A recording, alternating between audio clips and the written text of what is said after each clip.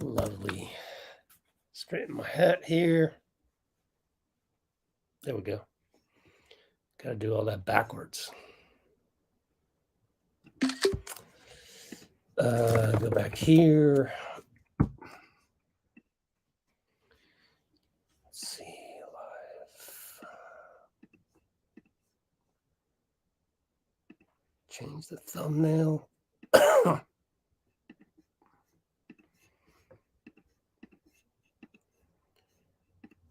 Here for the pregame.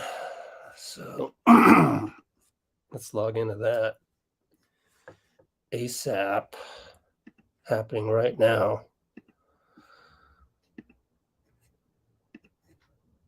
I'll get to your comments in a minute.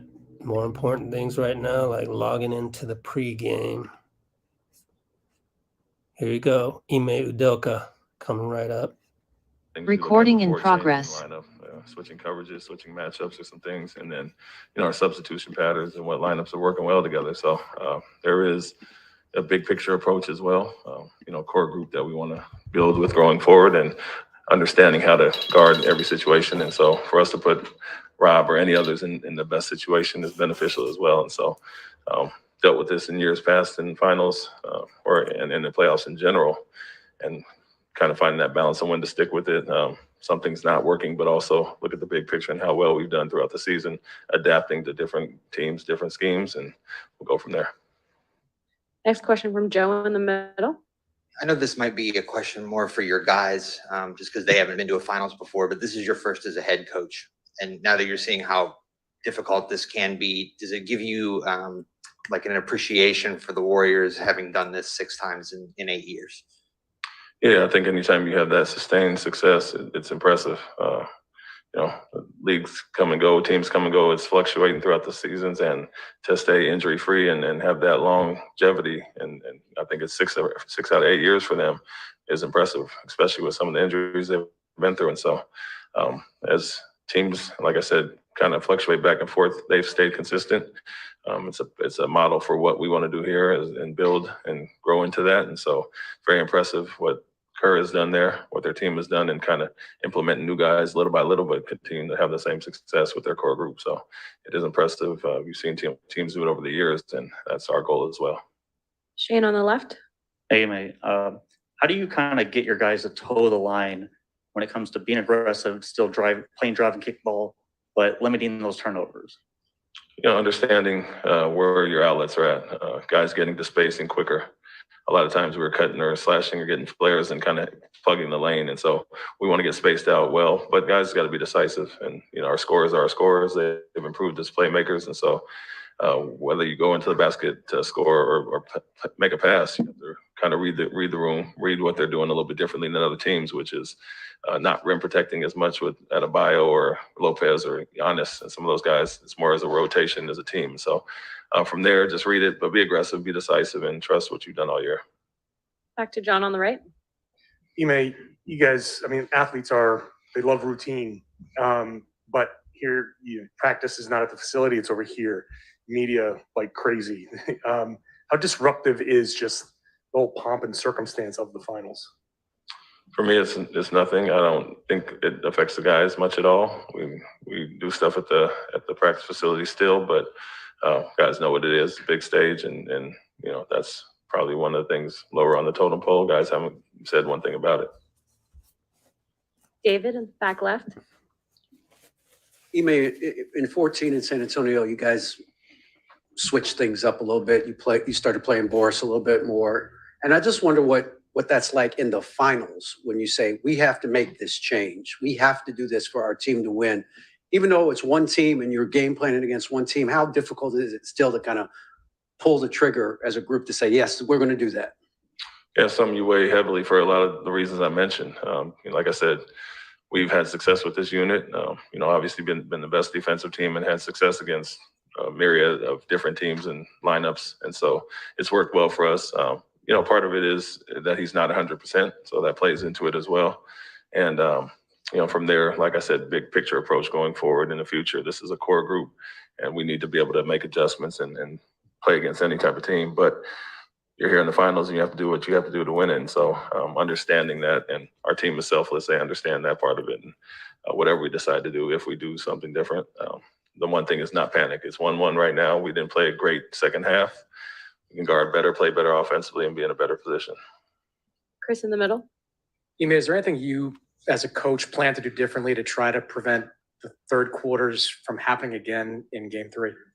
Yeah, a big piece has been the common theme, which is turnovers. We've had quite a few. When we've had struggled in the first half, we've come out and kind of added to that in the third quarter.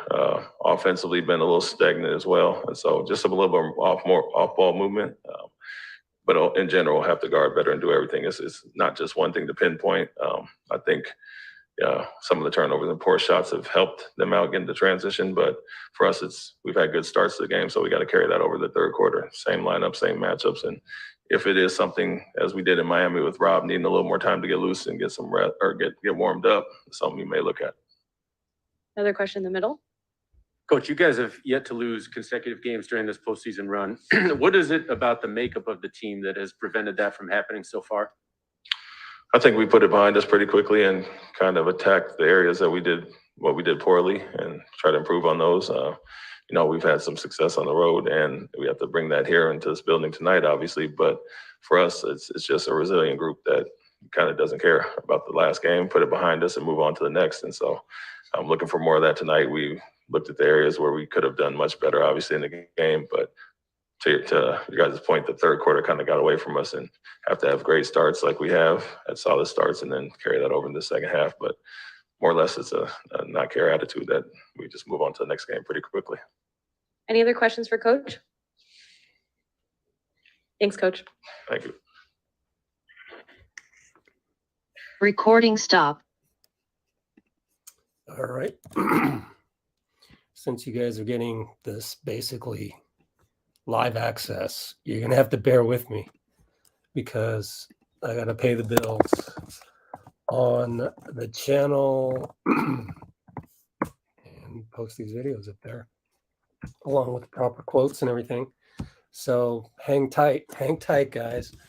Try to get Dean in here as well. So let me email Dean that way, specifically he can hold the fort while I do the background work. So he's agreed to come on. Steve won't be on for another 9 minutes, which is great. So let's see if Dean's ready. 50-50. Emailed you the link.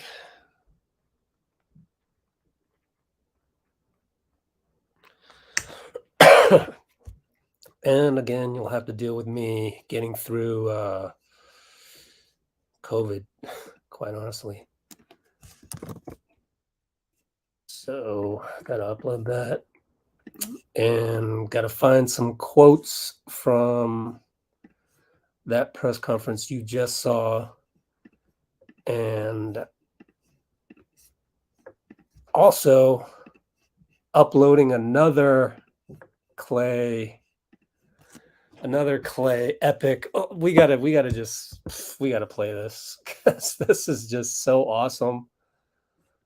In case you missed it. Too much stuff, not enough. Let me get out of that advertisement. Let me share that screen. Just our YouTube, basically. Nothing fancy here. And no time to deal with it. Look no further than clutter. Interview. No stranger to the NBA Finals. Enjoy. But you are a historian of the NBA. And to walk into this building and to play under these banners on Wednesday night, what's that going to mean to you? It means a lot because my father played in a series like this, 30-something years ago. So to do it for another generation, our family is special. And, growing up watching Lakers Celtics was everything. Now, to kind of carry that torch for California, it's a really cool honor. And it gets you closer to Kobe and giving you more bragging rights over your dad. Yeah, that's for sure. I'll never catch Kobe with the individual accolades, but I mean, the guy's the greatest to ever play. But I can't even put myself in the same sentence. So I retract everything I just said. We're still going to use it though. Yeah, that's fine. Yeah.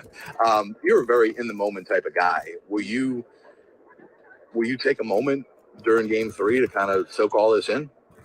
Yeah, I'm doing it right now. I mean, especially I was just telling you, considering where I was at this time last year to now be here, it's surreal. Like last year I was just coming out of, the basic stuff with rehab, and I was finally able to jog, and now to be fully playing ball again in the finals, it's really a dream. And the mission's not complete, but we're on our way, and it's just a moment I will cherish forever. A year ago may feel like a long time, but when you're coming off of 2 catastrophic injuries that you endured, do you have to, and I know how competitive you are, but do you have to kind of put it in perspective about how far you've come in such a short period of time? Oh, yeah, definitely, because there's nights where the ball won't go in as much as you want, or you don't feel as athletic as you once did.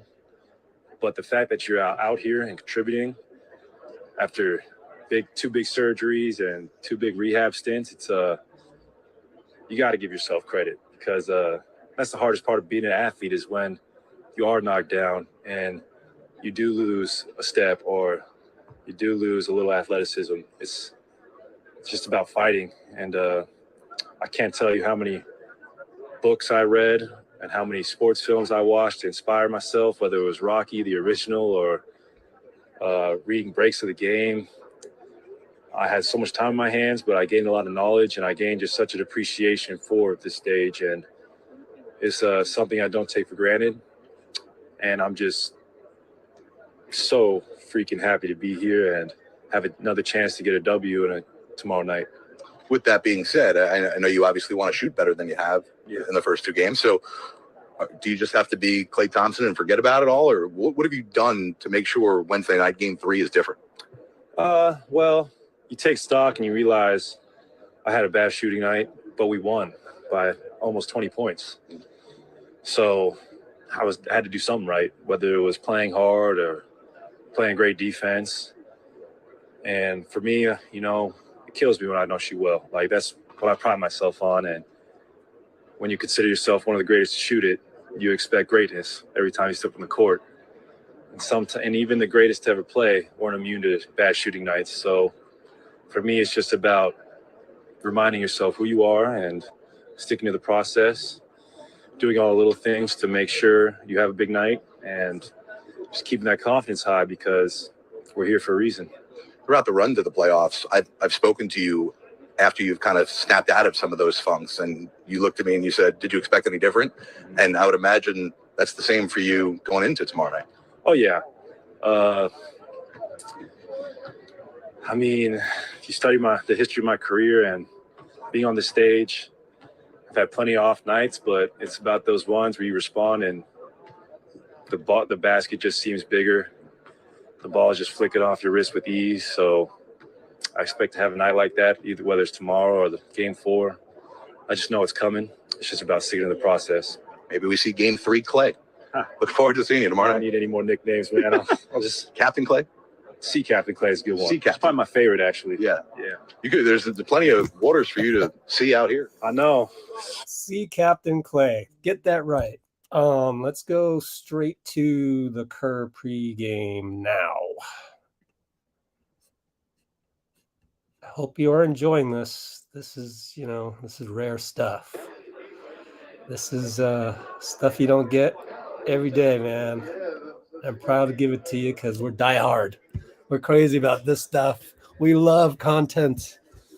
And I'm going to do this just out of, let's do this. Screw it. Colors in this room. Some bright colors. Okay, so we're just waiting for Steve. Man, luckily, got myself some cough drops right here. Like, wear something eye-catching and it's much easier. Scott Foster's refereeing. Yep, My eyes will go to you right away. he's in my top 5, But, like, how many but 2 of times do I my have to tell top you 5 are the guy not is wearing refereeing. in the finals. So, but Scott Foster's pretty good. Knew that was going to happen. Yep. Couldn't have said it So we're better gonna start myself. with Jason in the Anik. middle here. Oh, here we go. We'll get started Recording with in Coach Kerr here with progress. Jason in the middle. How you doing, Steve? The stat's been well publicized. You guys have won a road game in 26 straight series.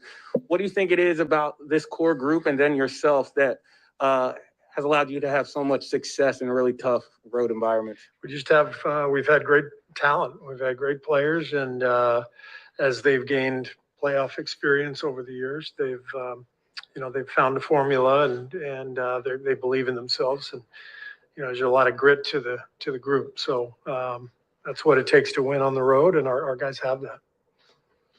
Anthony over on the right. Yeah, I just was hoping to get the updated statuses on Andre, Gary, and Otto. They're all good to go.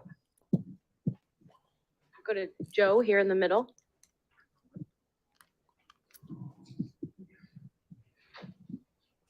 Hey, Steve, I have this Associated Press story in front of me that the 2024 Olympic organizers are thinking about moving most of the basketball tournament, like way outside of Paris, 130 miles. I think it's further away than the 2020 tournament was from Tokyo. I'm just wondering if you've weighed in on this, or USA Basketball has weighed in on this, and just how having a tournament, most of the tournament that far out of the city, how that impacts the team and just the experience. It's the first I've heard of it. So yeah, I don't really have a reaction until I know more about it. Maddie here on the left. Is over here, Steve. There's a picture going around on Twitter about the basket height being off or something. Have you seen anything like that? Here tonight? Yeah.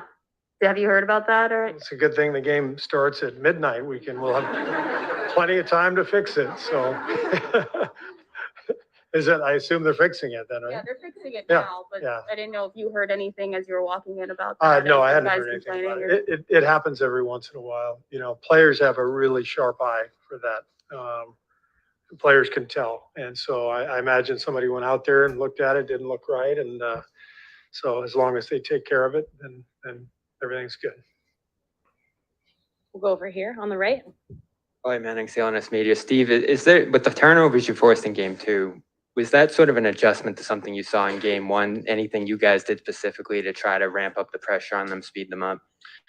Nothing that we saw. It was just, our own need to play a lot harder and more aggressively defensively. And we did that. And that's what we're expecting from them tonight. So it'll be very important for us to be strong with the ball. Any other questions for Coach?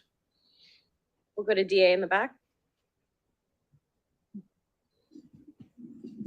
Steve, you've over here. You've told the Bogut Iggy story a million times about the subs in 2015, but I just wonder, because it's the finals, how much shorter is the leash on trying something radical and different, even though you've game planned it and thought about it and argued about it and thought that it might work? I think every series is unique, and the coaching staff's job is to figure out the best way to win, the best adjustment to make. But every opponent is different. I don't really look at it as in the finals you have a longer leash or a shorter leash. I think it's just whatever you got to do, you just do. Back to Anthony on the right. You just kind of made a joke about the start time tonight, but I mean, what does a 9 p.m. tip do to your guys' preparation and just, I guess, the sequencing of your day? It's just a long day. It's a long day, and we've been through it. I mean, this has been the pattern for years, with ratings and everything. So, East Coast start times are tough, but make sure you have a shoot around and get out of the hotel, and then it's a long wait from there. Final question for Coach. John, we'll go to you. We had game 1 where the Celtics got hot. Game 2, you guys got hot. As a guy who was a shooter, can you explain the phenomenon of that contagious shooting where everybody kind of gets going or everybody is kind of cold at the same time? Yeah, it's kind of the beauty of the game. You know, it's a 5-man game, and players have to work together. And when there's a rhythm and a flow to the game, and a group gets going, there's a real feeling and real beauty to it. And it's not easy to do in the playoffs when you're playing the best defensive teams, and the game is at its most physical. But it's at the same time, your opponent brings out the best in you. You know, when you play the best, it forces you to be your best. And I think we've seen stretches in the first 2 games where both teams have really been playing at a high level. And that's the whole idea, you know, competition, you know, 2 teams bringing the best out in one another. Thanks, Coach. Thanks. Recording stopped. All right. There you have it. So yeah, they are currently adjusting the rims, I guess. No big deal, honestly, because I've seen that a million times. I don't want to say a million. I've seen that throughout my 10 years of being at almost every Warriors game. I would say being there, filming the pregame, have a whole library, a whole decade of pregames where I've shot every single group that came out to shoot. Those days will obviously be different from now on, and I've yet to really make that announcement, but probably save it till next season because I got a lot of work to do during the off season to set us up, this channel, for the best possible situation. And I really do think we're headed towards the best possible situation. And it's a credit to you guys because you guys keep things positive and you deserve it. So I'm going to do more things in the off season that basically make you even more deserving of different things. I haven't figured it out yet, but in any case, all those pregame videos that I've done, I would say maybe once every 2 years, you get a situation where the rim needs adjusting. So to me, this is nothing different. I mean, it isn't robots that set up the stanchions, it's human beings. So there's going to be mistakes. That's just the way it is. So again, same thing along the lines of what we do here is you look at the overall picture, you appreciate all the little things. I mean, in every description, YouTube description, I call what we do here LGW pass. Pass meaning positively appreciating surrounding situations. So the ability to drill down when, like Klay says, it's time to enjoy the moment in game 3 for him, not get too caught up in his slump.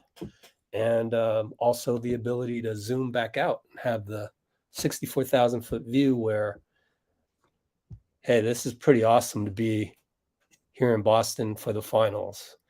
Anyways, let's see if Dean's going to be here. Not quite yet.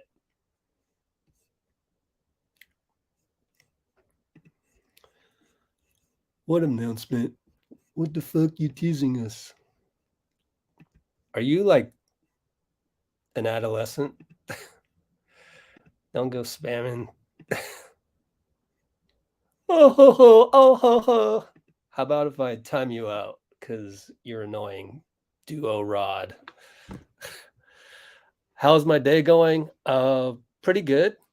And hate to fight negativity with negativity, but this duo Rod came onto our channel, and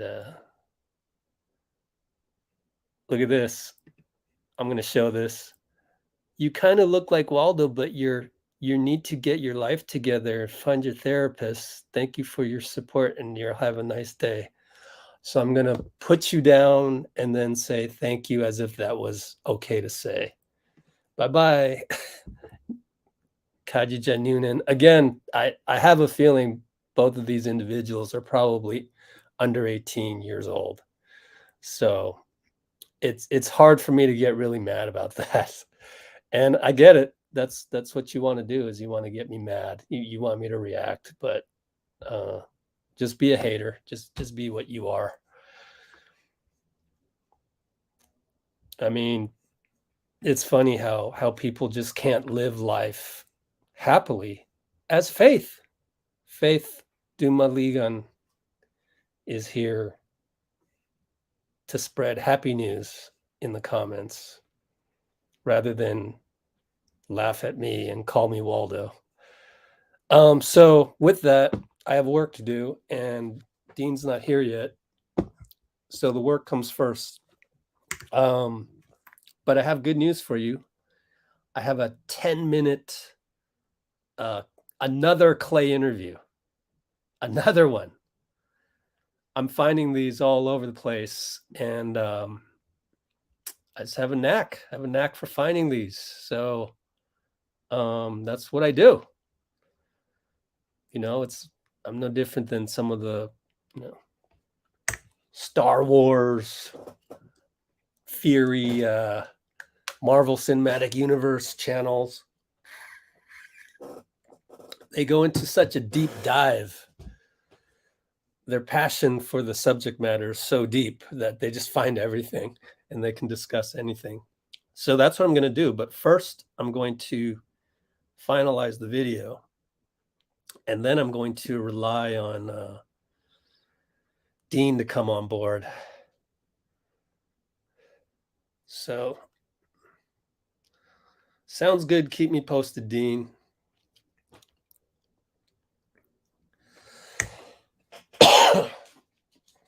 I'm suffering through COVID, and someone had the gall to say I look like Waldo. Oh my gosh. Does he actually know how beloved Waldo is? Where's Waldo is across the world? Funny to me.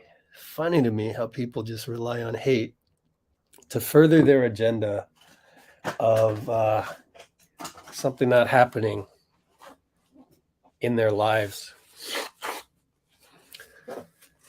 and transferring it over here onto someone they don't know, picking on someone they think they can bully just based on superficial information. And it's sad, but that's what happens on social media commenting platforms that are free and that have no accountability, which is why Steve Kerr doesn't tweet anymore. So anyway, glad you have good vibes. Prediction, Mr. Faisal. As you know, I don't do predictions because I think it takes away from the enjoyment of the moment. So I know it's a different way of looking at it, but you can get as many predictions as you want. ESPN, what did Richard Jefferson say? What did Stephen A. Smith say? What did Nick Wright say? You can argue those all night long. They don't know shit. They can't predict the future any better than you can. So it is what it is. And I need to finish up the Klay video so you can watch it. Oh, yeah. Great quote. He says, "What's Klay going to do tonight?" He said, "I'm going to relax, number one. Number two, hunt great shots." I'm sitting there going, man, you're really going to hunt shots again? Just hit singles, Klay, cut to the hoop and all that. But whatever. Klay is Klay is Klay. I'm not going to change the man. I embrace it. Just like when Draymond tiptoes on the line of getting a technical. You know what? I'm not in denial anymore. I embrace it. It's part of what makes him great. And Steph Curry, the early first quarter turnovers, which I doubt he will do anymore because he's locked in now. I embrace that. Honestly, I do. I embrace Damian Lee's, missed open three, stepping on the floor for the first time. It's just like, It's just part of him. He's a veteran's minimum. I accept everyone for who they are, as you should accept me for who I am, and you guys one by one. Yeah. But I can predict other things. I would rather predict the process rather than results. So how's that?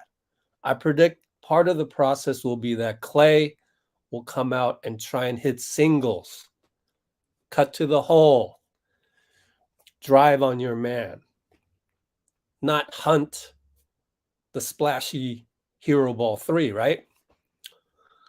That's what I predict. I predict Steph will not do a turnover. I predict Draymond will probably not get a technical because he's only 3 technicals away, which means he has a buffer of 2 technicals. Getting real close there, Mr. Green.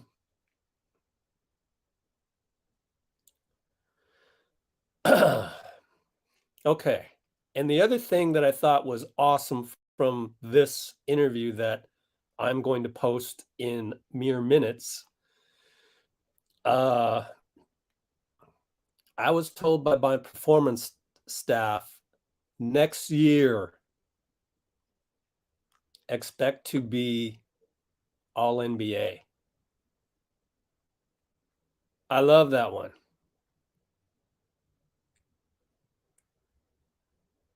I don't have enough room to fit that quote. Next year, all NBA.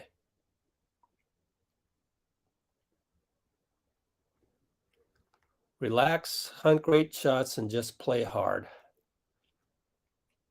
Those are the goals of Klay tonight.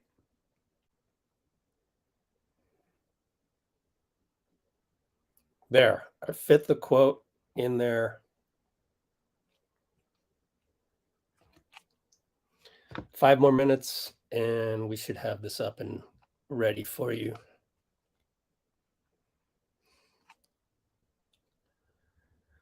Okay, let's see. Description.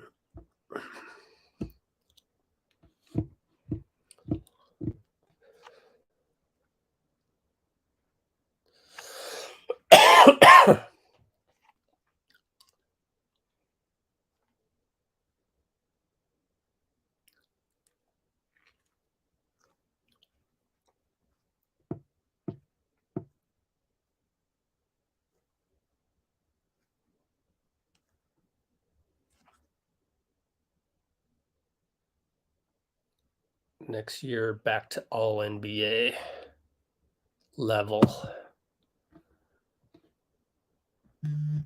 That's pretty cool, though, you know, his performance staffs and telling him, hey, don't worry. We expect you next year. That's probably when you'll get back to all NBA level. I think that's pretty cool. You know, keeping it real.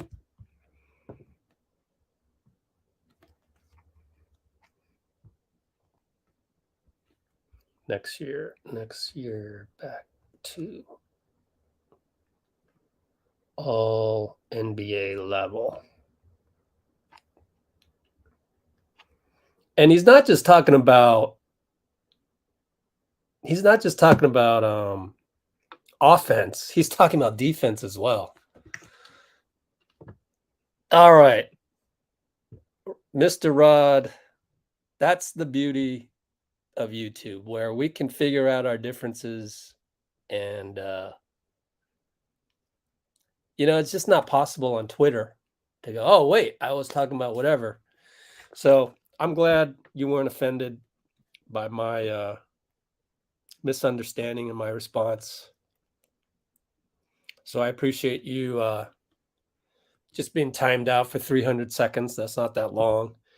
And coming back and explaining. Not the first time, won't be the last time we have a misunderstanding. But anyways, Klay interview is ready to go. Oh, man, let's do it. Let's do it.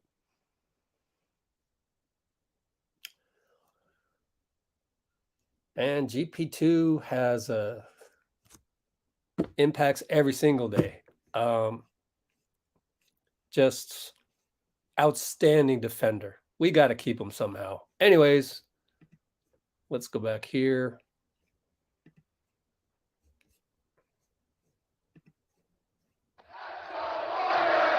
Okay, spent a lot of time on this video, so I put my Let's Go Warriors intro on there. I don't know. Welcome back to the show. A former guy I coached. Here we go. Love this guy. Klay Thompson. Welcome back to the finals. Welcome back to the court.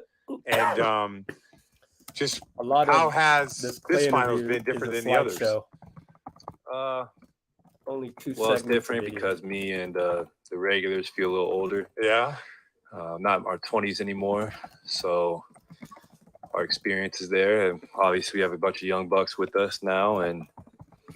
But it's not too much different. I mean, we're used to it. The lights don't seem as bright as they once did. And it feels kind of regular. And it's just a great feeling. We're extremely grateful to be here. Yeah. So I know you, and I know that you are extremely prideful, extremely competitive. I don't know if the world knows this, but how has been the journey back to finding the Klay Thompson, and where are you at with the acceptance of where your game is at right now?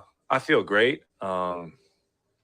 I just was told for a year how long it will take to feel in your prime again, so to say. And there was times during the season where it was very frustrating, whether it be playing, a minutes restriction or shooting inefficiently, just finding your legs. It was inconsistent, but I did have those big scoring nights. So when I had those, I knew it was in me. But the hardest part is just finding that consistency after 2 years. Yeah. What like when you got hurt, your defense and everyone would chart you up as he's one of the best lockdown defenders, great at guarding the pick and roll. Like, how has that been? And it's not like you're playing in meaningless games. You're playing in the playoffs and in the NBA Finals.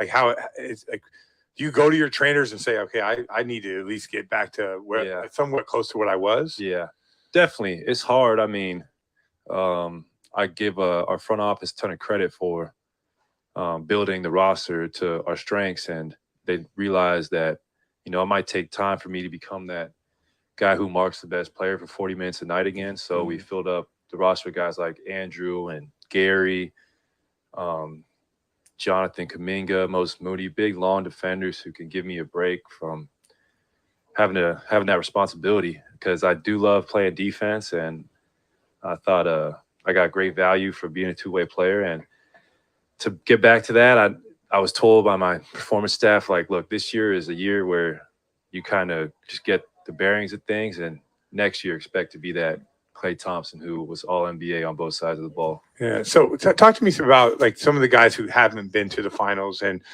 Jordan Poole, you mentioned Gary Payton. Like, what are you guys telling them about this journey? And it doesn't have to just be the finals. It could be throughout the playoffs. Yeah. Just it gets harder and harder with each round. I mean, and the margin of error is so little at this point in the season, and the microscope is so much bigger. Like your losses and your missed shots or your missed rotations are amplified times 100.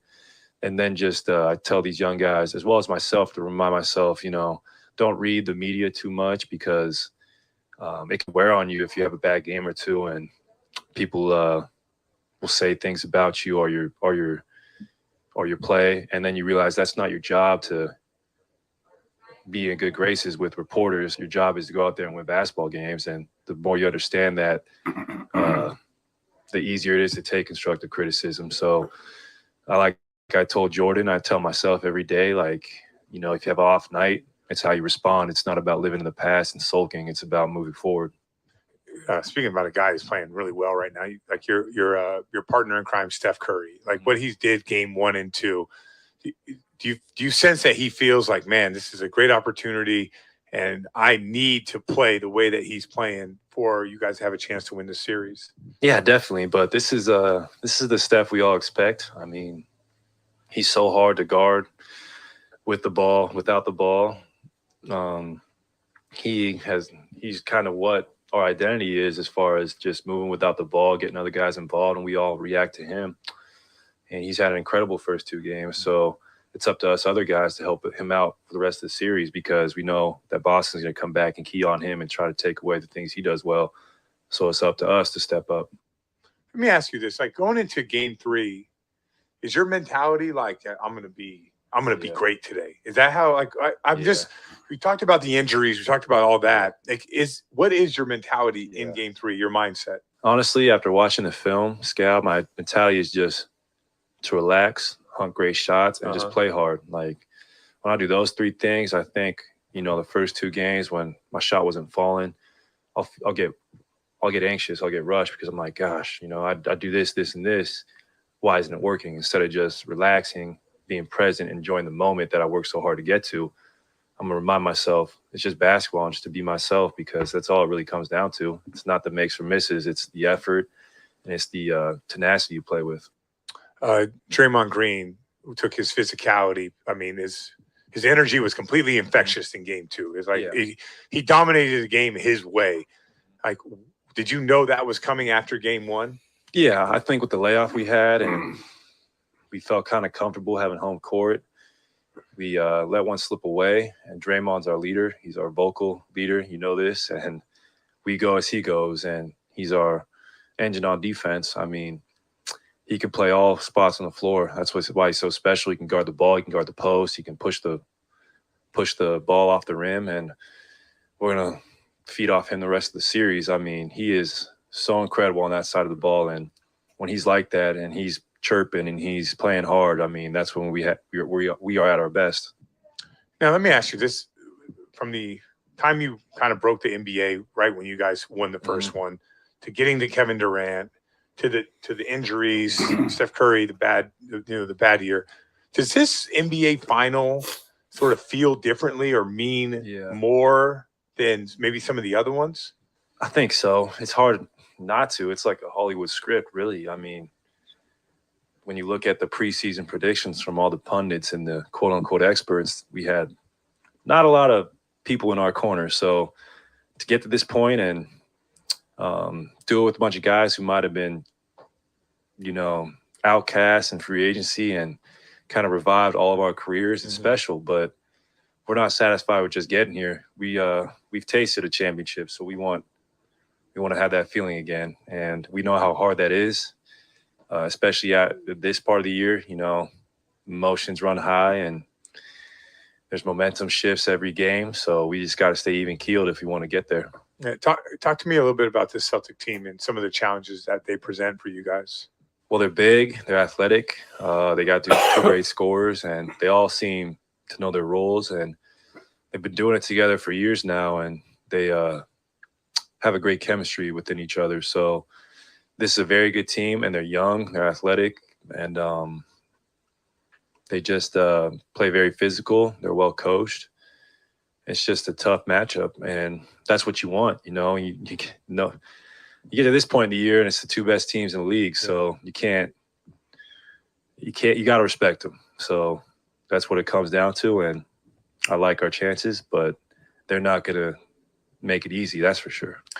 Going into this, they've on paper, as far as their record, they've had the most success in your guys' era, in your since 2015 on, of any team that you guys played against. Was that something that there's a lot goes into it, scheduling, who's in, who's out. There's a lot that goes into it, but in general, did you think of your matchups with the Celtics as every game was like a legendary game?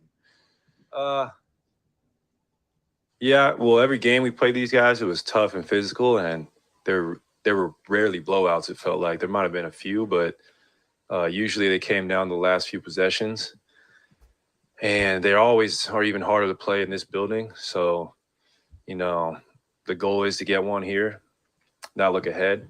But yeah, I mean, the history wasn't as deep as say as a Cleveland or a Rockets, but they still were always knocking at the door, even with such a young team. They played in multiple Eastern Conference Finals. I mean, they've always been to the playoffs, and these guys are now just entering their prime. So, I mean, they're probably going to be here for the next few years, to be honest. All right, a few quick ones here. China Klay making it happen? Yeah, possibly. Is that a maybe? That's a maybe. The world needs China Klay. Do they? You think? Yeah. Yeah. I do enjoy my trips overseas. I said we enjoy all the videos. Yeah. They're organic too. I don't just go out there and say I'm going to dance my butt off or I'm going to go for a 360. They just happen. So Gotcha. yeah. What about the dog? Rocco's good? Oh, living life, 10 years old. Okay. Just legendary bulldog Rocco is. And a boat to the game. It's happening or? It's happening, yep. And it's a dream, you know. It's actually fitting I'm in Boston because there's a lot of water life out here. So there's a lot more to do than we were during our times in Cleveland. So I'm pretty happy about that. Oh, the Cleveland fans aren't going to like that. And last one, do you play better when you drive the boat or is there?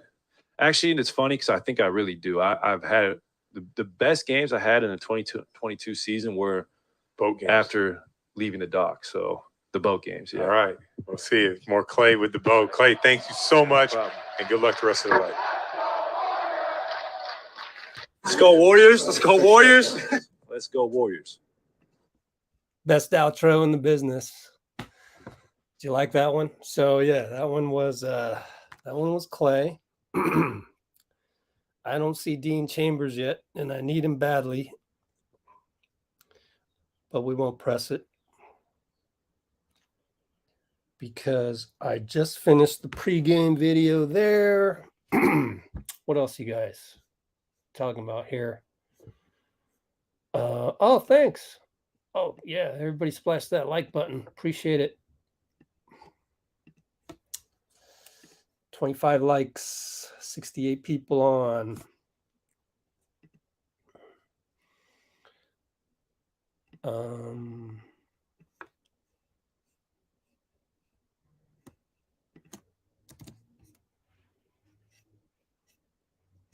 Trying to copy some comments for the positivity drawing.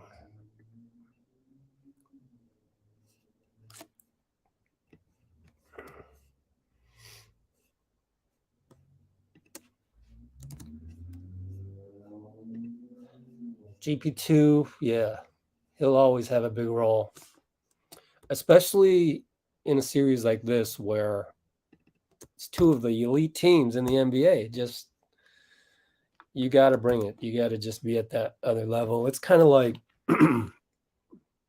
when I ran my rec league tournaments. I used to run Asian American all-star tournaments where the best of the best would come. I got to close the window. Hold on. And it would be like meet up in Vegas, meet up in LA, wherever it was. The best teams were in LA just because of the sheer size of it. But once you get to the semifinals and the championship of those tournaments, it was like every team was so damn good. And then you ask around and you go, oh yeah, he played at City College, or he almost, made the D1 team. So we're talking regular sized human beings, except maybe he's, 6'1" and plays point guard, where in the real world, point guards like, 5'6" Filipino out of Hayward. You know what I'm saying? Like, that's more common, But in my semifinals and championship games of my tournaments, it'd be like, oh yeah, and he might go back to Korea and play pro. And you're just sitting there going, well, we have the elite of the regular people that are not playing professional basketball yet. And that comes as no surprise. So you get to this level, you really have to be the best of the best. And Gary Payton is among the best of the best in defense in the NBA. It's just, I don't know how he hasn't latched on. Actually, I do. It's because the Warriors are the only team that play the Steve Kerr system. So that makes a big difference. Dean is about to be here, which is great because I gotta work on some of this pregame stuff. A lot of views out there that I need to cobble together. Looks like the Rams have re-signed Cooper Kupp. Good for them. Man, they're going to be tough. NFL is going to be great this season. So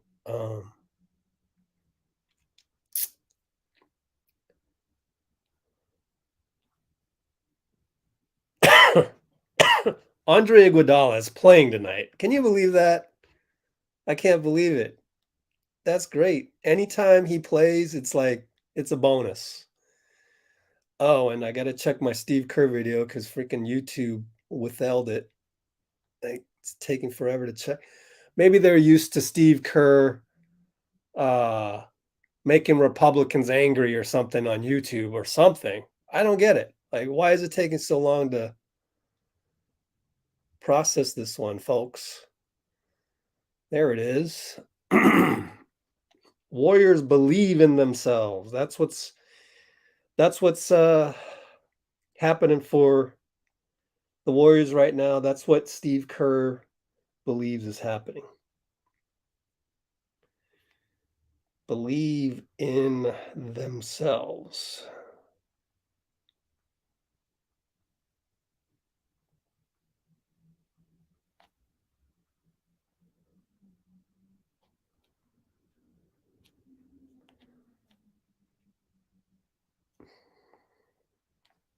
All right.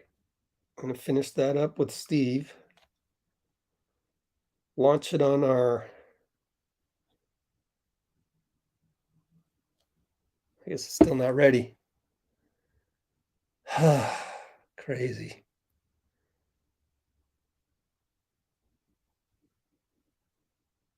Yay! Finally. Oops, I spelled Klay wrong. I spelled it Klay. Jesus. That won't help the search engines, will it?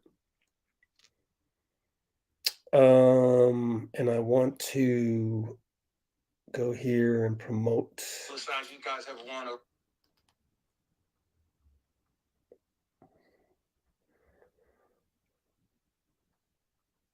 Okay.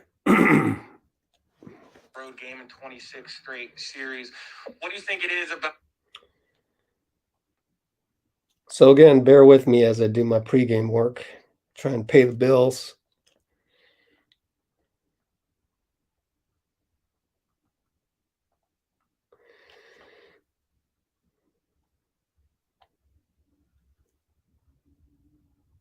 That's me, always working. Man, when I used to be at games, that's what my peers would say. Man, you're always working. Always trying to get content up onto the up onto the channel for you guys. Content machine. That's what I've been literally called.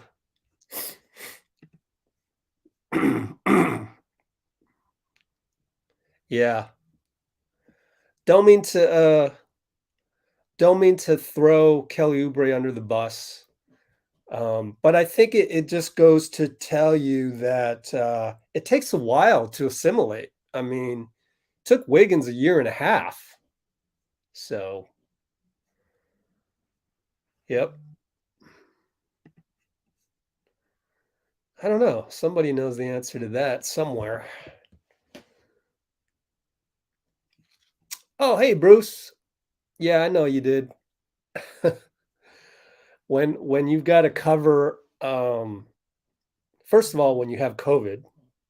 Second of all, when you've got to cover morning shoot around today. I haven't even done the video of the behind the scenes from game 2. I have all this stuff, 2 of them. One's the actual game. We have different angles of Jordan Poole hitting the half-court shot. One is the deep cuts of what are the Warriors doing off the court. You may have seen one of them go viral, and not only go viral, but get misquoted. Somebody was saying, oh, look at Gary Payton's t-shirt. It's got Steve Kerr in a bandana. That's not Gary's t-shirt. That was Chris Chiozza's t-shirt. Gary took the video and put it on his Instagram. So little behind the scenes stuff there. Recently, somebody posted the Warriors walking through actually around a wedding that was happening in their hotel. I think that was Dallas, but I'm not sure. And I'm unable to really figure that out because Bleacher Report couldn't care less. They're not really journalistic. They just want you to click on their name. But it was a kind of a funny video of the Warriors walking around, in street clothes. But I'm the journalist, OCD journalist, and I'm trying to find out where that was. And I don't really know. All I notice is that the stone architecture of the hotel reminds me of Dallas, but I can't be sure because I've never been inside of that place anyways. So there's all those deep cuts. So that's the second thing. Two very long videos that I haven't even gotten to. So if I haven't gotten to two long videos, I sure as hell am not going to be able to get to your email, Bruce. I'm sorry. That's just how it's going to be until I get to your email. But at least I do have your email, so I can easily look you up.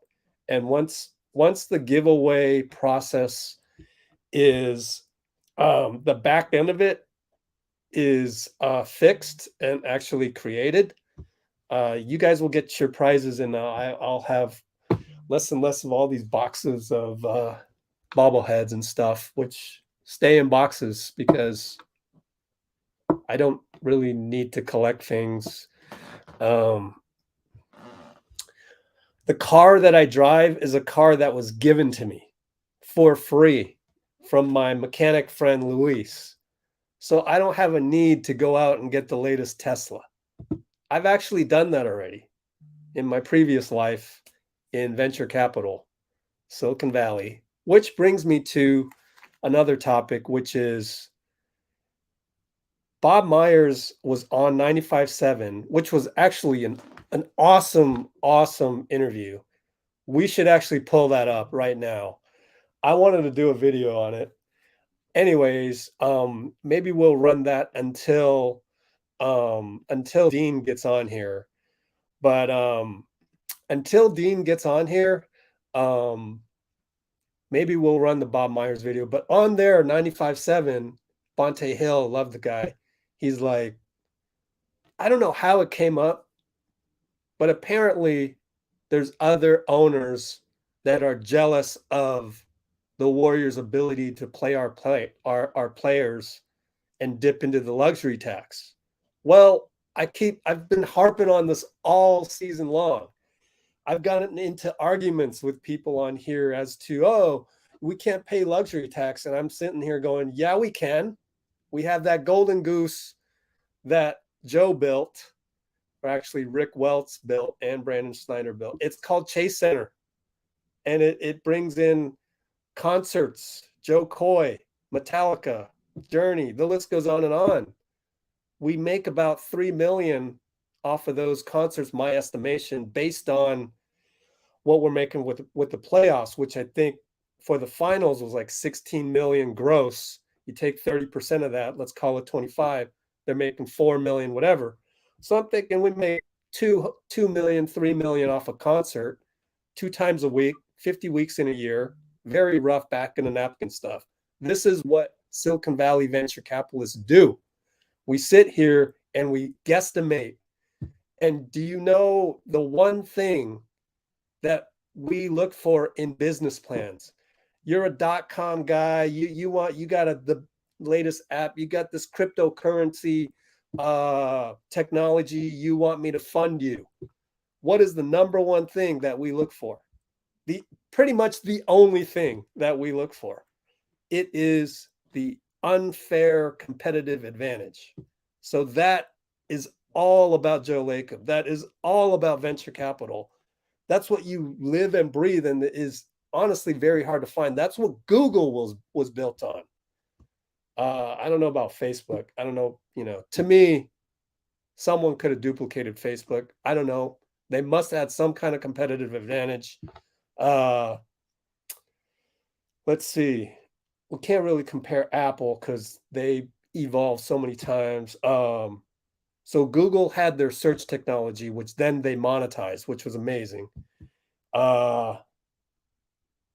I think YouTube itself, when Google bought YouTube, the guys that made YouTube, it was pretty damn difficult to be able to upload all these videos all the time. Like they had some technology in the background that enabled the upload of all these videos, and then to be able to check the videos, and then to be able to search and recommend those videos, all of those, you keep building and you keep building on that, you become an entity that has an unfair competitive advantage. Like you can't build YouTube from the ground up. Look at the closest competitor to YouTube is Facebook. Their videos, they're trying to monetize that. It is the year 2022, and Facebook is still so far behind YouTube in terms of being able to tag a video, recommend a video, monetize a video, so I get paid, so I have incentive to put it on there. So all of this, going back to the theme, which is the competitive advantage, is Chase Center. We have it. We can pay guys $2 million for a concert. That's $4 million a week, 50 weeks in a year. That's very roughly underestimating $200 million in profit that Chase Center can use for luxury taxes in the NBA.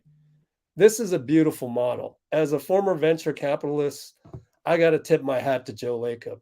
Who knew that building a traditional, this isn't software. This is a concrete building would be so immensely profitable and give you the advantage that you have to play by the NBA's rules, to then foster championships, to then further the brand, to then further, the Bam Bam signing, NFTs. I mean, this is genius. Who would have ever thought? But anyways, that's my diatribe. I'm done with that. Here's Dean. He's here. Hey, what's up, Reg? Thanks for waiting while I went through my diatribe. Now I can go work and you can take over. And we've got 45 minutes. Oh no, go ahead. All right.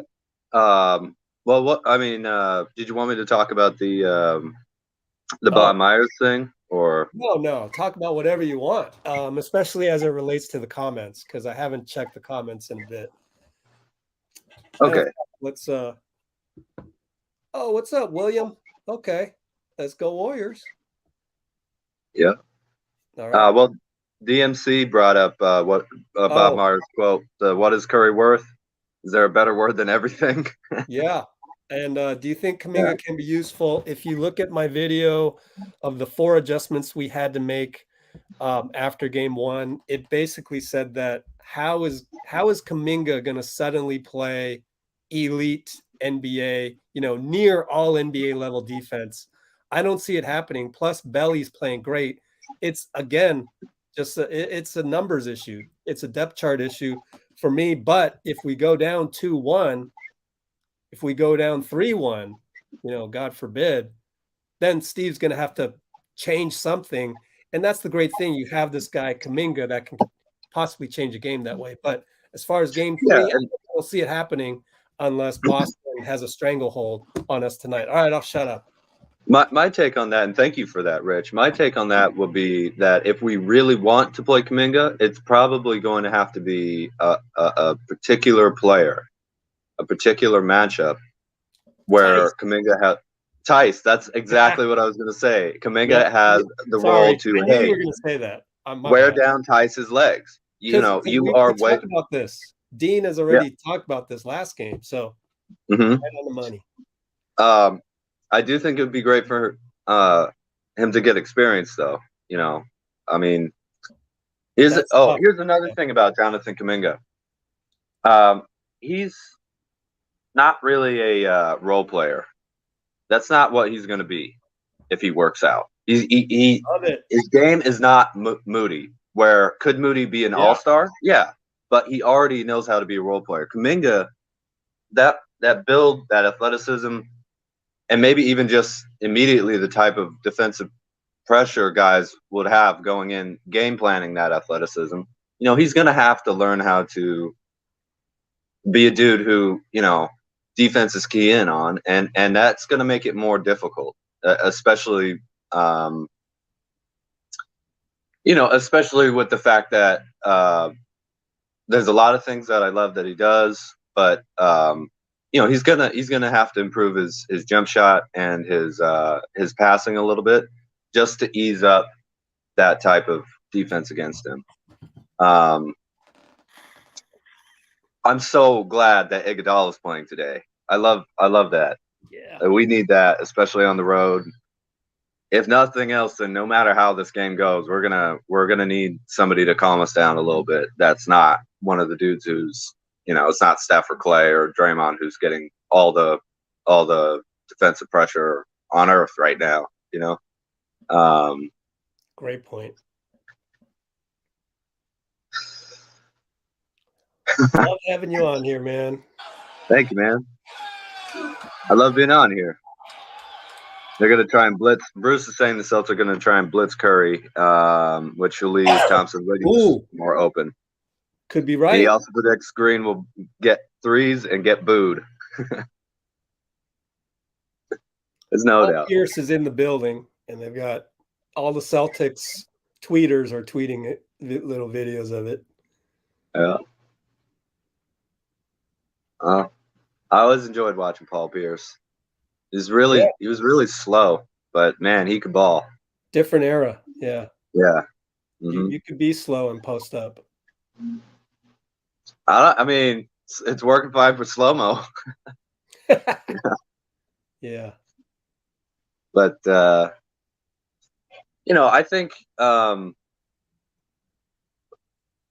obviously going to game 3 tied 1-1, one team's going to go up 2-1. Now, the Warriors have been down 1-2 a couple times, been down 1-2 in the finals. We're down 1-3 against the Thunder. So I don't think you freak out no matter what happens. But this is one of the games 3 and 4 are going to be some of the most impactful games of the series, I think, because unlike the rest of the finals, game 4 is after tomorrow. It's not 2 days. I'm worried about that. Well, it might be worrying for our older guys. It might be beneficial for the kind of, I think you and I both agree we need to use our depth against these Celtics. You get them playing 8-9 guys. Yeah. And we're playing 10-12, and there's that one last day of rest. Then we go back home after game 4. That might be a little beneficial if we can take advantage today. Yeah, we have to start taking advantage today. You know what I call that? I call strength in chambers.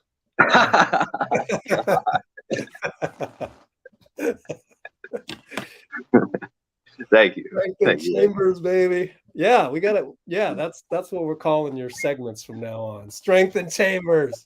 Oh, nice. Yes, let's put that down. I like it. I like it, man. Strength in chambers. Yes, sir. Trademark. And you know what? Trademark that tomorrow, Dean. Sorry? You better go trademark that. Oh, I will. Put it on a t-shirt. Oops.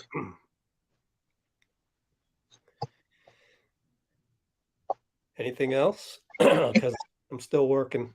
Trying to get this video done in 8 minutes, which is not going to happen. I can't wait to see how Jordan Poole comes out tonight. I think he's going to be very important.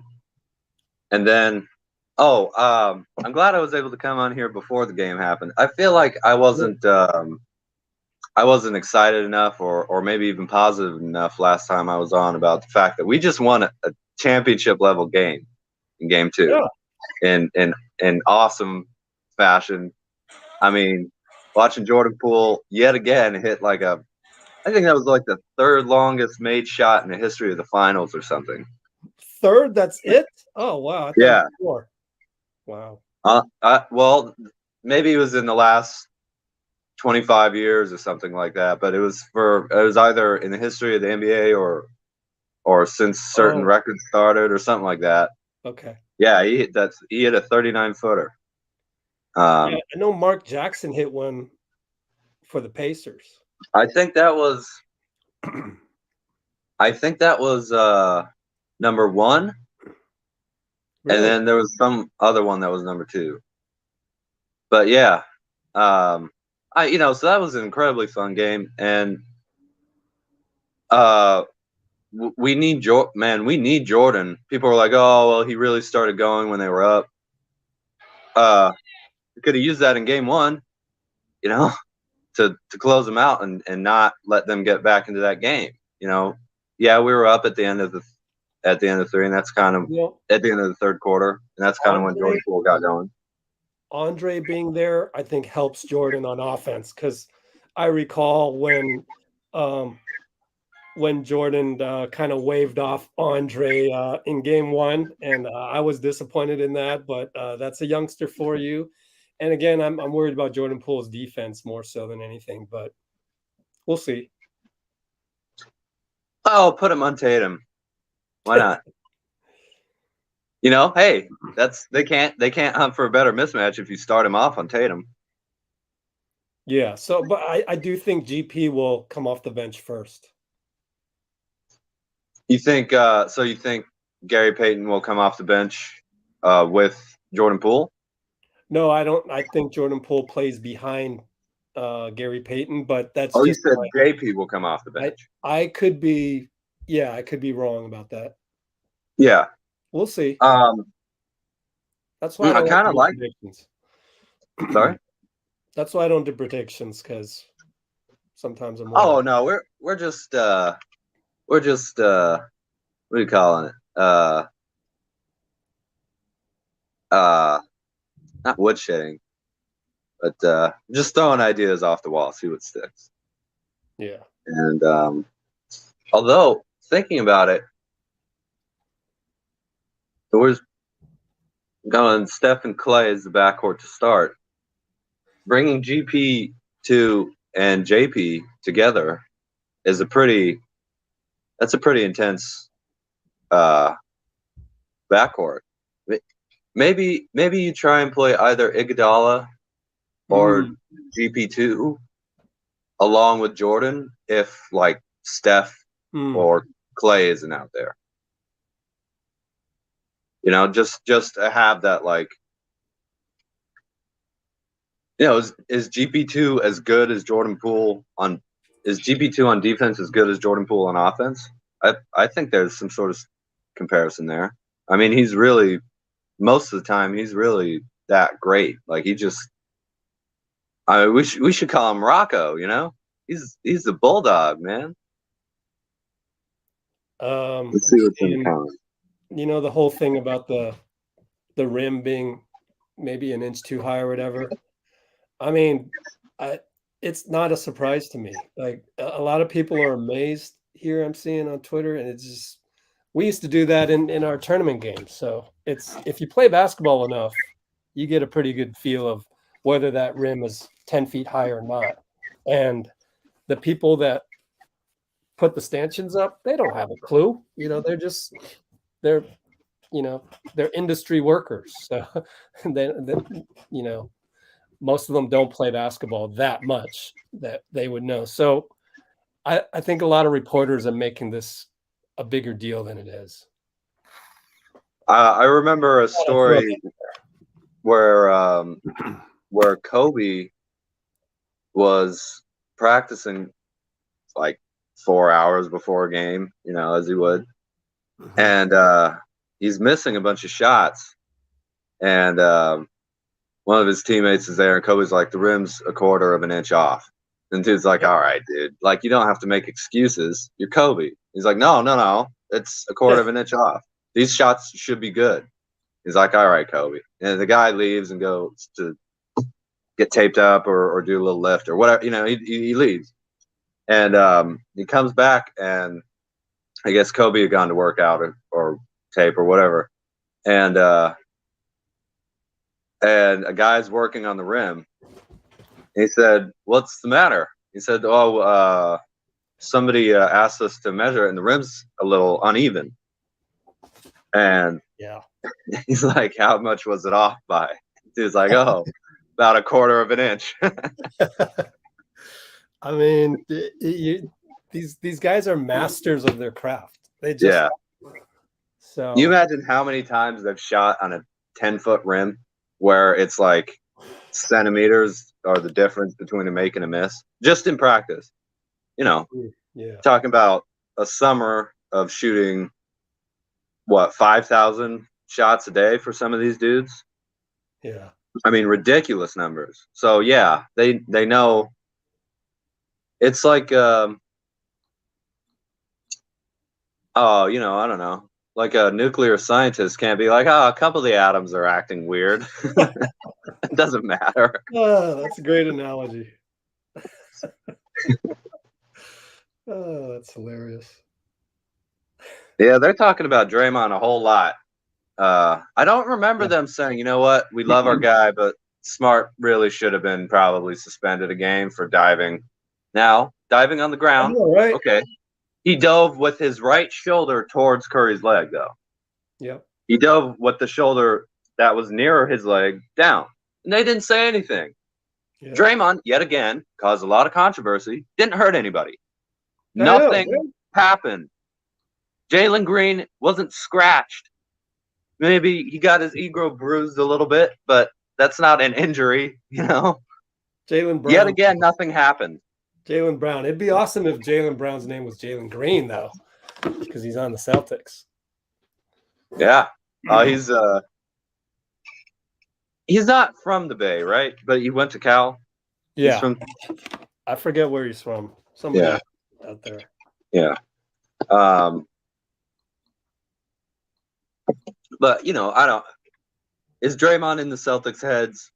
I don't know. This team is very tough. They're very together and they're very calm. Yeah. I wouldn't bank on it. You know, Exactly. we're not gonna trick them. We have to go win, actually win. You know, but I do think, talking about headspace, I do think that maybe got Draymond going. All that talk, which probably wasn't the intention, but that I'd rather think like Draymond's pumped than we're under the Celtics skin.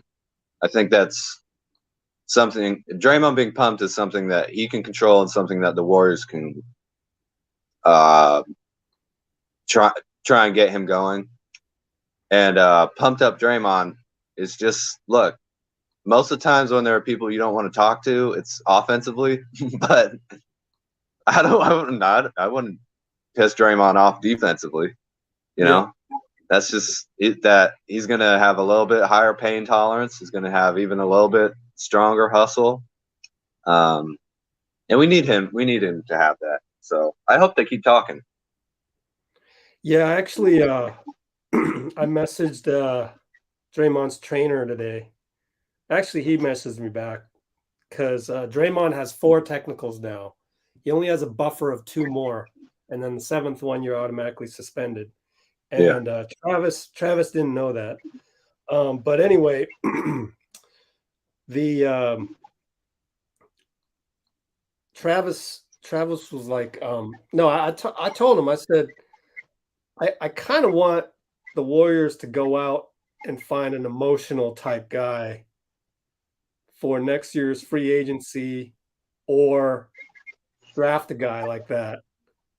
I almost want that to be the number one type of guy you're looking for, because when it's all Draymond right now, like he's almost the most irreplaceable guy, just not just from a skill standpoint, but from an emotional standpoint.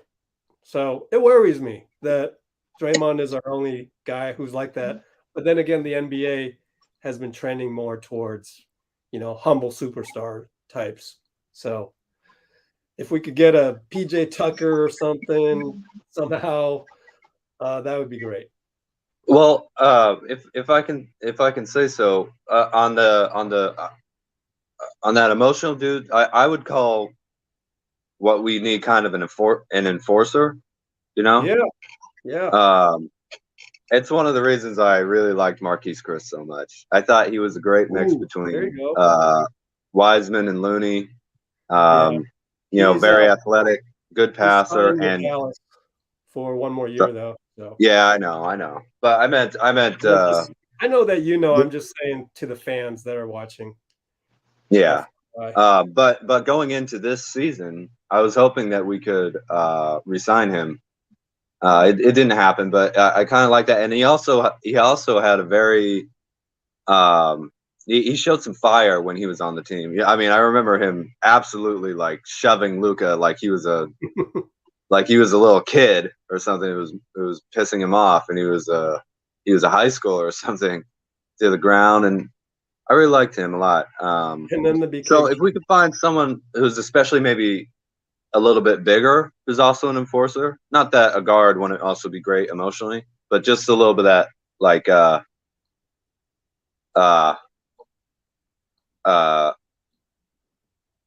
very intense guy who's big enough to guard some bigs. I think that would be good, but we're about to play game 3 of the finals, so it worked out just fine. I'm not complaining. Yeah. I'm just nitpicking on the roster for the long term. Overall, that what you said about humbler superstars and that sort of thing. Yeah. I almost think we're watching actual early basketball. You know, a lot of people talk about the old school, and that's like 80s, 90s. The real old basketball. First, it didn't have a 3-point line, and the immediate effect of adding a 3-point line wasn't go take a shot worth more than 2. It was don't take shots outside this line because they're not efficient, which compacted the game and made it a more made it a game of much more strength and size, and get as close to the basket as you can. It slowed down in the 90s, but it was already much burlier by the 80s. However, back in like the 60s, you see a lot of those players. They were much thinner, and they were playing a much faster paced game. Like at one point, the Celtics with Russell took 119 shots a game. Not possessions, field goal attempts. 119 a game throughout an 80-something game season. You know? Yeah. Cool. I think a quicker, more track and field style game, especially one that's also based way more on jump shooting and stuff, lends itself to more of a gentlemanly style play. Not that it's not super intense and also physical, but when we talk about Bird and Jordan and Kobe and Shaq, who are just screaming at dudes and being completely like that old school killer mentality. I think that comes from it being a slower, more kind of brutal game in some ways, and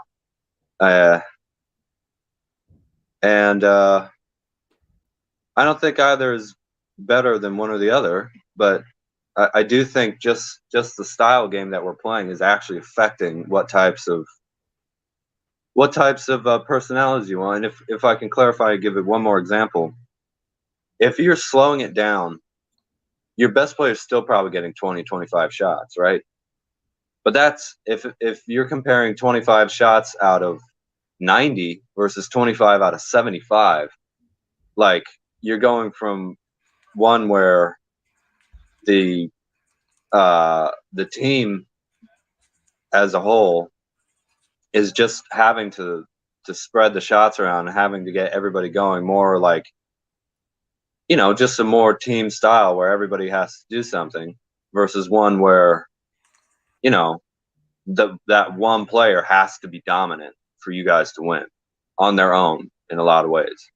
Not that they don't involve the team, but it's way more concentrated than that one person. Good points. What's happening in the comments? Let's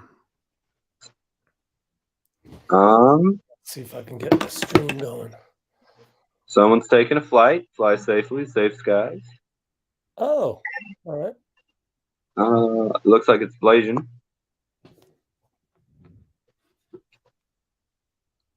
The Blasian Warrior.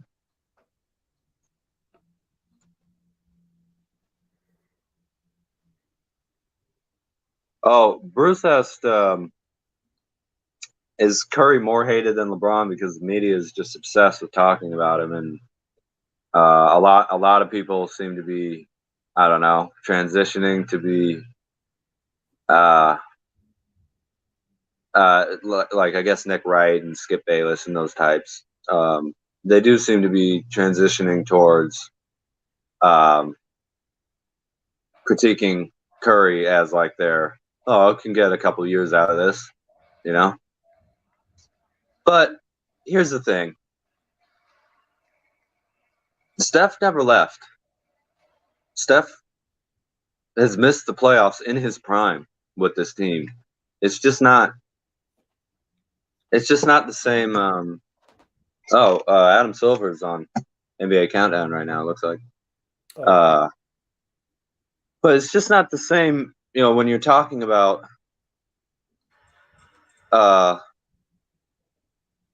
dude like him, like Kobe, like Magic or Bird or somebody, or Duncan. You know, it like I don't think you can compare it to these AAU, Nike, you know, free agent type wings. And some of them, like KD's, I love KD, man, but that's him. You know, he's that highest of high level, like always been hyped up, always been at or near the top of everything, you know. And because of that, he's had that type of career, which is the same with LeBron. It was the same with guys like Shaq. You know, it was the same with a lot of these players. So I don't know. I don't think it'll really work if they try that. You know, what are they going to do? Like, oh, Steph's 38 and averaging, you know, 20 a game, like as a sixth man of the year to back up All-Star Jordan Poole. Like, what a loser. Jordan never would have done that.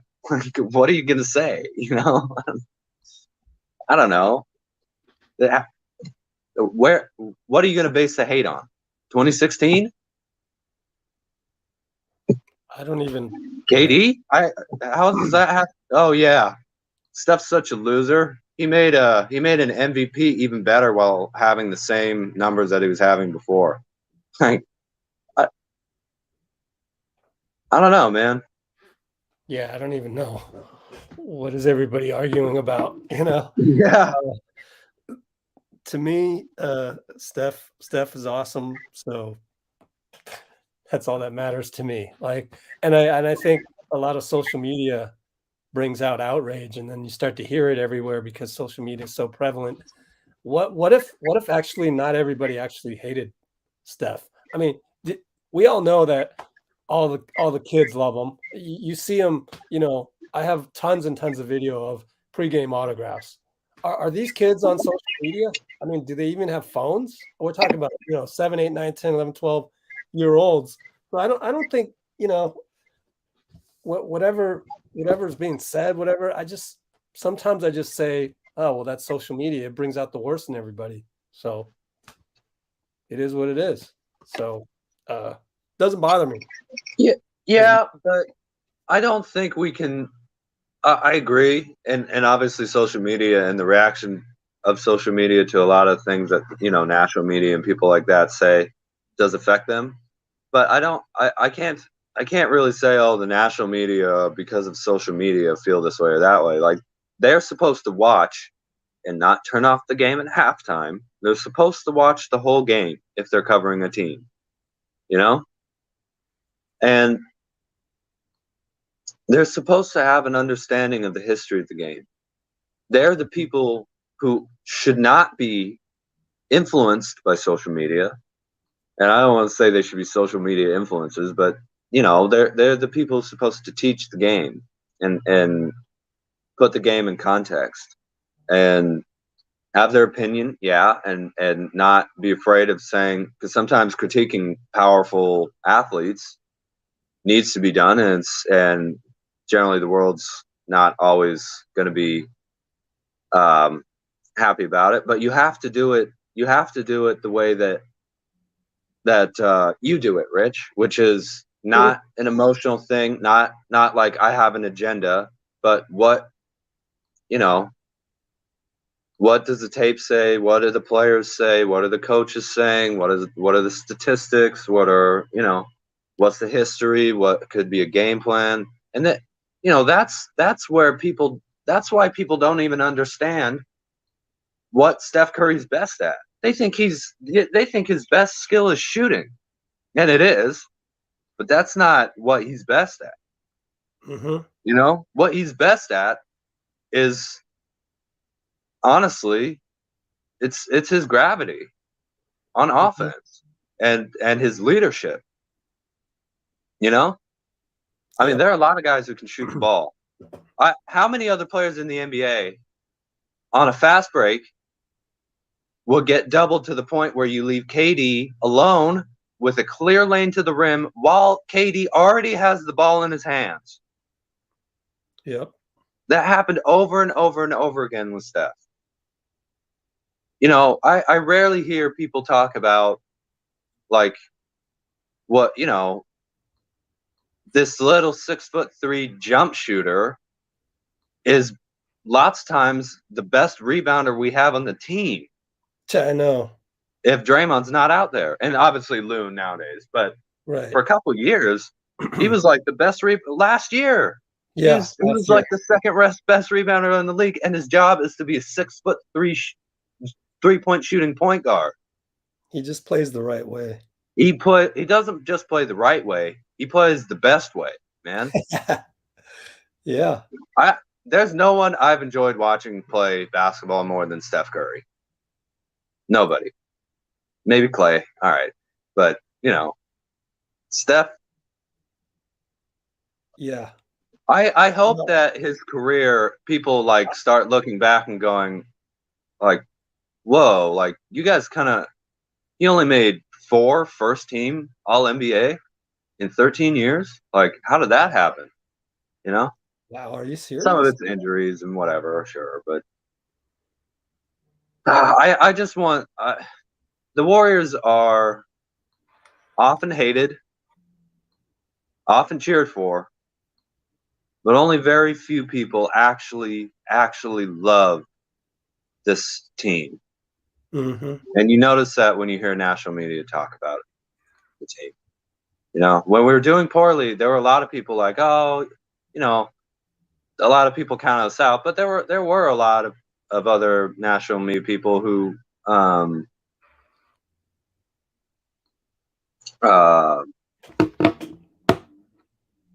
you know, seemed like they wanted to see Steph get respect and do well. But now that we're winning again, it's changed a little bit. Anyway, let me get to the comments because I could defend Steph without anybody even saying anything. You know? Jason Dumas, I've seen about a dozen Celtics fans wearing Draymond is a bitch shirts. We're getting inside of their heads. Okay. If they're wearing that to the game, he's going to know about it, though.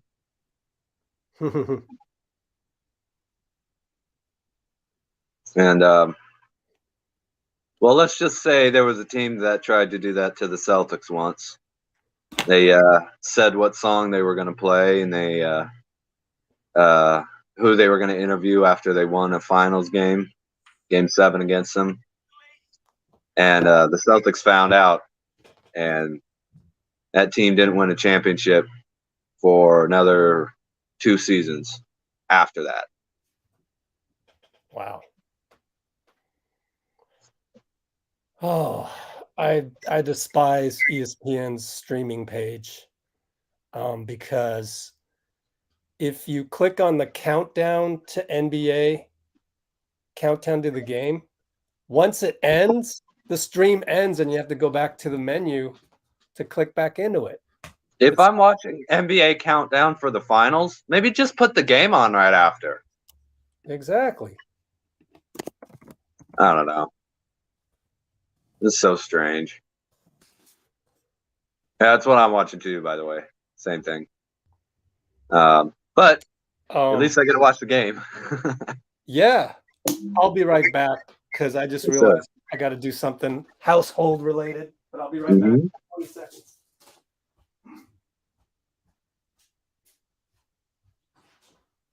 Marcus, apparently Andre Iguodala is available tonight. Yes. Oh, Rich already answered that. My bad. Any lineup's a good lineup with Andre Iguodala in it, man. Don't worry.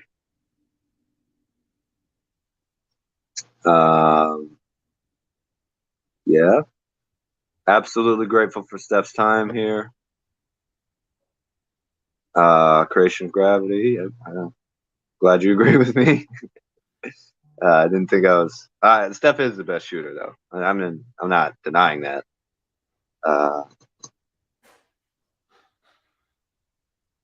Okay, we can talk about this real quick. Bruce is bringing up Booker. Booker being first team. It was it Booker? It was Doncic, Booker, Tatum, Giannis, and Jokic, I think, was the first team. I think, I personally would have put. I don't consider Luka Doncic natural guard. He's a point, but he's not a guard because he's like 6'8", 6'9". So I would have put Curry, Morant, Doncic, Tatum. Maybe not. Yeah, actually, let's say. I mean, it's hard not to put Tatum now, but then I think I had Curry, Morant, Doncic, Giannis, and Jokic. But because that's not a playoff thing, and it's a regular season thing, and because the Suns, I know they don't want to say only, but 64 games isn't like 73 or 67 or something like that. But they had an insane difference between their record and the top record of any of the other teams around them. So I guess I can understand it, but it's also the fact that Steph's not getting that benefit of the doubt that superstar MVP, record-setting, champion, consistent winners should be getting every year they have left in this league.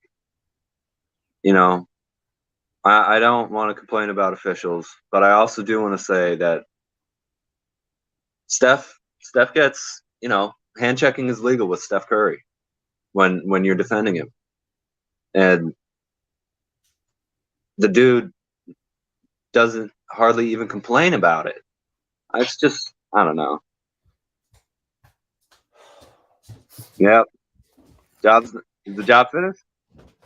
Job's not finished. Especially not only not only tied 1-1. We got a long way to go, man. Oh, speaking of Wiseman, he shot around at morning shoot around. So I got a little video of that, and it's on the channel. Mhm. So cool. Yeah, I do think that man, it's hard talking about this because we need to focus on quarter one, game one or game three. But Yeah. just speaking about Wiseman, I do feel like it's so incredible that we're here because honestly, if you look back on the season, it does feel like we're at least 1 year ahead of schedule a little bit. And Wiseman not playing really at all. I know he played in the G League a little bit, but you know, if we can get him to be good, really good at just a certain role that fits his game, this team is going to have an amazing offensive and defensive weapon if Wiseman stay healthy. Coming off a training camp, and again, he's 21 or will be next year. That's so young, man. 20, yeah. Yeah. So doesn't mean we'll get back to the finals again. It just doesn't. Things happen, You can't ever be like, "Oh, we got it again." Even with how confident were so many people in 2019 that the Warriors are about to three-peat going into the playoffs. And then couldn't stay healthy. But I am excited that we're taking a team that will have championship level experience, and we're adding a 7-foot number 2 overall draft pick, and I don't see a lot of reason why we would have to split this team up. We were talking about Otto Porter and Gary Payton. Can we keep them? Well, now that we made the finals, that might be a little of an incentive, to come back and run it back. Yeah. Yeah, it's not like they're going to be like, "Oh, well, can't make it here with the Dubs. Great team, but I want to win." Like, we're here in the finals, so might be able to keep almost everybody. I do think this is Iguodala's last season, and we've been saying that again and again. This is also he's so far 3-6 in the finals, 3 wins, 3 losses series wise. So this is kind of his game number 7, the whole series. And 7 finals in 8 seasons for Andre Iguodala. Just absurd how much of a winner this guy is, So I hope he gets to Seinfeld it and go out on top. I see a lot of media are stuck in the nosebleeds, and I'm highly speculating here, but did you guys see how Joe and Peter Guber flew the entire Warriors front office in a 737 over to Boston?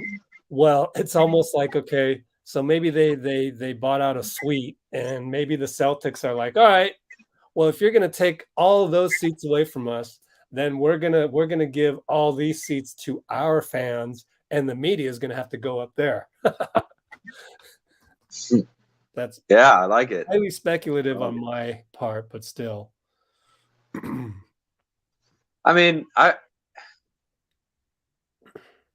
If you're paying that much for a seat and you actually care about a team, like, hey, try and get back before or like soon after halftime's over. That just sucks. Like, this crowd's going wild on TV. You see a bunch of empty seats. And also, I hate that too. The media, they don't even need to be courtside. They can't really see as much. They don't. And they're not cheering. Exactly. What's the point? Put them up where they broadcast. Give them the same view as the camera or whatever. You know? Yep, that's what they have today.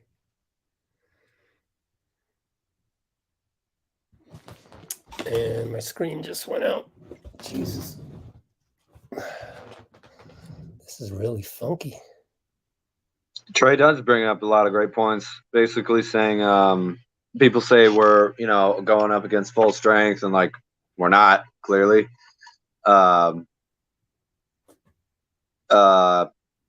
And also that Kuminga and Moody are found gold, and Wiseman, is also expected to be, able to at least play with the team and be a part of the team the way those guys are.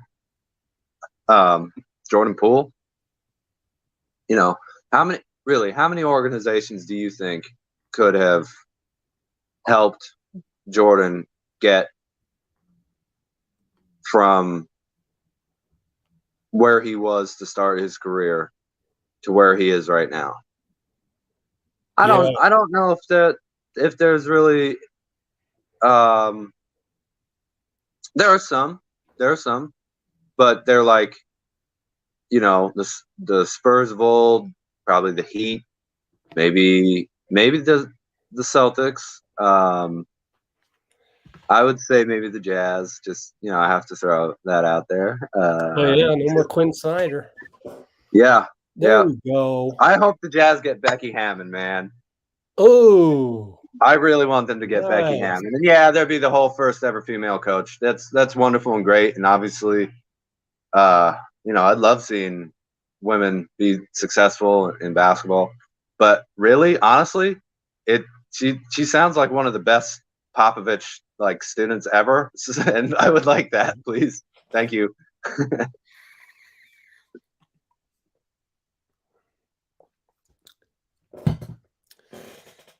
All right, so the stream is finally on its way.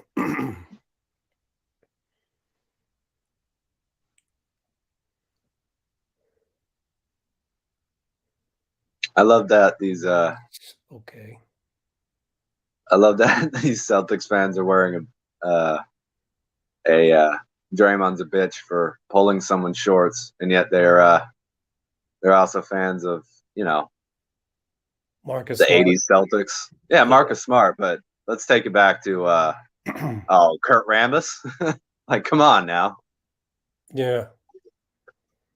Michelle Brooks Thompson is singing the national anthem. Finalist on The Voice. Never heard of her, but all right. National anthem's hard to sing, man. It's a difficult it's a difficult melody. Please splash that like button, people. We have 44 concurrents. Gotta say, a lot of great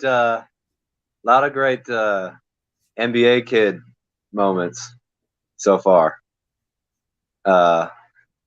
with these two teams. The Deuce, I think, is his name, for Jason Tatum, and DJ, and Cannon Jack Curry, and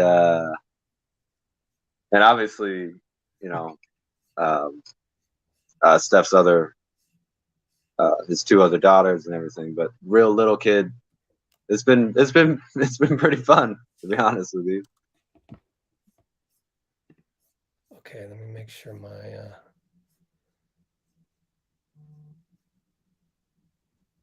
cool.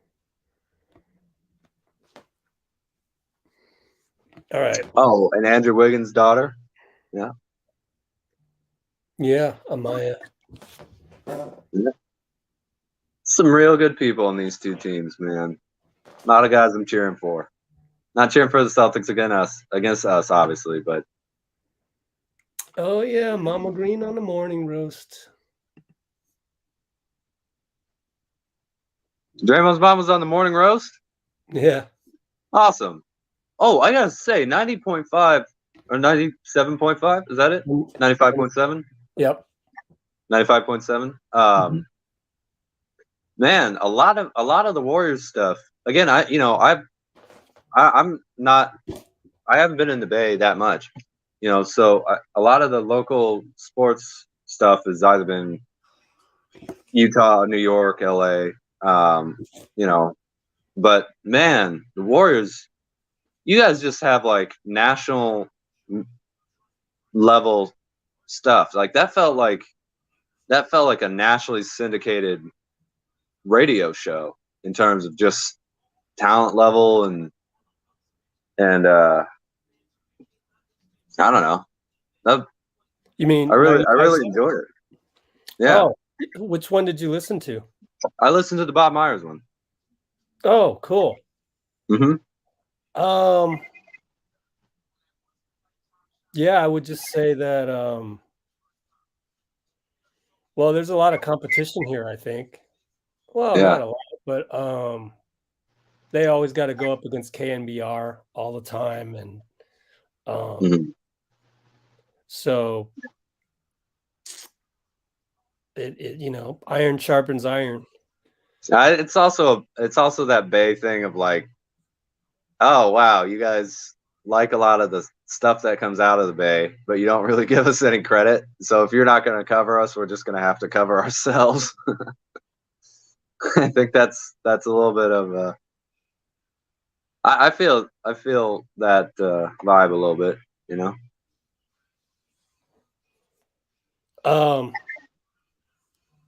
So are you going to stay on during the game, or it's up to you? Oh no, I'll do whatever you feel comfortable with. It's whatever. Well, you'll be in the chat regardless. I'll be in the chat, and personally, as much as I love doing this, I would like to be able to scream and yell at my television without having to worry about swearing. So it makes it a little less stressful when I'm when I'm able to do that. I don't know how you don't do it, Rich. Here yet? That'd be awesome to like. Oh, Dean is not soft spoken. That's funny. Yeah, you get demonetized though, man. Really. All right. Well. Yep. Time Lord's playing. Robert Williams. Oh yeah. I wouldn't worry about Draymond. I think he gets it. If he does get suspended, I think his mom can't be 5 or 7. That's all I'm going to say. I don't get suspended, but especially don't do it in games 4 or 6. Yeah. Yep.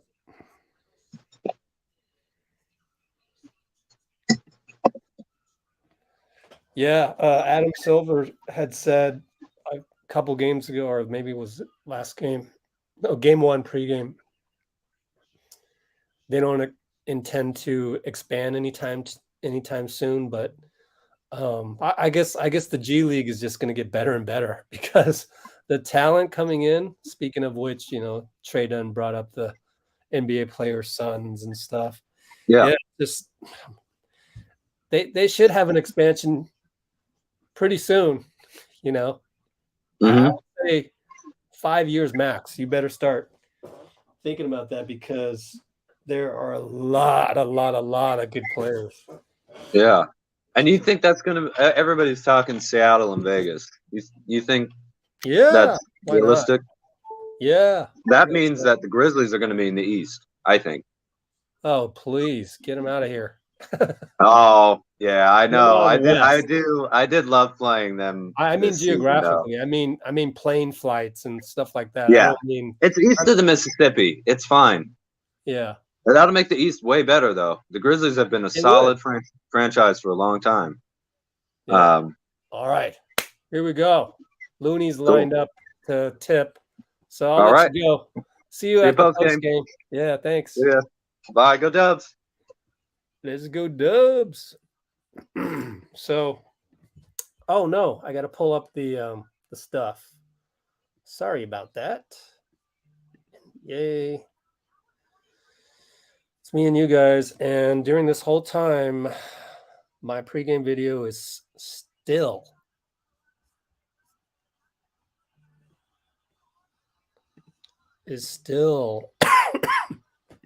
what do you call it? Processing. Jesus.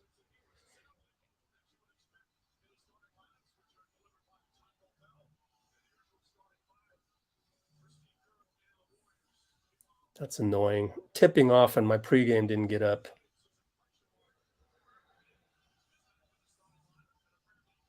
So my stream is, as usual, behind. And we're about to tip off. Not yet, but very soon.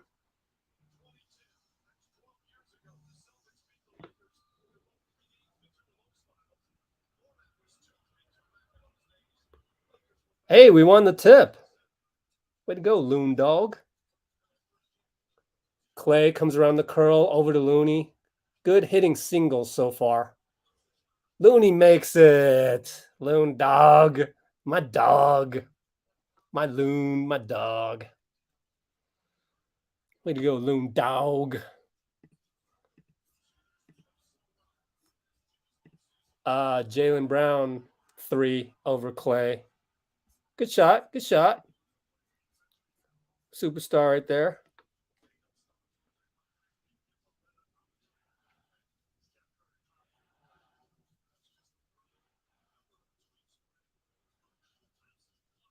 Klay hunting.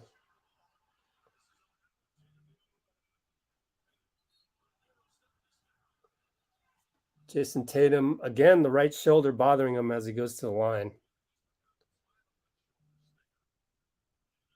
Steph, Paul Pierce.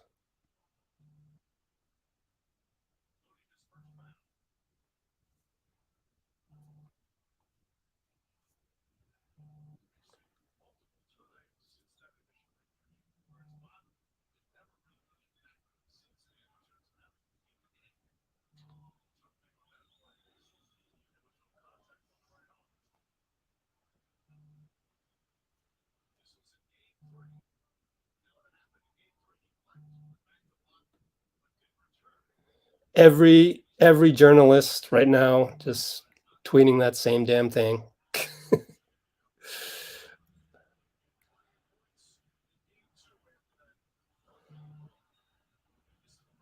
Misses the first free throw. Pre-game before GSW boss. Finals game 3. Got 1 out of 2.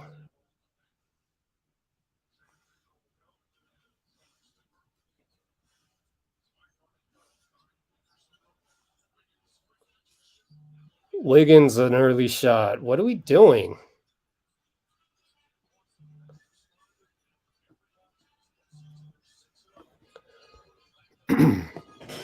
Horford over Wiggins. I haven't been paying close attention so far, but looks like we're taking some early ones.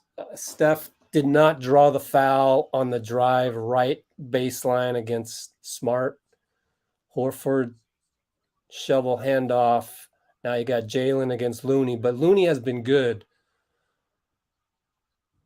And he finds Jason Tatum. We fall asleep. Luckily did not score. Draymond gets his paw in there against Robert, but they got the deflection and Brown's going to hit a 3. So they're up 10-2 early.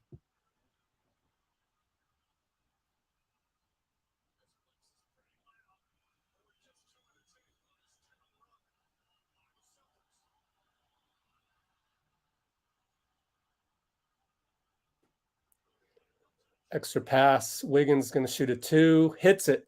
Good job, Wiggs.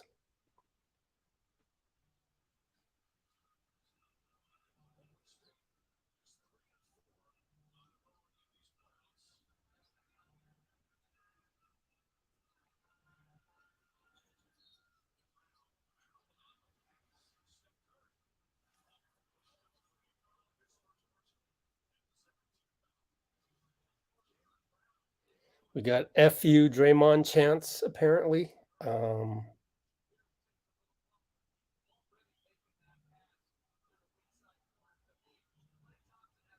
Everyone is tweeting the same thing. Oh gosh. FU Draymond chance. Oh, there's FU Draymond chance. Marcus Smart misses a 3. Hey, great defense by Wiggins, but Tatum's just too good. Now we're down 12-4. Klay takes a 2-pointer, no good. That's I just gotta run a play, Klay. But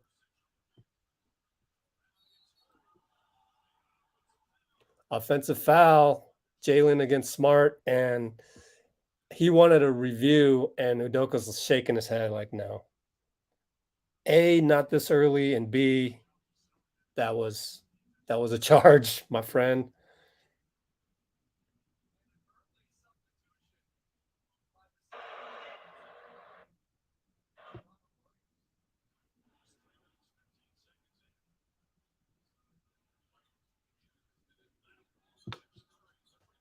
Steph for 3. Just like that, 12-7, manageable.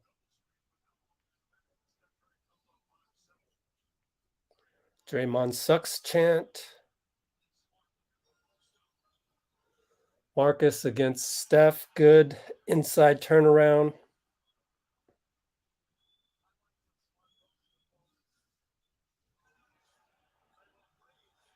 Dre open 3, missed it.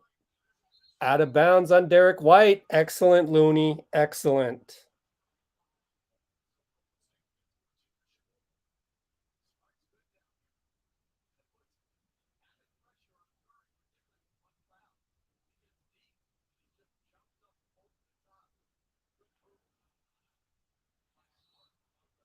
No fewer than 10 journalists tweeted that they were saying F you, Draymond. We don't need to all tweet the same thing. But anyways, that's why we watch the game live. Klay hunting another shot with 15 on the clock. I just don't agree with that. Hit singles, buddy. Wiggins bricks it. That wasn't a good shot either. That's what we do, guys. We come out and we try to hit home run shots against the other squad. It bugs the hell out of me that we just don't try and hit singles. Derek White, no foul on Klay right there. Looney fake handoff out to Wiggs, attack. It's going to be a charge.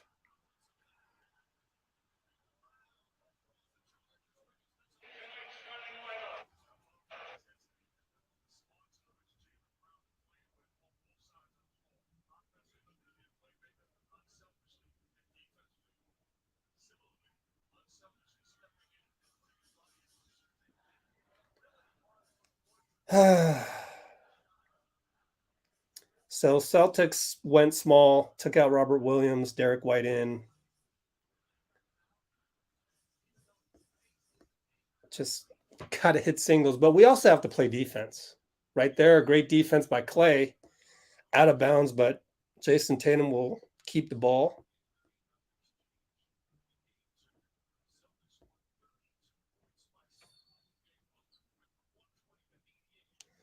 Gary Payton's in.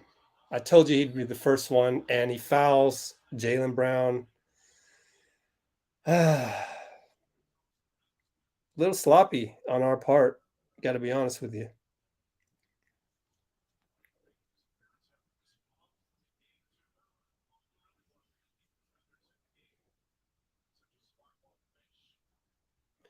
There is how much time? Come on, ABC. There we go. 7:03. So GP came in for Looney to match their smallness.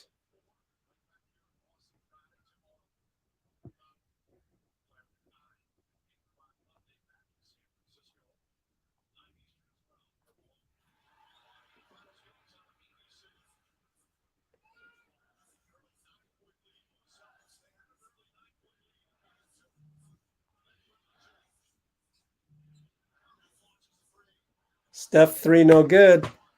Not hitting singles. I mean, I'm reading my Twitter. The next thing I do, I look up, Steph shoots a 3. Can we run some plays here? Klay over to Wiggins. Gary got involved with the steal. There's Wiggins launching. Air Canada right there. Amazing. Wow. Thank you. All of that. We're down 16-9. I would have expected to be even worse. It feels like we're down 15. We're down 7, though. Smart against GP. Over to Derek against Steph. Handoff Jalen against Draymond. Ooh, Draymond way out there by the circle. One-on-one guarding him. Cut him off. That's what you do. You make him go left, but Jalen's a superstar. He finished the play. All good. But you made him change direction, which is something that Jordan Poole wouldn't be able to do right now, which is, part of the problem.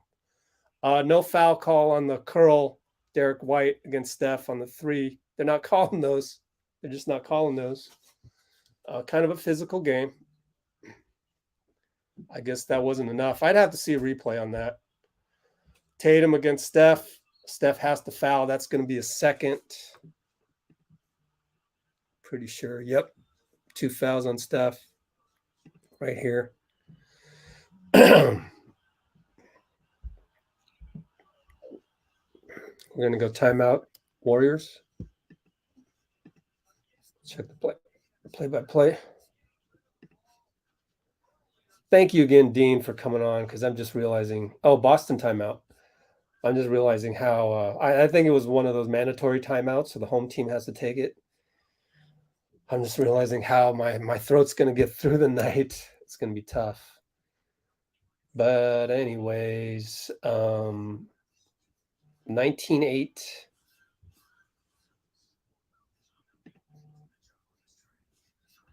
How do I get the scoreboard on here? Are you serious? Come on, CBS.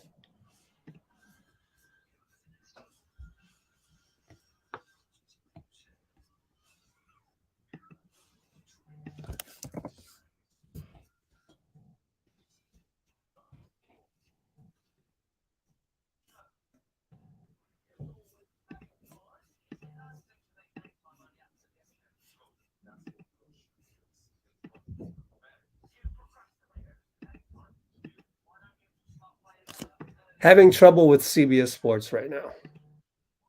This should not be happening. There we go. 5:44.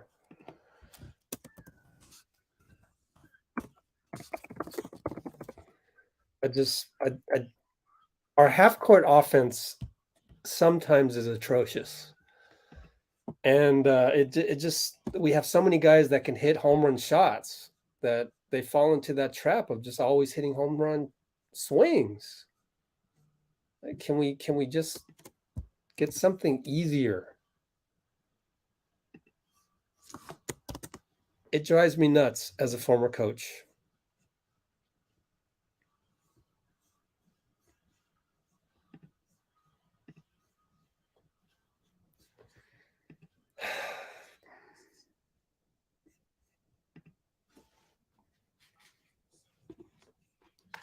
Fall back into our same old bad habits every single time. But that's what we do. We game one, we come out and sometimes we lollygag, quite frankly. It's not as bad as lollygagging, but it's more like we're loosey-goosey. We think we can shoot you out of the game. Let me see if you, kneel before me based on my shooting. Well, we're not even making any shots, first of all. And then the other thing is that we're just not running our offense, which it just drives me up the wall. So we're 1 for 8 from threes, 4 for 13 overall.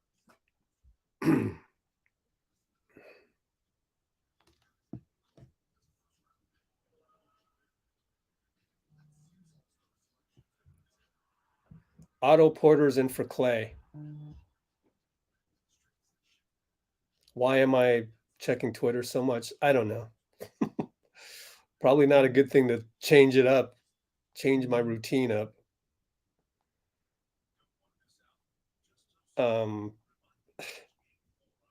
It's all of this is just so useless. All of these useless tweets.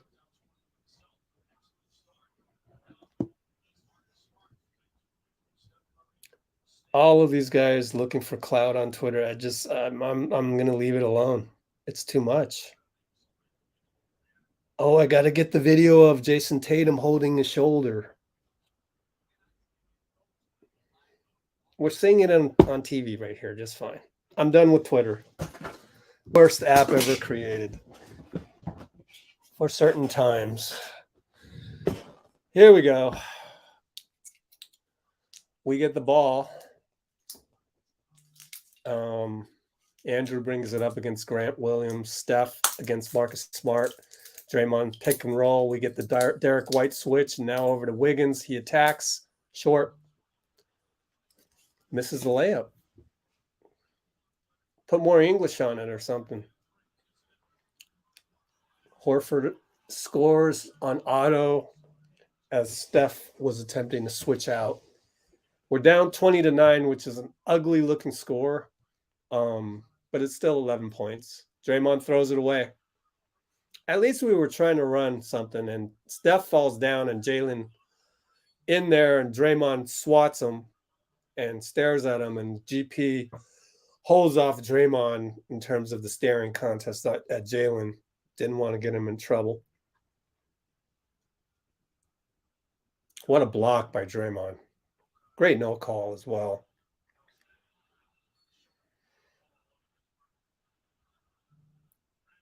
Don't do it, Rich. Don't do what? Well, good drive by Jalen. And the worst offense we have is when they score. So, but I mean, that was a superstar bucket. Horford blocks Otto Porter. So we're having trouble scoring. But we're also having trouble stopping. So we got to get a stop here. Jalen against Wiggs. Wiggins blocks him, but it goes back and goes to Derek, and then Steph loses him baseline. That's his fault. He keeps his hand up as if to say, that's my fault. Derek White did a good job of getting position on the baseline over there. Steph razzle-dazzling, gets the bucket, MVP bucket, even though he had to manufacture that. But I don't know that we have the personnel out there to do anything else other than get stops and get into transition. Derek White back to Horford. Too late on the help. He dunks it. Horford's dad with the flex. Steve finally has to call timeout. Oh, yeah, don't do it. Look at Twitter exactly. All right, so timeout 26-11. It got a little worse. 3:48. Everything we talked about, I listened to Ron Adams on also 95.7 today. He said that we've got to come out strong with that defense, and so far we haven't. Unfortunately, I haven't done a great job. Haven't done a great job myself of analyzing the game, just because it's always like that for me first quarter when I'm trying to get a pregame video up and it's taking a while or whatever. Would have been worse. Would have been worse without Dean Chambers doing our pregame. But yeah, we can't panic or anything. We really got to just knuckle down and basically play better defense. I'm going to be worried here if JP comes in because his defense isn't all that great. But then again, we could use some offense too. Sometimes you make a spectacular offensive play, it gets the other team off kilter a little bit. Maybe we can do that. Maybe bring in Klay. But as a fan right now, just keep the faith, believe in your team. 15 points isn't all that much. You first step by step, get 3 stops in a row, cut it to 9, and we'll go from there. But got to get some stops in a row. I don't care if Jalen's feeling it, whatever, you got to get stops. You got to ratchet up the physicality on your end. And I think, honestly, Klay coming out and hunting shots, I said this in the pregame when he said, I'm gonna go and, number one, relax. Number two, hunt good shots. What does that mean, Klay? Don't use hunt and good shots in the same sentence. Like, you're supposed to get good shots out of hitting singles, which is cut hard, make passes, know when to dribble, know when to, not always looking to shoot necessarily because it will come to you. He did not do that. He came out, tried to hit some home run balls, and that's just the first domino. So tonight, I believe Klay is guilty of the first domino, but there are other things that we didn't do so well. And I think most of it's just matching the physicality. I'm trying to think what we did particularly wrong. I think that Boston came out and did what they had to do. So they did the right thing in their response. Now we have to respond to the response. And that's the game of NBA Finals, NBA playoff basketball, is just, it's all Rocky Balboa all over the place. It's you get hit. What do you do in response? Repeat, rinse and repeat that. So here we go. Steph on Derek. Jalen comes over to double. That leaves Otto open, but he almost throws it away. GP finds Looney for a dunk. That's hitting singles, and that's the value of keeping GP2 in there rather than taking him out. What they did was they took out Draymond and brought in JP. Now we have Jalen against GP. Goes over to Derek. Steph was shaded. Thank God Derek missed it. But Steph had to be there to double Jalen, and that's the philosophy we have. They leave Poole open for a jumper, and he misses the jumper. Smart against JP. JP loses him on the pick and roll. Too easy.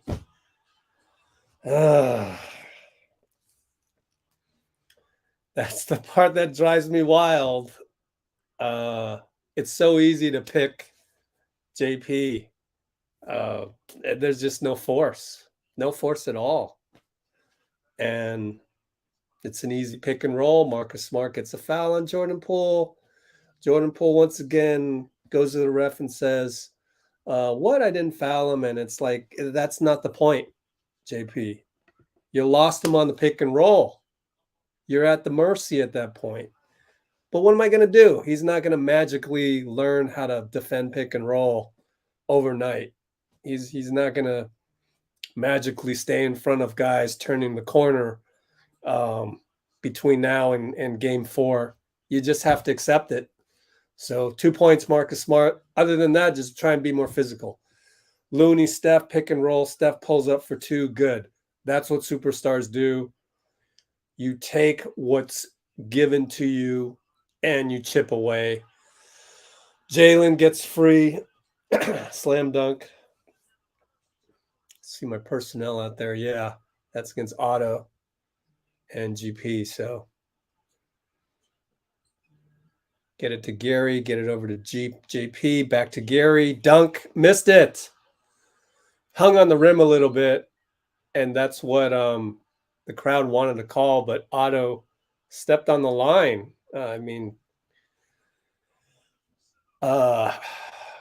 Game 1 wasn't particularly great for Otto. Otto does have some flaws. So we're seeing them on offense and defense right now, but we got to weather the storm. Down 15. Hey, I'm going to look on the bright side. If it gets worse, that's cause for you to bring in JK. There goes Jason Tatum with the crazy turnover. GP gets a foul call on Derek. The pass might have been a little late, but at this point, we'll just take it. 1:58 to go. GP at the line. Hit both. We're good. Pass should have gone to him right away. That's actually pretty damn good defense by Derek White to defend Steph on the 3 as well as foul GP at the rim. And Steph knows it. Steph knows he should have either passed it earlier or just taken the 3 and faked out Derek. But those are just, we're nitpicking here. At this point, scoring a free throw is good because of the drought that we're having.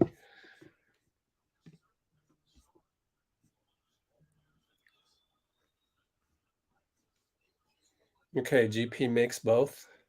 Great job by GP to make both, by the way.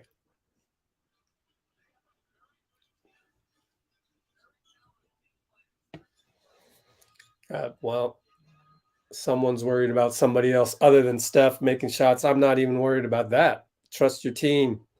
Airsham, the judge, trust your team. JP, Looney, pick and roll, back to Looney. Misses it. He caught his own air ball, but I guess they're going to give a block to Derek. Clay's back in. Finally, on the reload, basically by Looney. Klay will get all the credit for those 3 points, but credit Looney, honestly. Looney sticking with it. Looking to play defense on 2 guys there, Derek White and Robert Williams. Now it's Jalen, superstar hero shot against GP. Got it. I can't be mad at that.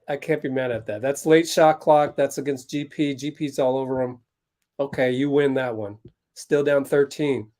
JP hesitation, finds GP at the rim, but he gets blocked by Robert. You cannot underestimate Robert. That is one mistake we've done in all 3 games, is just underestimate Robert. Can't do that. He's the Time Lord. Grant wide open, no good, but we forgot to box out Jalen. That was Klay's fault. Derek misses a 3, so it doesn't cost us anything, but you got to be aware. 23 seconds with the 3-second differential. JP brings it up. We're down 13. It's only the first quarter. Kind of throw that in the wastebasket, however this ends. JP, Klay against Derek. Goes by him, gets a foul. Should go to the line, I believe. Should be bonus time. And that's hitting a single there, Klay. Good job. But I think our guys, our Trinity, we have to go into games in the first quarter knowing that GP had a little F word to himself after Jalen hit the 3 over his face. Klay makes the first free throw, 6.3 to go. So I think our 3 guys have to take a little bit more responsibility of not being that first domino. You be that first domino and then something else happens. It's like, please don't be the first domino. I don't know how to communicate it to these guys. Maybe they'll figure it out in the tape. But to come out and just hunt 3s by Klay, I think that was the first domino in our slide, now down 11.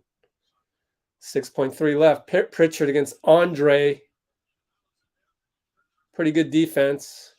Misses it. Very well could have made it. But good defense by Looney again. Looney has been our second best defender overall. I would say he's been our best defender consistently, if you consider that Draymond had subpar game 1. I said it. Looney has been our best defender in terms of consistency through 3 games because Draymond struggled in game 1. Also, he struggled defensively. He did. His doubles were not as forceful. And so, in my opinion, Looney has been the most consistent defender so far. Of course, he, Draymond, and Andrew, any one of those 3 guys can, you can go ahead and rank people. And I just wanted to give credit to Looney, especially on that one as well, on the Pritchard defense. We had 3 guys on Pritchard. GP, Andre, and Looney. So now with Andre in, I felt like that was a little bit of a momentum change. Say that 10 times fast. I thought that was a little bit of a momentum change there as we started to play good defense, as Klay started to hit those singles. So I think the pendulum is swinging. Could be worse. Exactly. Love that. I'm glad you don't pay attention to that. By the way, DL, you won a giveaway. All the giveaway winners, be sure to email me. I'm going to list them all right here if I can. Let's see. DL won one time. Fat Lady Diva. Fat Lady. Nope. Not here today. Bruce has been emailing me, so good job on you, Bruce. Deep Dark Fantasy. Are they here? Deep Dark? Nope. Dean has won, and he's easy to get a hold of. Will N. Mo 14. Will N. Mo 15. Will N. is not here. Mo 14 is here. Who else? Marcus Brown, Shanwa Gang. Marcus Brown, Shanwa, not here. Shanwa. Let's keep going through my list. Mike Reyes, Eddie Chong.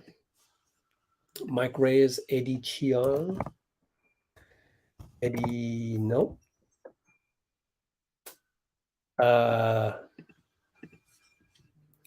Elijah and Amazing TV. Elijah and Amazing, nope. Elijah's on board. Elaine Duffy, Opie, Rebel to Sounds. Elaine, Opie, Rebel. Rebel's not here yet. Who else? Anthony Ty, Winchester, Michael Kiko. Anthony Ty, nope. Who? Anthony Ty, Winchester, Foster Care, and Michael Kiko. Winchester, Foster Care, Michael Kiko. Steve is saying, I like where we are. So just email me once again. It's not extraneous to email me all these times. We're back, so I'm going to just leave it at that. We're back as Steve talks to Lisa Salters on the tape of the quarter break. Jason Tatum over to Grant Williams. Belly with a solid closeout, but Grant does a good job of going baseline runner over Draymond. So we're down 13 again.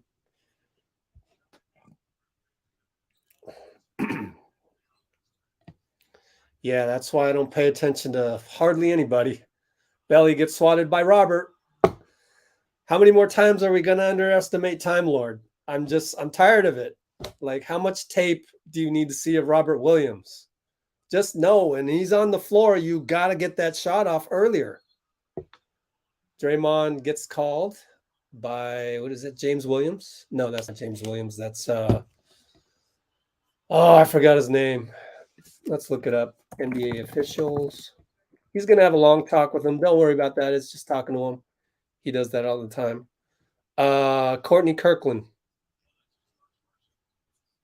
Only one foul by Draymond. Tatum misses a three, and Klay somehow wasn't able to rebound that against Pritchard. Need more force, guys.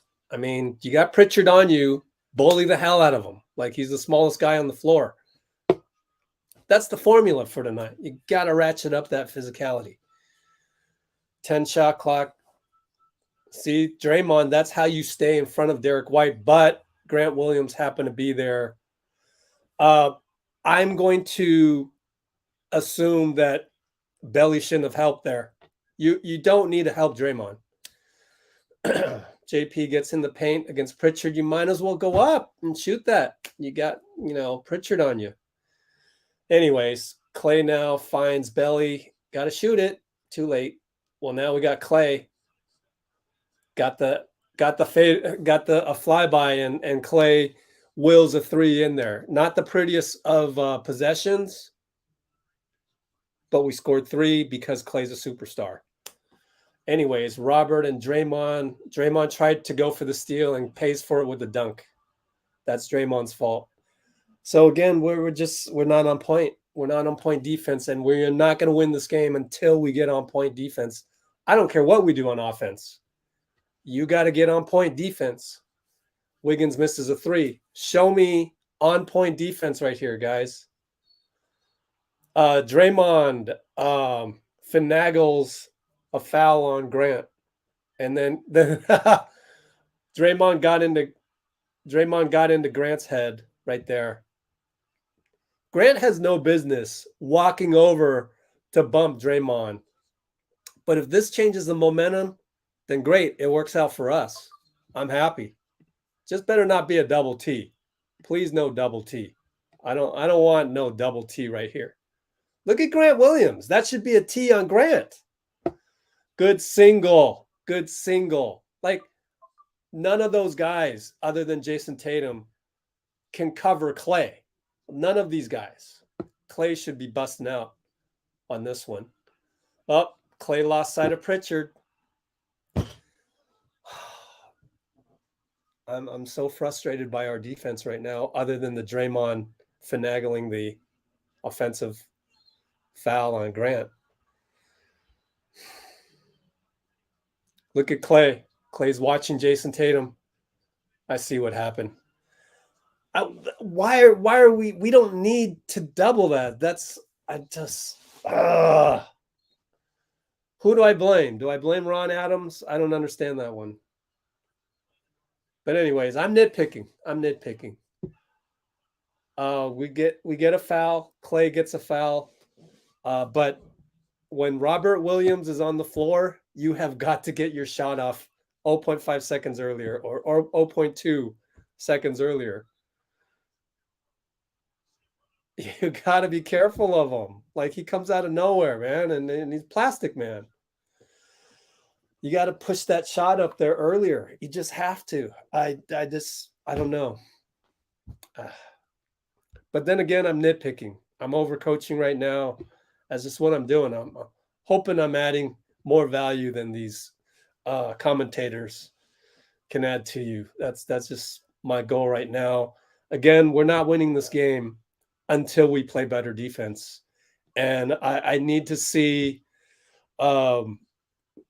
if you were going to double Jason Tatum, then Draymond, you should have been there much earlier than that. So, and there's Draymond trying to get into Grant's head right there. Otherwise, there's no real reason to challenge a Klay free throw. You're not thinking Klay's going to miss that. We're in a box and one, it looks like. We're in a box and one, Wiggs on Tatum. I wonder if the national guys noticed that. They probably don't. Now, interestingly, Wiggins switched off. I don't understand that. Switched off. And Derek took advantage of that. I don't understand that one. And you're in a box and one. Stay the hell on Jason Tatum. What are you doing? We'll see next time down what's happening, but it looks like Steph's coming back in. But I'm just telling you how I see it. Good job by Wiggs. That's a foul. Got a few Warriors fans in there. You see quite a few Warriors jerseys in blue. Kind of cool. What are you really thinking you didn't foul him? Oh my God. What are you talking about, JT? Anyway, again, I'm at the point where I couldn't care less what we do on offense. I really need to see more physicality on defense and staying in front of somebody. But let's see if we stay in the box and one. And we're only ever going to do box and one when JP's on the floor, because JP tends to get right there. There's the replay. I guess they ran a little misdirection. I would need to see the replay one more time, just see how we lost it there. But to me, got everybody's main guys are in except for Pritchard in there with 833, 832, 831, 830. We have JP still. Steph is in there. So Steph got in. And we're in our regular man-to-man. I think. I'll have to see next time down. Williams no good, but Draymond got man. Draymond's not 100% tonight. Does he need to have a tech to play with physicality? Andrew draws another foul. Let's check the fouls real quick.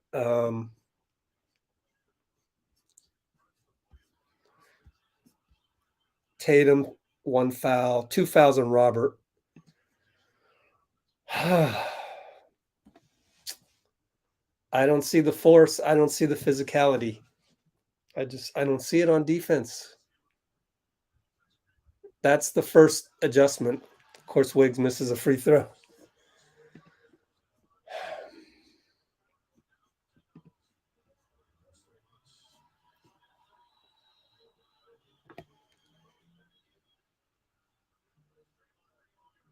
So Draymond Green out, Looney in. I don't mind that. Looney's pretty damn good on defense, as I said before. I think Belly had okay minutes. All right, so we are down 14. It feels like we're down 14. I haven't checked the score in a long time. 757, 756, 755. So Horford against Looney, Marcus against Steph. Steph's got to be careful not to pick up 3. Marcus knows that, but then throws it away. Klay with the tip over to Andrew. Downhill, runway, Air Canada, baby. See what defense can do for you? You see that? Grab that. Jump ball. Get a jump ball. More physicality. Not enough. And Jason Tatum gets a 3. Klay, the ball's right in front of you. Do you want it or not? Oh, my gosh. It's frustrating to me. We literally have to get punched in the mouth to wake up. And that's why I kind of want to draft another Draymond type. They throw it away. Pritchard, bad pass. Our defense is just leaves much to be desired so far. It's been okay sometimes. Oh, man. I don't know about that.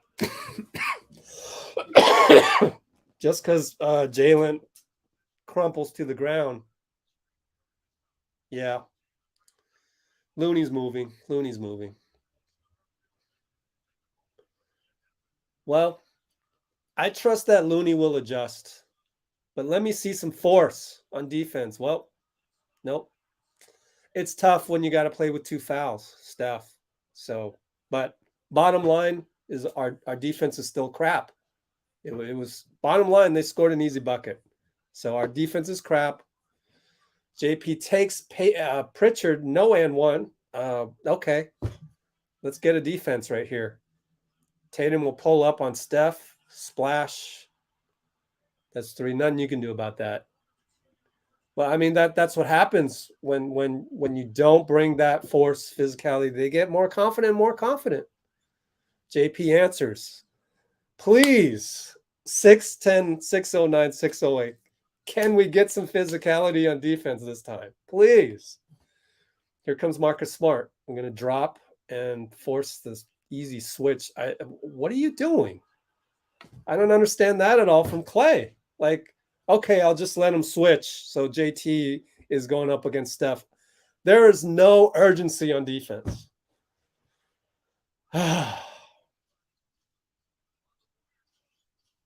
I don't need to commentate on our offense. Looney loses it. Steph spills away. I hope that's not a problem. Alley-oop missed. Looney wanted to foul Horford, but they didn't call it, and then now they call it. Our defense is just – we're going to play defense like this in the NBA Finals against these Boston Celtics. We don't deserve to win a ring. Good Lord. But that's what happens with our team. We need to get punched in the face. We're very Rocky Balboa. It's never go into a match like Mike Tyson. We don't have that. We are Rocky Balboa through and through. We have to get punched in the face to frickin' wake up, which is an ugly wart of our warriors. But that's who we are. It's frustrating when we have to go through that process. So that's who we are. Show me otherwise.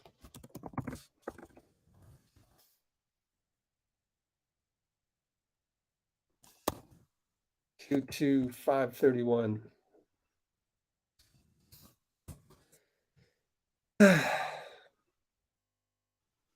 I'm just beating a dead horse.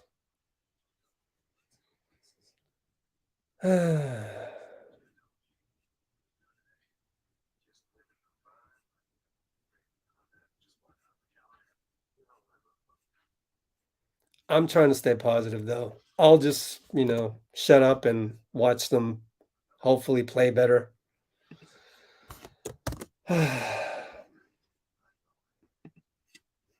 You come out here, game 3 in Boston, and you don't have no urgency on defense like this. It's disappointing to me. But that's what we do. We always have to get punched in the face to wake up. But once we do wake up, so that's going to be something I don't know. There are a lot of great things about our squad that I would not change at all. But if I'm being a perfectionist, if I'm nitpicking every little detail to death, we've got to figure out a way to change some of that psychology. Or is it just not changeable? Is it a situation where, we're weaponized joy, right? We're Steph Curry having joy in everything. Mike Tyson's style of boxing in his prime, that's not joy. That's not joy one bit. That's Michael Jordan. That's a different style. So I don't know that it's possible. I maybe we just always have to do the Rocky Balboa thing, and that's just who we are. I'm just telling you like it is, man. Like, I'm sorry to I'm kind of your therapist. We're in the room, and I'm just telling you who we are, and it may hurt, but at the same time, no human being is perfect. So the flip side to Steph being the ultimate weaponized joy is that we have trouble when it's even or when it's up. We have trouble out of the gate to bring that Mike Tyson ferocity to a game 3 where we come in 1-1. Oh, well. It's human nature. I mean, Boston did that in game 2. So I'm just have to wait this out until we finally wake up and go, yeah, we don't want to be down 2-1 in Boston right now. And that may have to wait until after halftime. That may have to wait for a tirade from Draymond. I don't know. That's why I say, let's go draft another Draymond. Whether he's a center, forward, point guard, somebody like Draymond, who has fire, who always has urgency, who takes it personal. Let's find another Grant Williams, just to come off the bench, But that's for the offseason. All right, can we hit singles? Jordan Poole against Marcus Smart. They're playing good defense. Good screen by Draymond to free up Klay. Superstar, all-time, number 2 best shooter all-time. Splash right there. We are down 14. 458, 457. Show me physicality on defense, guys. Peyton waltzes by JP, but takes a bad shot because Wiggins was there. Steph downhill. Wiggins downhill. Dunk. Yes. One more defense, 2 more stops, one at a time. Give me a stop right here. That was Wiggins. That was all Wiggins. Jordan Poole, too easy, but Marcus Smart throws it away, not necessarily because of us. Steph in transition 3, good. Call that timeout, Ime. Call it. 4:27. Ime's upset at the dumb turnover by Marcus Smart. 56-47. This is what we do. And sometimes that's what you got to wait for. You got to wait for the dumb turnover by them because they'll do that every now and then. Good. What'd I tell you? Had to wait for it. So there you go. I'm glad I waited for that. Sometimes you just got to be patient with this team and just wait for it. All right. What's up, Catherine? Sorry to not get to all of your comments all at once. Oh, we got spoilers on here? Yeah, guys, try not to spoil. Try not to spoil in the comments. We want to enjoy the game. Number one. Number one is enjoy the game. And then number two, so spoiling it doesn't necessarily equate to enjoying the game. So try not to spoil it. Blue wrenches, you have the green light to time out anybody that spoils just because, at the end of the day, we got to enjoy the game. So I can't enjoy the game if I know what happens. So just be mindful. I'm not mad at you. He who spoiled, but I don't even know because I wasn't paying attention to the comments. Right now, I'm still frustrated by our defense. Can we get 3 in a row? Show me 3 in a row of the physicality, et cetera, staying in front, with the caveat that Jordan Poole probably can't do that very well, but at least he's funneling to the other guy. Just like on that one, he funneled Marcus Smart to, I believe, Draymond. Smart had the deer in the headlights and threw the ball away. And, okay, that's good enough. By next year, just like Klay said, right? Klay said in his interview, it's on our channel, the Warriors physical performance staff told me that by next year, I should expect to be at offensive and defensive all NBA levels. Okay, well, next year, Poole is going to be serviceable on defense. I can wait. I'm not mad. It's frustrating right now, but anyways, 3 stops in a row, guys. I'm talking about we reset that back to 0 after this timeout. They're going to come with an ATO. They come with that ATO. We stop that ATO and then 2 more. Then we maybe get them deer in the headlights because they're a young team. They're a strong team. They're a young team. We're getting bullied in the rebound department. Let's check the numbers real quick. The numbers are as follows. 27 rebounds. Wow, they have 6 team rebounds, which means it goes out of bounds. You don't assign a rebound to a particular player. Oh my God, 11 to 27? Are you serious? No, it's rebounds 11. Yeah, their box score is tilted. 27 to 11. Ouch. Anyways, let's watch this. See, that's what you do. Ah, Wiggins fouled Derek White.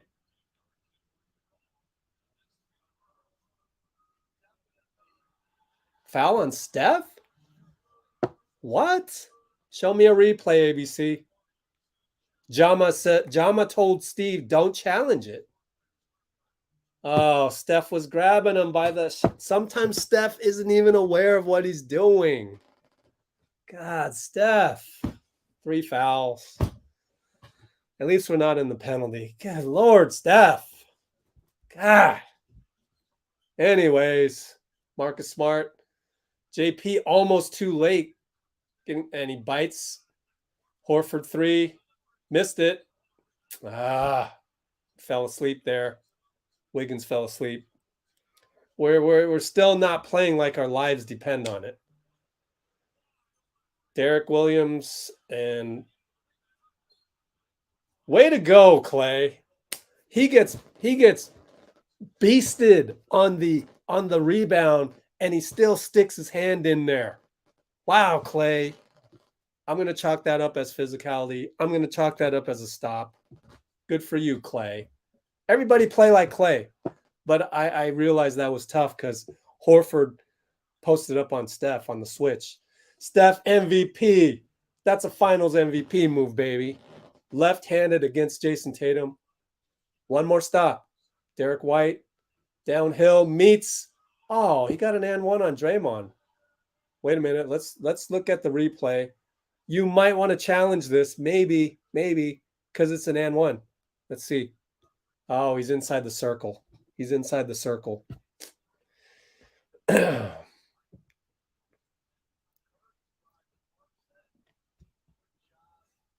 Well, I can't blurt out the score all the time, but right now it is we're down 9, 3:23 to go. But I'm sorry if you're at work and you can't watch. I type in the score every single time out, so at least you have that. But other than that, I don't have the capability just yet. Maybe I'll try something before next game, but it depends on how much content I have to work on, Warriors content in between games. Anyways, we are down 10, 3:13 to go. Draymond handoff Steph, pick and roll now. 3 guys converge. They leave GP wide open. He hands off to Klay. Klay against Marcus. He's going to fire. Missed it badly, but Draymond got it back and shot clock violation.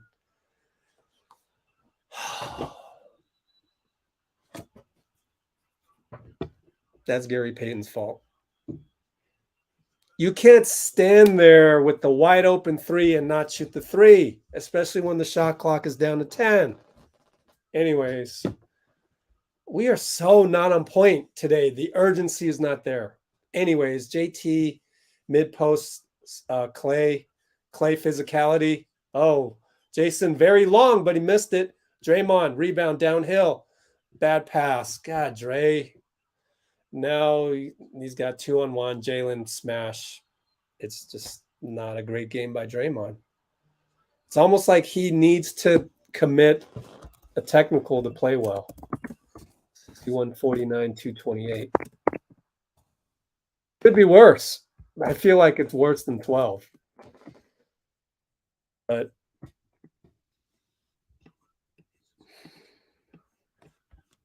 that's what we do, guys. I'm sorry to say it. We are the Rocky Balboa of the NBA. We don't wake up until we get punched in the face, and at that, a couple times.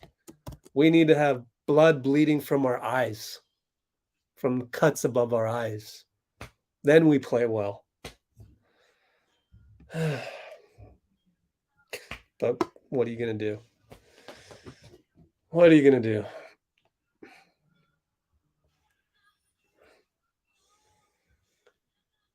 I don't know that we need Moody just only down 12. I mean, it's the same old formula. We go down 20, insert Moody. He helps bring the lead back down to 12. Then you play Moody. That's how he earns it. But I mean, our top guys have to play very bad for Moody to play. Do you understand that? Like, who are you gonna like? Just don't fall into that trap of, oh, we got to play fill in the blank because we suck right now, right? First of all, we need to play better. We need to play smarter. Because when you say, oh, we got to play Moody, you're pushing the panic button because you're saying somebody out there Wiggins, Draymond, Otto, Klay, somebody doesn't deserve to play because Moody's in there. So be careful. Be careful what you say. That's a panic button comment. It is. Wiggins scores a single based on Otto's extra pass.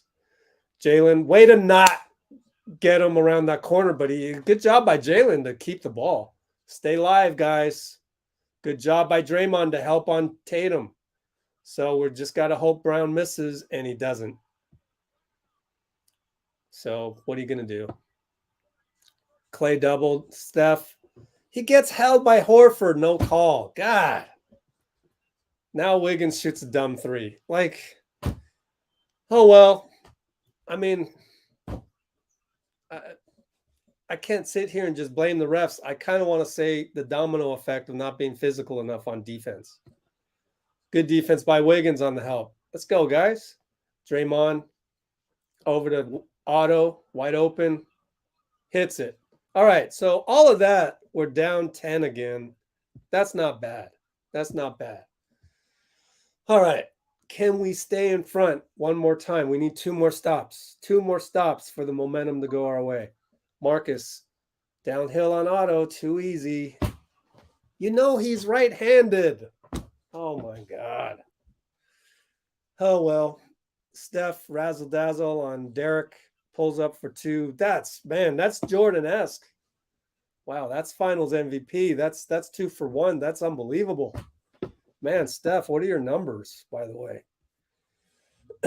Steph is at 14 points. We're not even at halftime. Oh, good job by Smart to rise for the bank shot before Andrew was ready for it.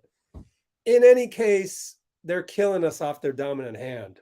They keep killing us dominant hand. Steph against Derek, finds Klay in the corner. Missed it. Otto tapped it out of bounds. I mean, that's what happens when you don't get stops in a row. And he wants Gary Payton to come in for Steph. Or Andre to come in for Steph. There's no way Steph is going to stay in there right now. Yeah, Andre and Gary are in there. With 15 seconds left, you do not want Steph to pick up his 4th. Steph's nodding his head like, I'm in rhythm. I'm in rhythm right now off that last jumper. But anyways, Marcus against GP. Now I think we'll be able to stay in front of guys. There's the physicality by Andre. There's the physicality by Draymond. It's a brick.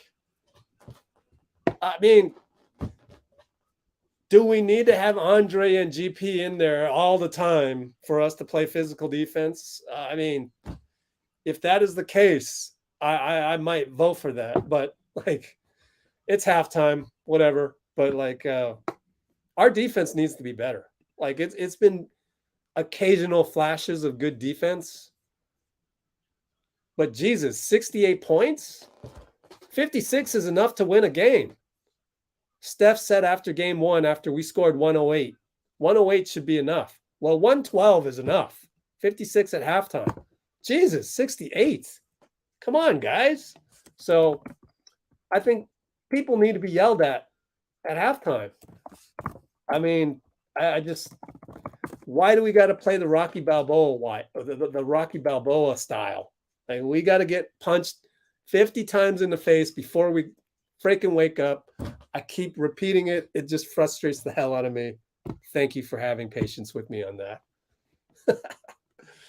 I'm not worried about Klay at all in terms of the Klay just needs to play great defense. That's all he needs to play. I could care less. Well, Klay playing great defense and not hunting hero shots. Let me fully define that. He does that, I'm happy. But we as a collective unit, we are not consistent. We are not consistent with our play. Let's get Dean on here. Dean, can you come on? That'll give me a chance to take a break at halftime.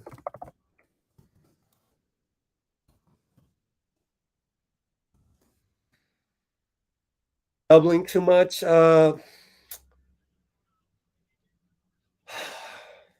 We're just not physical enough at the point of attack. At the point of attack, you have to get in front of your guy.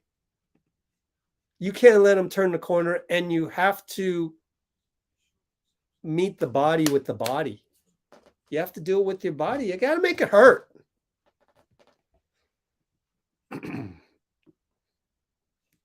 And box out, right? Because we're getting killed on the boards.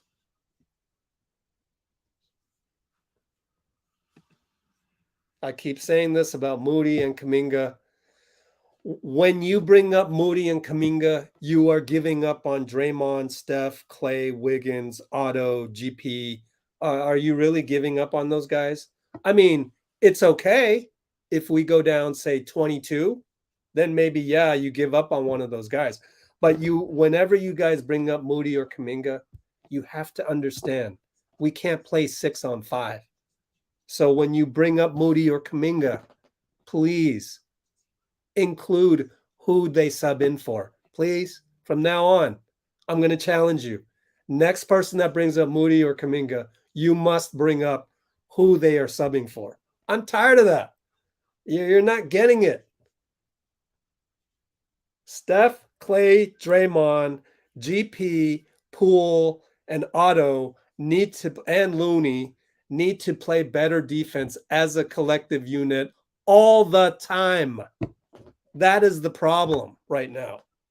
There is no urgency. I mean, there is here and there, but it's not consistent. Boston wants this game more than we do right now. The problem is not playing Kuminga. The problem is not playing Moody. The problem is playing better defense in a row, 3 in a row. I mean, if you're that tired, focus on 3 in a row stops. Enough Kuminga, Moody, enough of that crap. Play better defense like it matters. The top 7 guys: Steph, Klay, Wiggins, Draymond, Looney, GP, Otto. Play better, you 7. It's not Moody, Kuminga. Shut up. Play better with your guys, our guys. Trust our guys.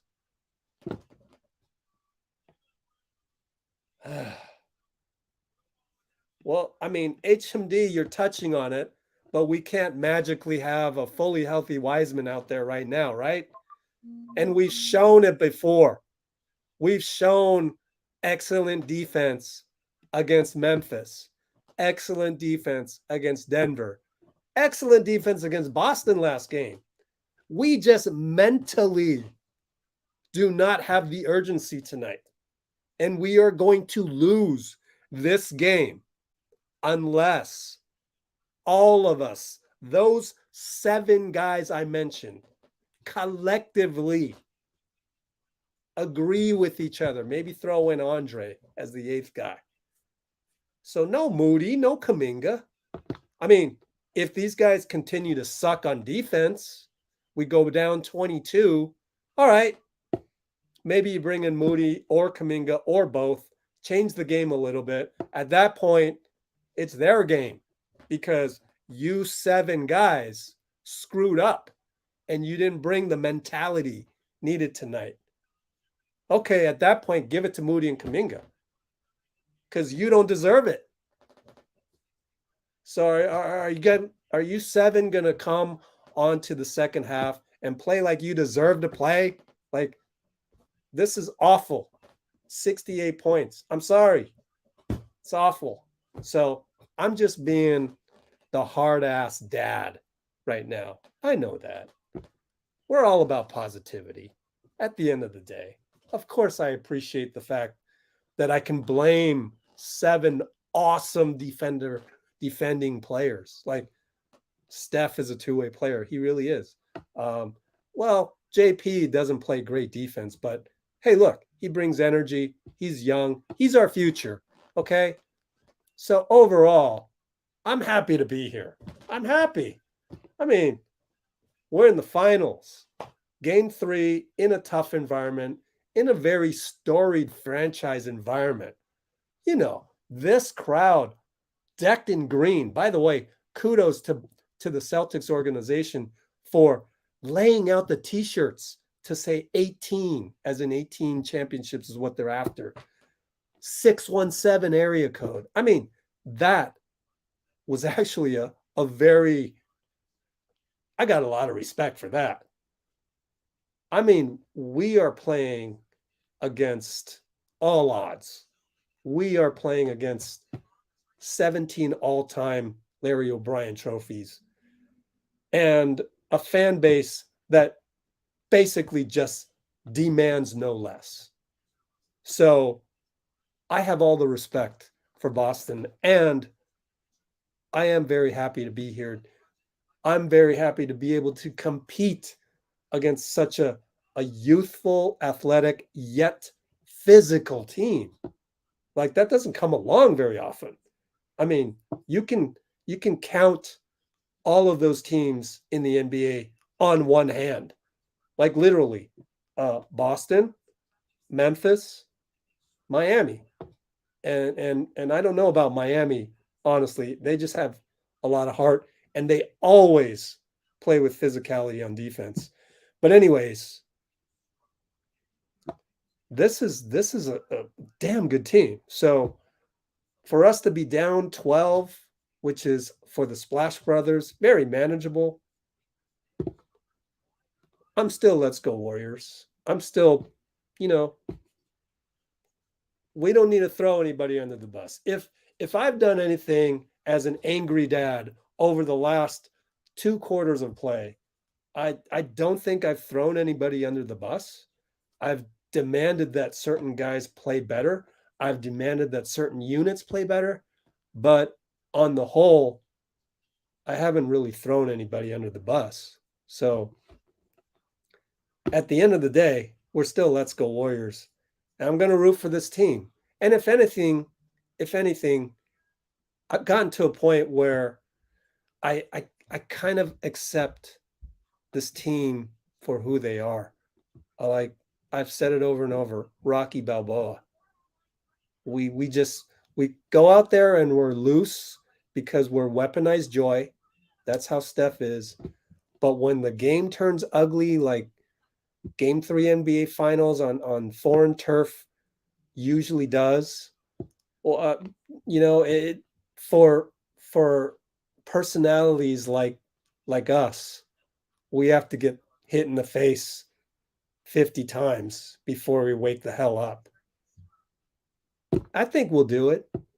I wouldn't be surprised one bit if we pull the rug out from under Boston right now and we come out with some damn good defense, as I just berated the team to do. So, that being said, I'm excited now. I'm excited to see if our squad will rise to the challenge on defense, as we should. So, yeah. Anyways,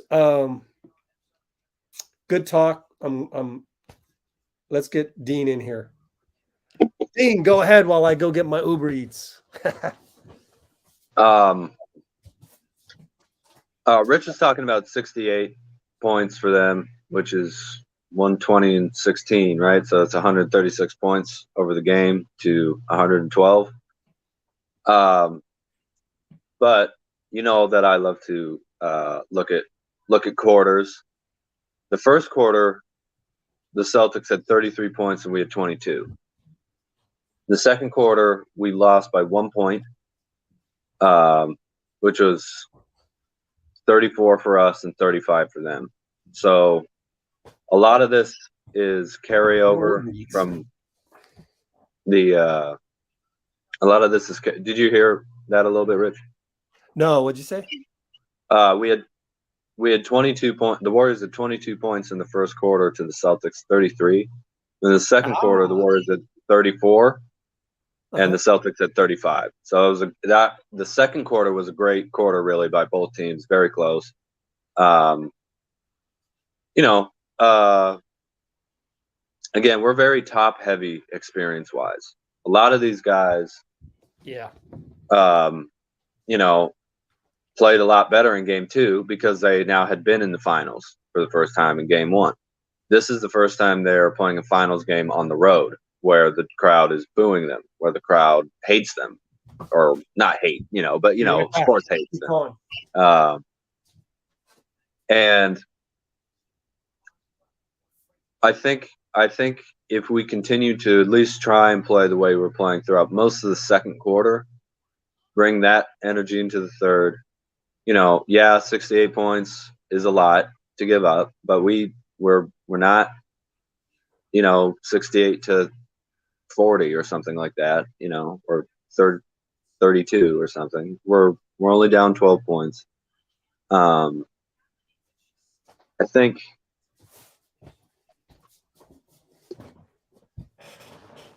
I think the Warriors should not freak out too much about the first half. We've seen things that we started off with, honestly, kind of a game 1 style defense where we were just, I felt like we were over helping a lot, you know, allowing Tatum and Brown to make a lot of plays for these other guys. Personally, I'd be trying to get Jason Tatum to take as many shots as I can. You know, his shoulder looks a little hurt. I hope he's not hurt, but since he's playing, that means he's healthy enough to be out there. So let's see if we can put some pressure on him to be the guy who's putting up most of the shots. I don't want him playmaking for the other Celtics. And then Jaylen Brown, the dude's just an incredible ISO scorer, you know. He's going 1-on-1 and taking tough, heavy contested shots, and it's just he's hitting a lot of them a lot of the time, you know. So yeah, the movement has not totally been there for the Warriors, I feel. I don't mind the pick and roll, but the pick and roll kills your energy unless there's movement around it. You have to keep cutting around the pick and roll, to especially backdoor cuts can be very impactful, and that also allows you to run to different corners. But it's kind of strange having to say that about the Warriors, right? Well, I think it's the defense, because our offense is mostly predicated on getting the stop, going in transition. We had a lot of flash of that, but we got to do that more. So it's mostly that. If we're going to play, I mean, if you turn this into made a rule where, okay, no matter what happens, everything has to start from the half court offense, we'd be in trouble. We'd be this.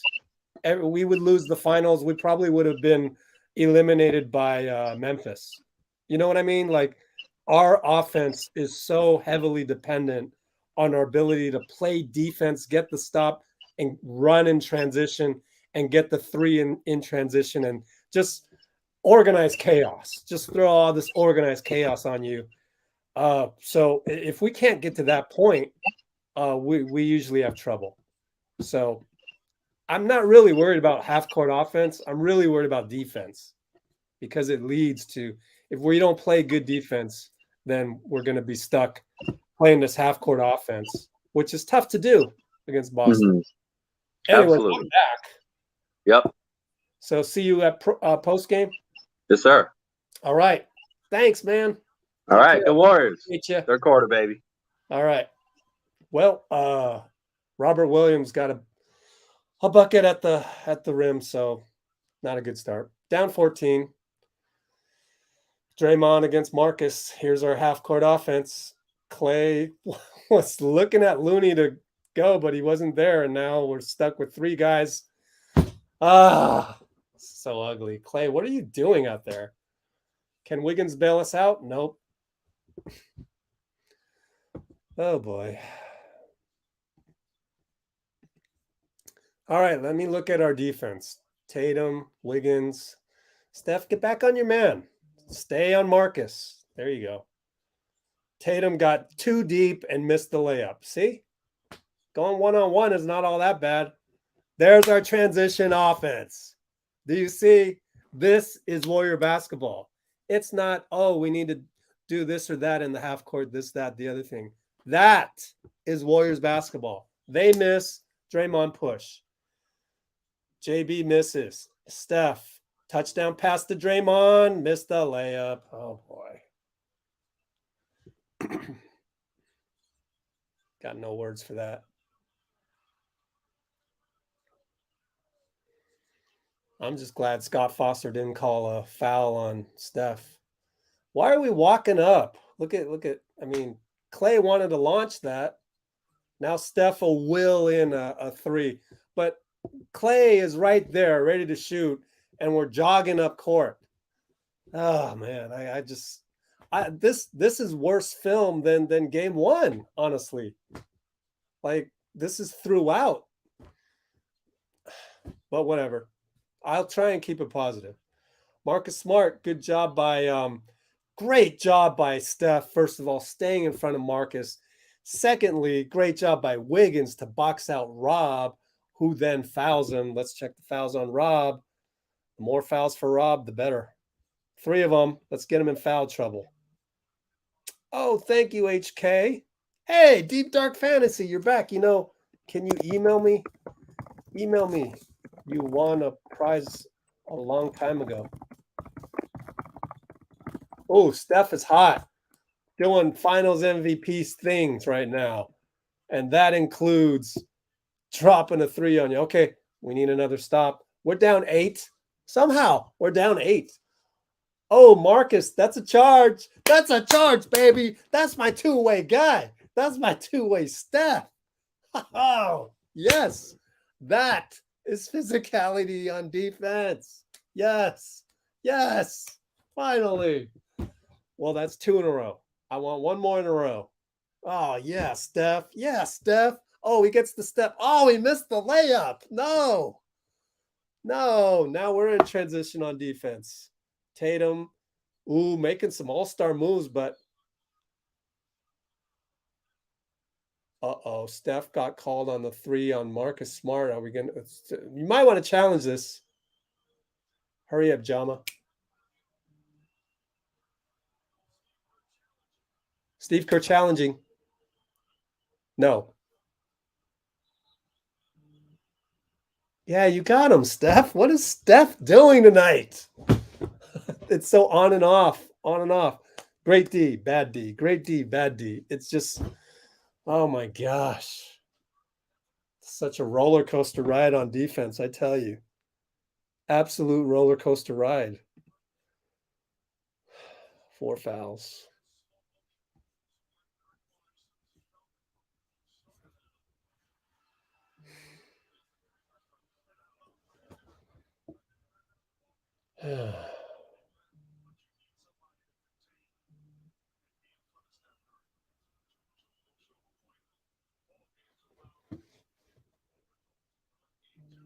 I mean, okay. Well, yeah, I would need to see a replay. I mean, credit Marcus Smart.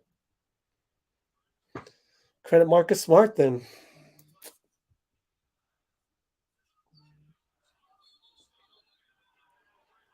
Looney bad pass. I mean, Loon, you see, and then we fall asleep on defense. Timeout, Steve. Looney, you got to understand that Marcus is going all out on that pass. You got to just not leave it there like that. Give him a fake. Would have had a backdoor layup.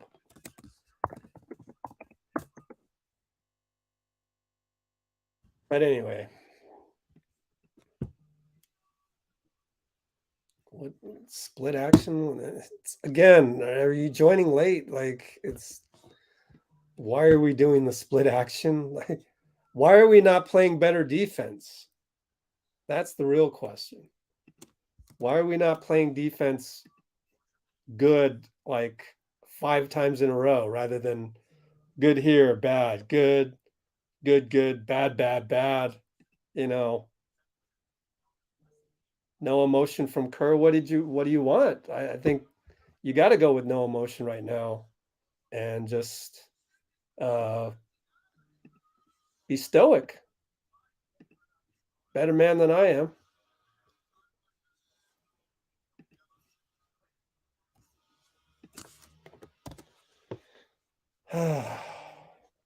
Sorry, I got to disagree with a lot of your guys' stuff. Yeah, defense is bad. I mean, it's just inconsistent. It's good, then it's bad, good, bad, bad, good, bad, good, bad, bad, good, bad, good. Like, that's not going to win you a game.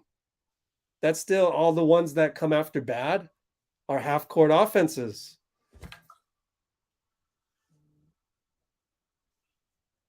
Again, I think it's a lack of urgency. So do we really only get the best out of the Warriors when there's that urgency? Okay, fine. And then that's our team.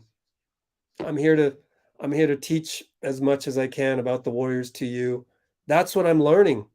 What I'm learning right now. And in fact, who talked about it on the radio today? I was listening to I think Ron Adams. Ron Adams was saying that Boston is very, like in the Miami Heat series, it was like whoever had more urgency that night won the game. And right now, Boston has that urgency. When are we going to wake up?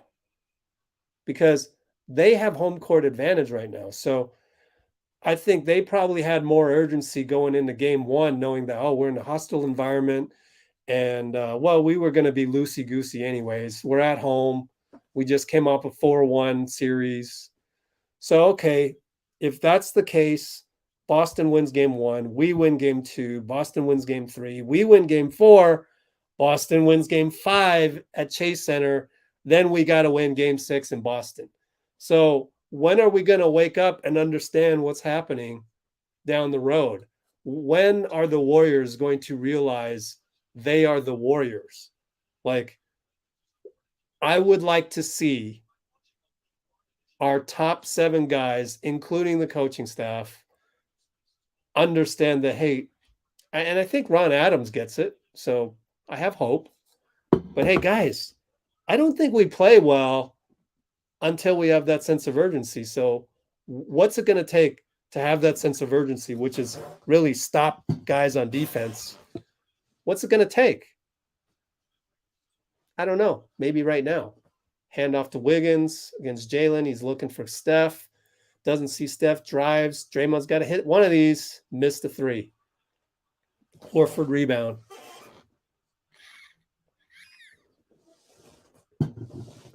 Like, this is game 3 Draymond. This isn't game 7 Draymond. I'm just telling it like it is. I'm not throwing him under the bus or nothing. Anyways, Steph gets a great defensive deflection. I hope he gets the steal for that. Draymond looking for Steph at the logo. Maybe should have fired it if we're going to burn this much clock. There's the back door to Klay, over to Draymond. Way to go, Klay. Way to not hunt for that 3. Boom. I think that was a design play out of the ATO. That's why Steph didn't launch from the logo and kept dribbling, because that was a design play. Andrew Wiggins swats Derek, but the problem there was Derek still got the step on us. But we are so great on defense most of the time that a guy like Wiz can just come in and swat that. And I'm telling you, we got it. I mean, Wiggs is going to play like this on defense. He's made for the playoffs, so we got to keep him. Oh, Jalen lost it, and now it's going to end up a foul on Draymond. Get a T. Watch.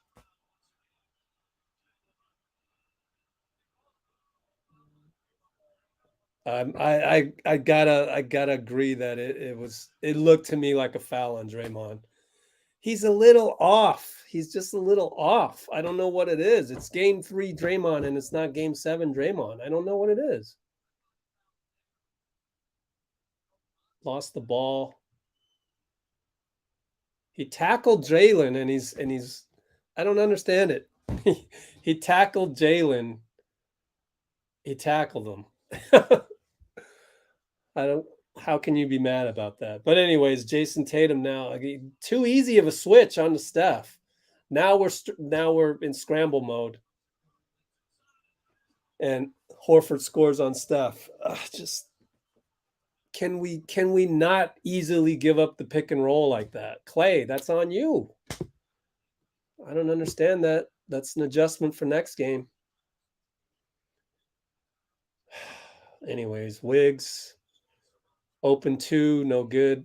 Otto with the rebound, get it to somebody. There it is. Klay for 3, reload, got it. Okay, we need defense. Down 10, we get 3 stops. I guarantee you, if we can just get 3 stops at any moment in time tonight, we might win this. Can you please give me 3 stops in a row? That you do that one time, that may be enough to turn the tide. Anyways, Jason, Klay physicality. I can't be mad by that. You see a replay. We're not going to see the replay. There's no one in the world that wants to see the Klay 3 again. We want to see the foul. Even Boston probably wants that. Boston fans don't want to see Klay's 3 either. Get more basketball people in basketball. Oh, man. Luckily, Jason misses a 3. I don't know. Do I count that as a stop? Maybe. Steph, open 2. That's some Michael Jordan stuff right there, man. That's just... Even Seth is like, damn. Damn, you just switched the mid-range just like Jordan? Wow. And, I mean, Jordan can do that, but he can't pull up on 3s. Oh. Wiggins couldn't get around Smart. And we paid for it. Oh, God. We just can't string 3 in a row.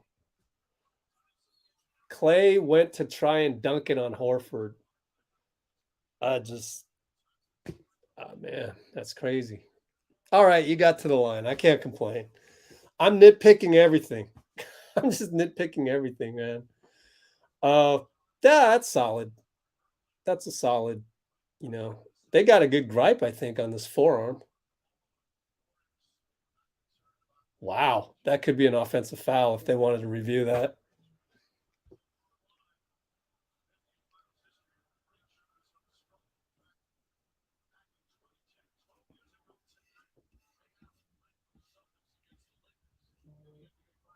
Good to see Seth and Dell.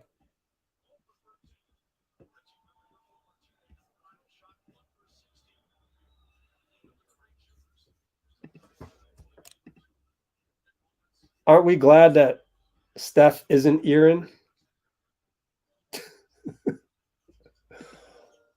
Thank goodness Aaron is just popping off on social media and not actually Stephen Curry. There's some aggressive defense. Yeah, Wiggs. Go, Klay, go. Finds Otto. Back to Klay. Back to Otto. Over to Wiggs. Get downhill, Wiggs. Oh, no, that's a charge.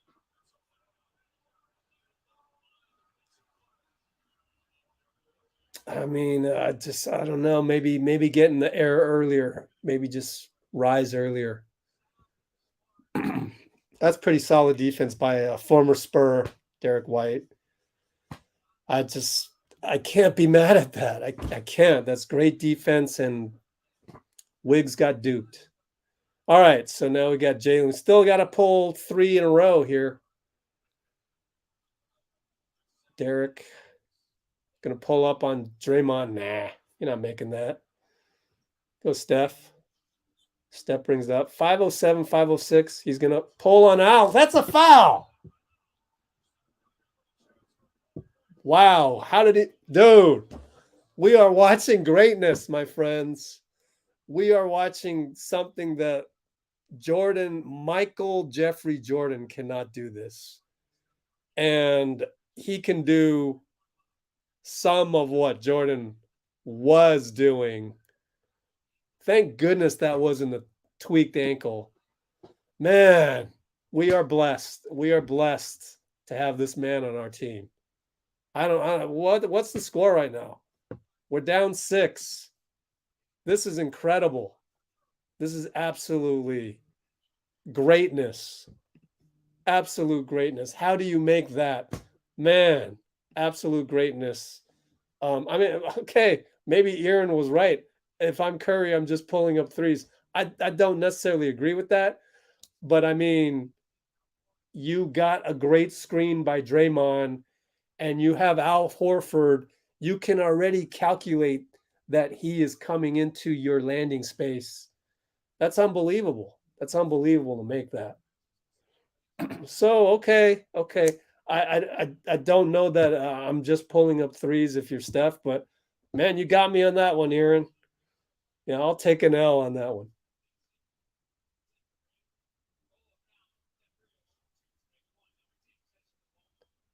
But it's only 2 to make 1. Interesting rule, right? But it is, you can only make that many points on the trip down. It is a flagrant, though, on Al. Why isn't it a... Oh, man, I wish we could make 5 points on that. Isn't that too bad? Man, the 2 to make 1. That's in the rule book, guys. That's in the rule book. Maybe Joe Lacob goes, hey, we got to change that crap.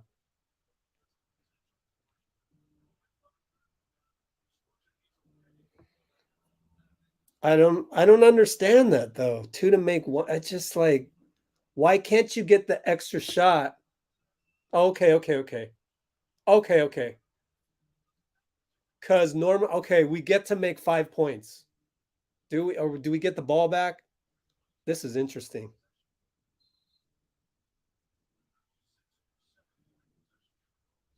Wow, that's such a, you never see this rule, hardly ever, where it's a 2 to make 1. I can't answer that for you. I don't know why we don't get, but we get the ball back, so I guess 5 points would be too much on one possession. That's part of the rule book. Wiggins blows by. Nope, not quite blows by Al Horford. Wow, Otto, you see what a 3 by Steph can do for you? Otto just tosses that. That's some confidence. We're down 2 points.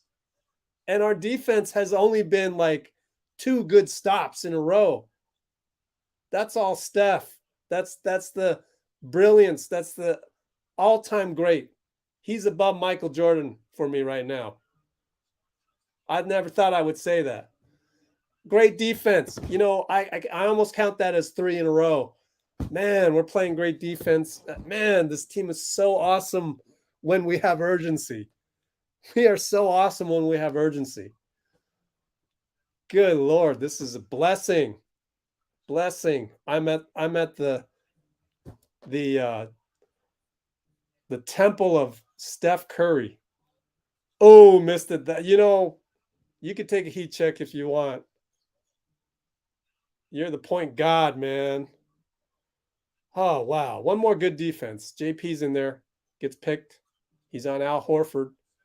And that's what Otto had to do. And now they're missing. But Horford got the rebound. And he missed it, and Otto got the rebound.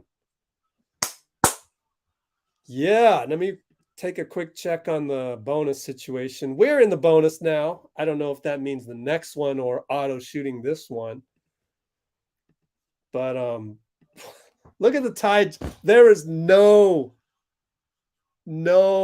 reason we should be within 2 points.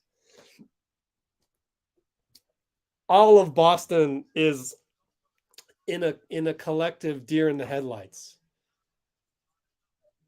Otto, Steph! Oh, he's so good. I've got Steph above Michael Jordan at this moment in time. All time. My goodness. We're up. What are we doing up? We're up 83-82. We have no business being even close. Look at the physicality by Klay on Jason. Look at the physicality by Otto. Get back, Otto. He gets back. Okay, it's a foul. Man, I got Steph I got Steph above Michael Jordan right now. And if you had been by my side all my life, you would not think that possible. I worshipped Michael Jordan with those six trophies. I'm seeing stuff that Michael Jordan can't do. I never thought I would say that. I mean, I know Steph can't glide in there and dunk on people. He's no John Morant or mini Michael Jordan, but geez. Oh, there's Marcus Smart, man. Good for you, Marcus. That's okay. We can't be mad at that. Anyways, Steph trying to do his 2-pointer. Oh, short. It's all good. It's all good. Here comes Tatum. Take foul by Draymond. How many fouls on Draymond?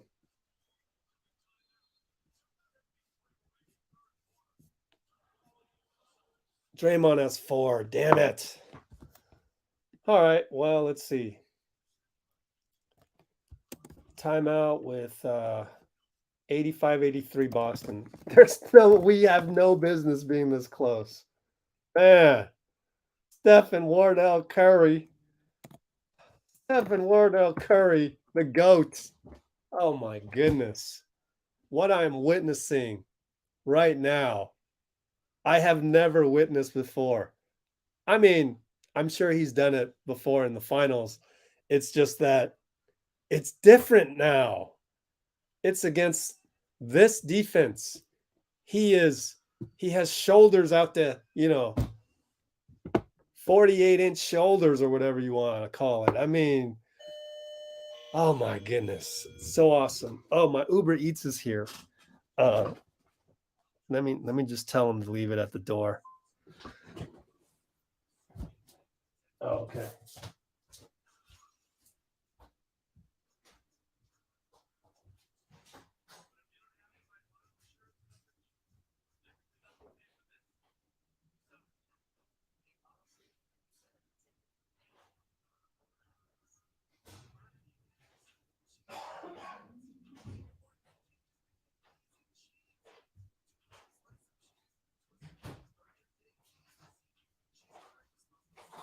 All right, guys. I just got my favorite underdogs. Oh man, that's what we are today, underdogs. We were literally, I think, 3.5 point underdogs. Oh my goodness. Just Kimberly Moody, what's up? Long time no see. Oh man.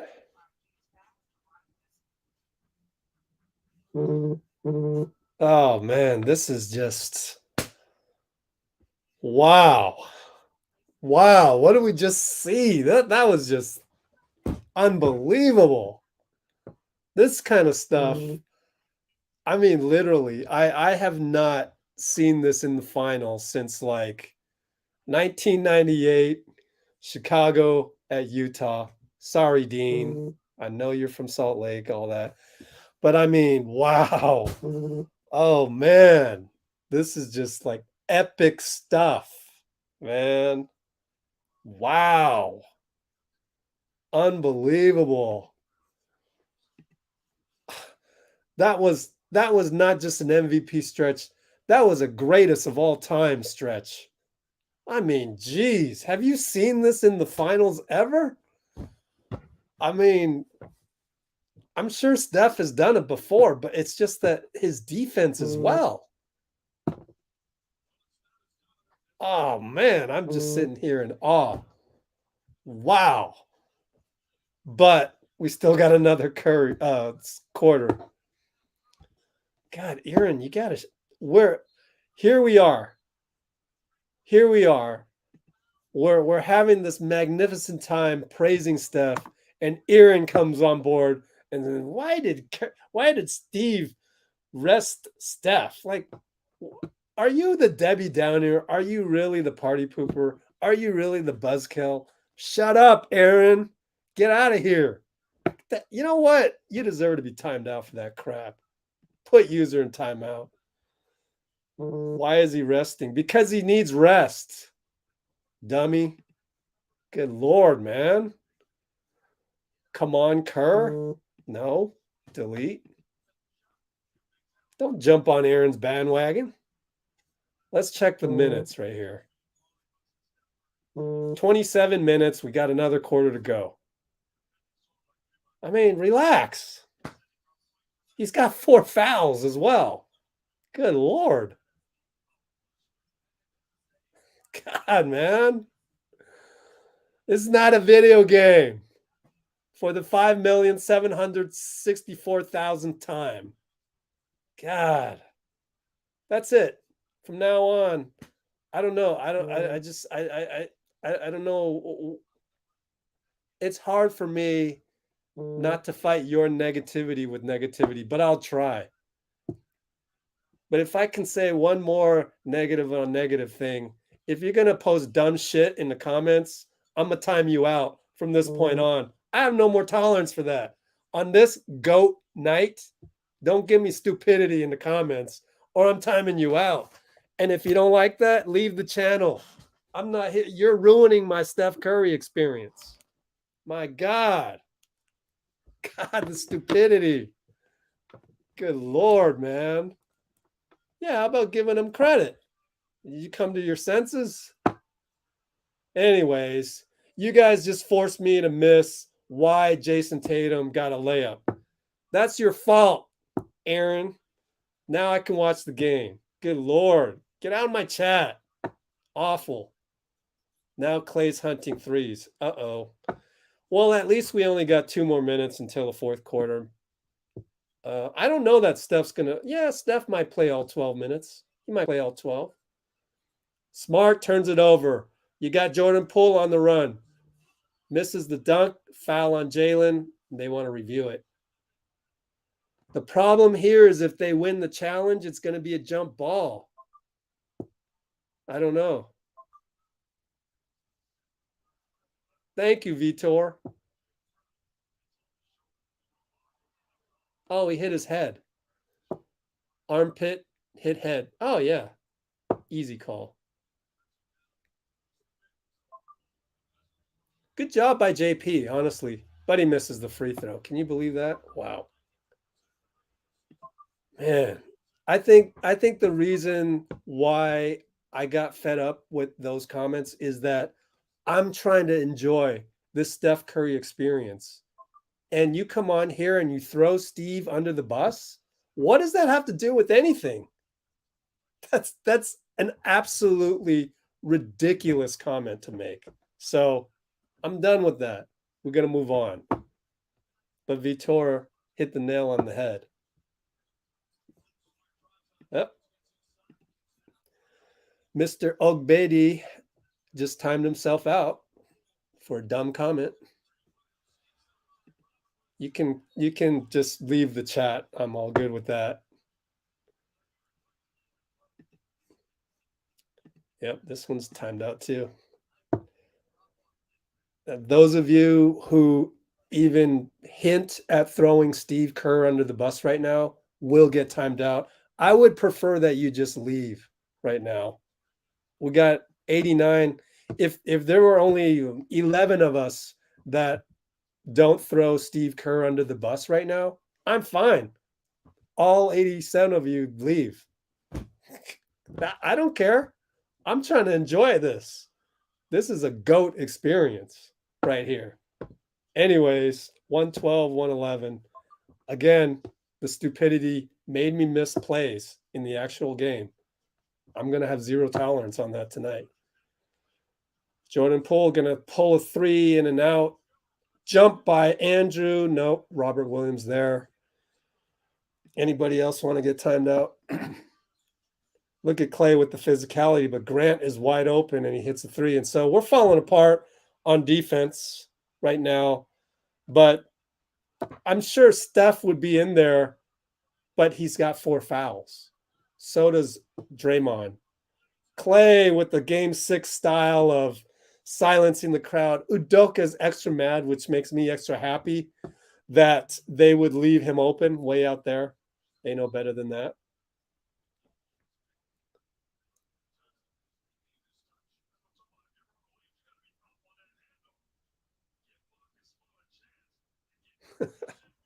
Appreciate you, Vitor. Oh, Jason Tatum pull up? Hell no. Missed it. Wiggs was all over it. Might have been late shot clock. Might have been a 2-for-1. I think he was trying for the 2-for-1. 4.5-second differential. Jordan Poole, our favorite guy other than Steph, to end the quarter. Here comes Klay.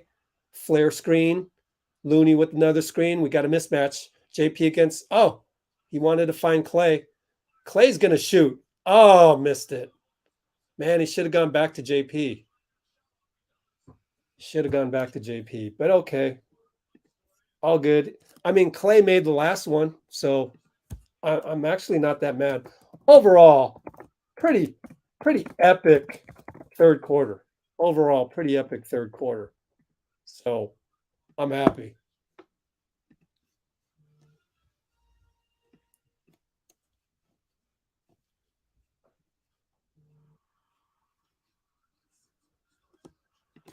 Can't be mad at that third quarter.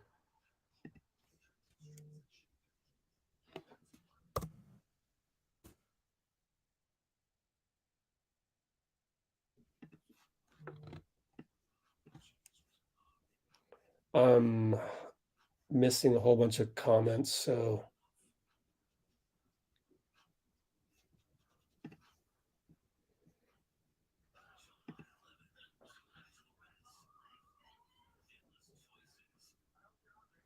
there we go.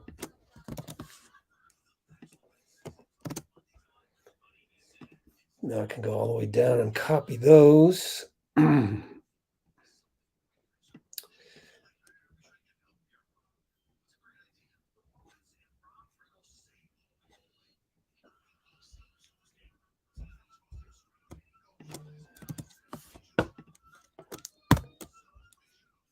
Okay, caught up on the comments.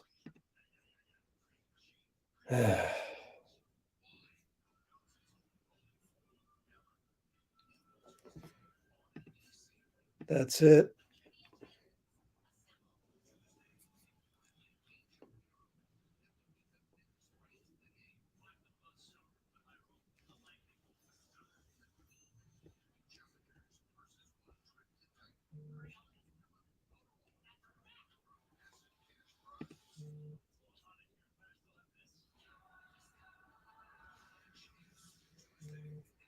Is that one of the first time that Steph got that landing foul? It's been a long time, and the rule didn't exist the last time he was in the finals. So probably, yeah, you're probably right.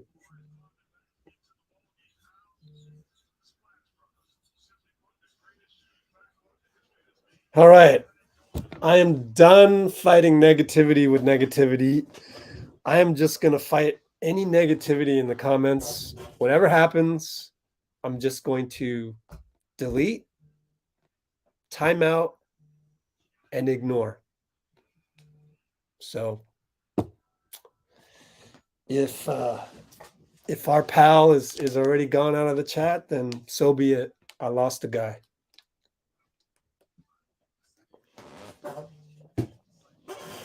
The sad thing is that person has been in our chat millions of times, and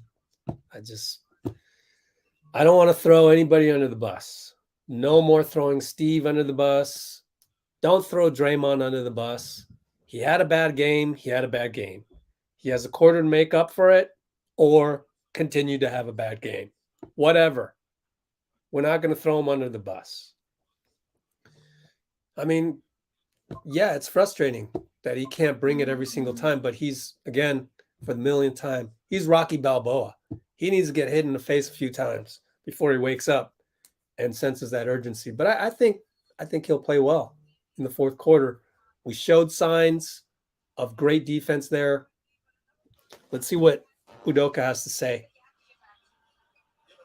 Steph's back in. So he's still mad about that Klay 3. Jordan Poole attacks, travels. Oh, gosh. Young fella. I mean, all of you guys that get so mad at Damian Lee, you should get equally mad at Jordan Poole when he does turnovers like that. It happens. It's part of his makeup as a 22-year-old. What can you do? GP up there, Wiggs. I mean, you could just hope that he doesn't do that in clutch time. Jason Tatum got Andrew off his feet there. That's a good play. I can't be mad at Andrew for that. He got him. 4 fouls on Andrew, though. So we are in some foul trouble tonight.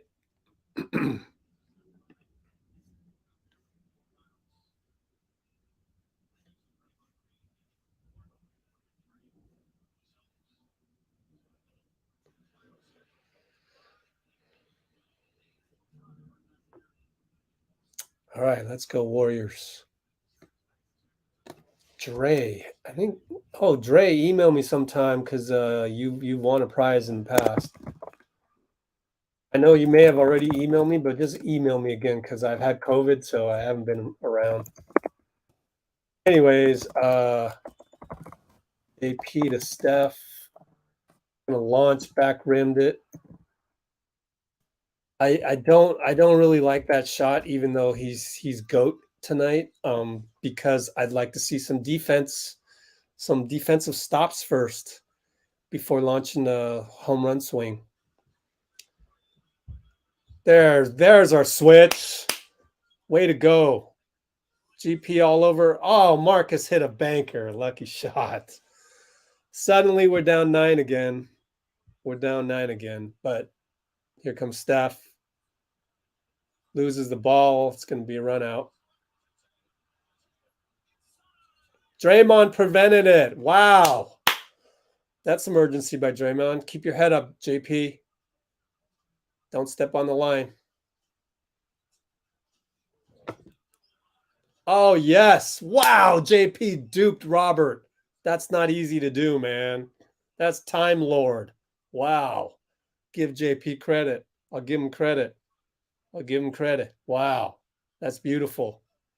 Grant. There, we're doing the hedge now. Get back, JP. Get back. He gets back. Pritchard ain't going nowhere on Steph. Hell no. Back out to Jason. Throws it away. Oh, Williams. No, Marcus. Damn it. Grant gets the rebound. Foul on GP. Are you kidding? I think that's second team foul.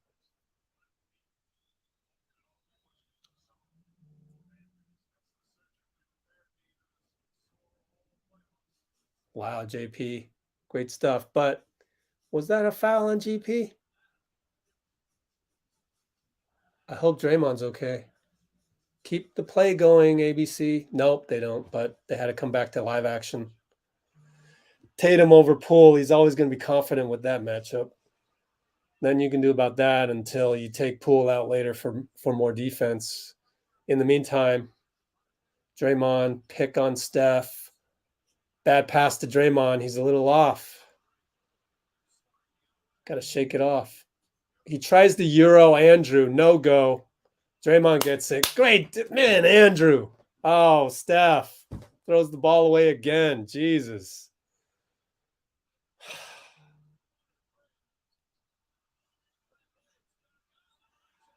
Two points for Grant Williams on the putback.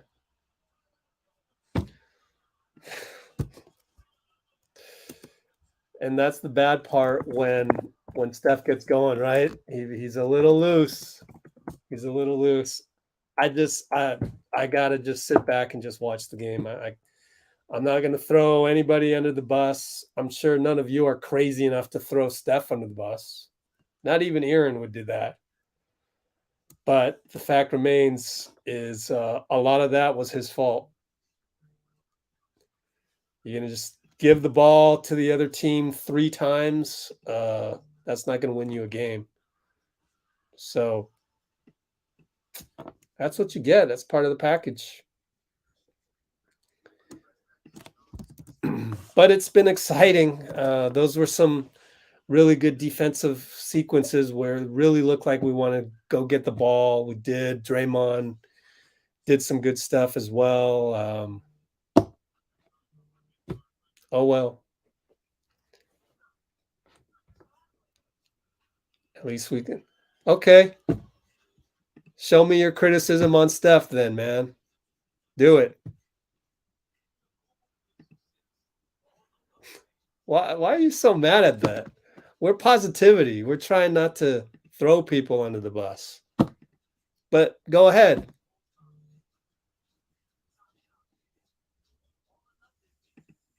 I'm waiting. Hello. I'm waiting for you. I hate to use negativity on negativity.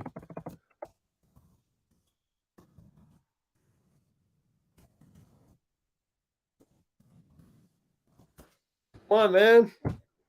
Where are you? You want to come on the StreamYard? Man, you actually won a prize on this channel. I don't understand how. Were you comment? Did I misinterpret your comment? I don't understand you. What throwing the bus? Can we at least criticize the guys, man? No. I mean, there's a difference between criticizing and throwing people under the bus. Like, you got to understand that. So, what did I do wrong? Tell me what I did wrong, sir. Come on. I don't have much time here. We're going to come back to live ball pretty soon.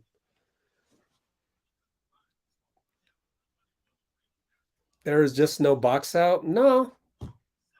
My guy. We are down right now by how many points? We are down 11 because 6 or 7 of those points can be attributed to careless passes by Steph Curry. Okay? It's not box out. No. So I'm going to go delete that comment because that's incorrect. We're not boxing out. That's not true. That's not true at all. We're actually playing pretty good defense. But when you throw the ball to them and they're coming downhill on us, you can't blame box outs at that point. All right, we're back. Man, tonight's commenting is maybe 80%. You guys get a B. It's not that good tonight. Steph gets blocked by Robert again. They want a goaltend, but I've said this now for 2 games and 3 quarters. You got to know Robert Williams is coming, and you got to get that shot up before you think he's coming. So when are we going to learn that? I don't know. Maybe by game 4. I hope. But it's not something we do well. Otto out to Wiggins. He hits a 3. Man, Wiggins is a bona fide NBA playoff player, man. Bona fide. Wow, he's so good. All right, so Jason against Andrew, right side. You going to burn this much clock? Go ahead. Burn it. We're down 8. He's going to pull up, isn't he? Tries to go right. Klay's there, and he gets the layup. I almost think Klay shouldn't be there. Interestingly enough, it was good help, but I don't think he should be there. Just leave him with Wiggs. Steph against Otto. They're going to finally call a foul on Smart.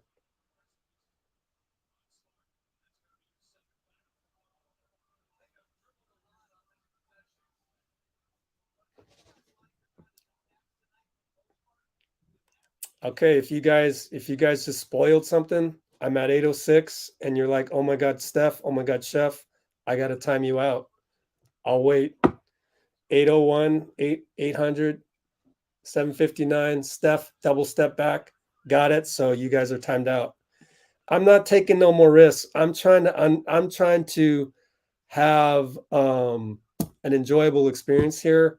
You guys got to understand that. You're late to the stream. I've already timed people out for spoiling. Don't do that, man. That's wrong. 7:38, 7:37. Jalen from 3, no good. Wiggins jumps, gets the ball, turns the ball over. Wow.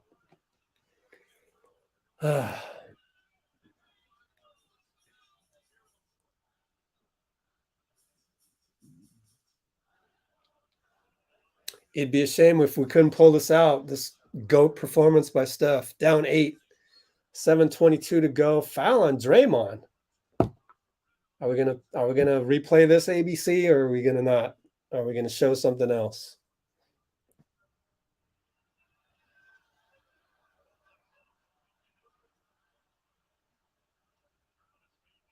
I think you might want to. That's his 5th. Maybe you wait till the 6th. I don't think you can review that right now because it's only worth a free throw. He might even miss one of these. That's a ticky-tack foul. If you're going to call that, and sure enough, ball don't lie. If you're going to call that, call someone Steph on the other end, man.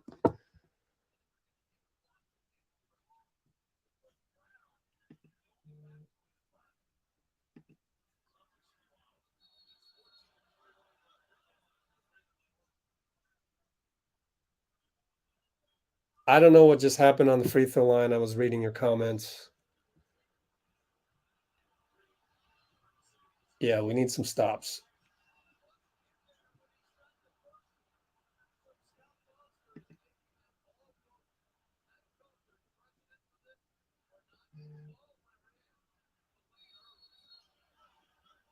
You got to have 3 and 2 in. Yeah. That's why the ref stopped it. But then now, whatever. I'm not going to nitpick that, but that should not happen. Like I don't know what the ref is thinking. You got to have 3 and 2 in there always. Part of the rule book. Klay hunts a 3. What are we doing?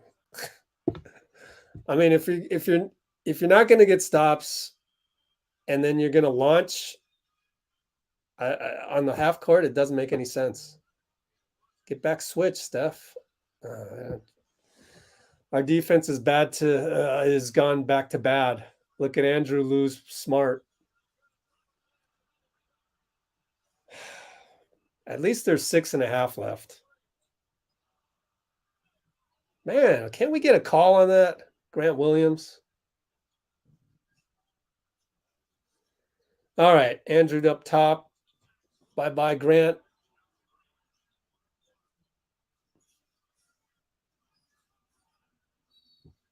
Oh, luckily we got a foul call.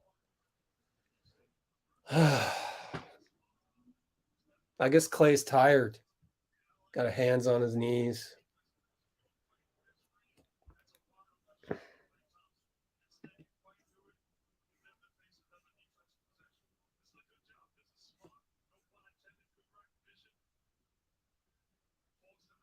How many fouls on Marcus? Only 3? Jesus. We're hunting 3s. I look up and Klay's shooting a 3. Just don't deserve to win this.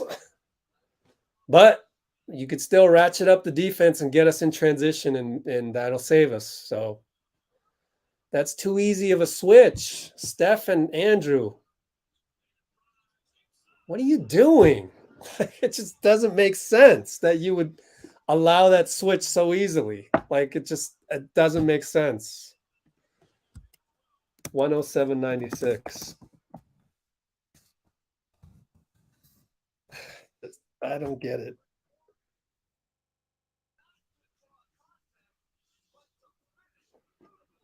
Bye-bye, Aaron.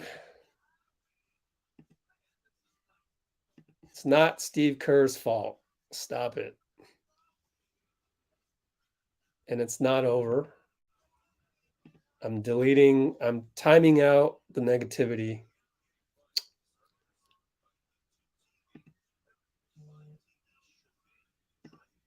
Timing out a lot of you guys. A lot of you are weak. A lot of you are weak. I don't even need to name names. Look at all the cowards out here throwing Klay under the bus. There's one thing to say, man, that's a bad shot. But to call somebody trash? You're a weak human being when you do that, honestly. So, I mean, why can't you say something like this? Don't force it. Come on. He didn't throw anybody under the bus. Good on you, SC. All these cowards out there trying to bully people when they're down. Oh, I want to bully Klay right now. Let me say he's trash. Wow, so weak. Are you really like that in real life? Or I would hope that you only do that on free social media apps where there's no accountability. Like, do you say that to your friends? Do you say that to your family when they make a mistake? Oh, you're trash. I hope not. That'd be embarrassing. Be a better human being, man. Try to say what you say on social media as you would a human being. That takes guts.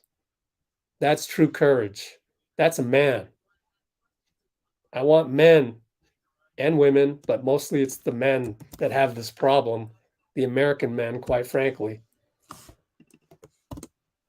that they just go on social media thinking they can just say anything because, oh, I'm in my feelings. And, it's amazing that women know not to do that in real life because society has demanded that makes them less of human beings. But then what about the flip side? When men do that on social media, why don't they get the scrutiny of society? They ought to. But anyway, bye-bye. It's a wrap. This game is a wrap with 5:51 to go. Okay.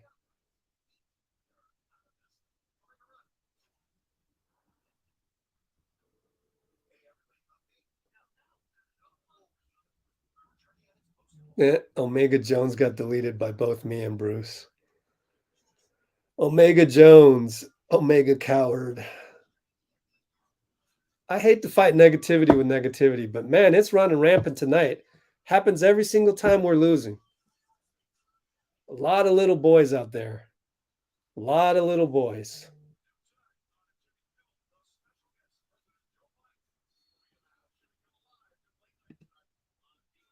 Some people are incapable of looking at the bright side of things. Vitor is not one of those weak people. Vitor has heart.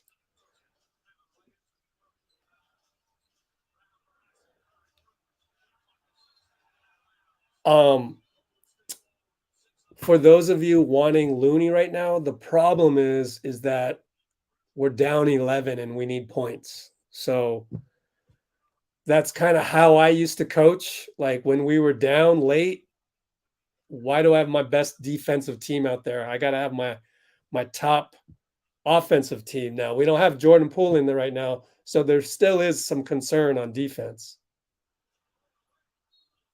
That should have been a foul holding Klay. I mean, this has been inconsistent.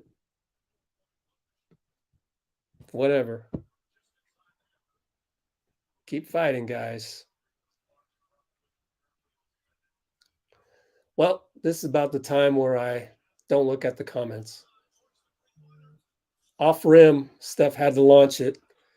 Jason Tatum downhill again. Smart wasn't going to shoot that. Please don't switch unless Andrew gets back on Tatum. But Steph, stay on Marcus. We got this. That's the part I don't like about our defensive philosophy. I don't like this. I don't like it, Steph. But it's probably not Steph. I think it's our defensive philosophy.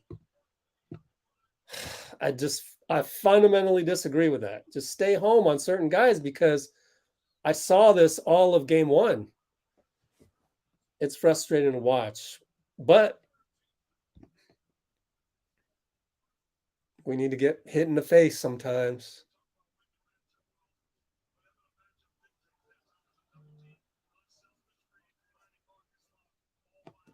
I literally said, don't leave Marcus Smart. Steph left him. I think he's just executing the game plan.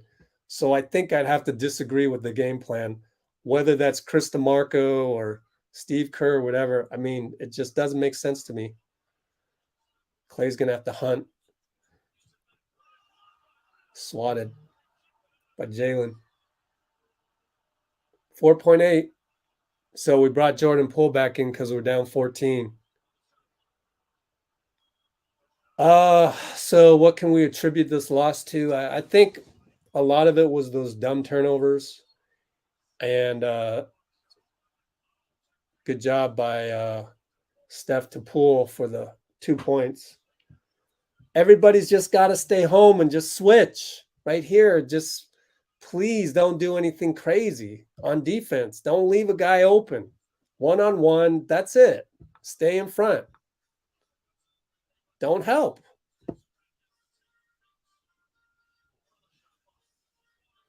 Let Jason do that fancy dance stuff.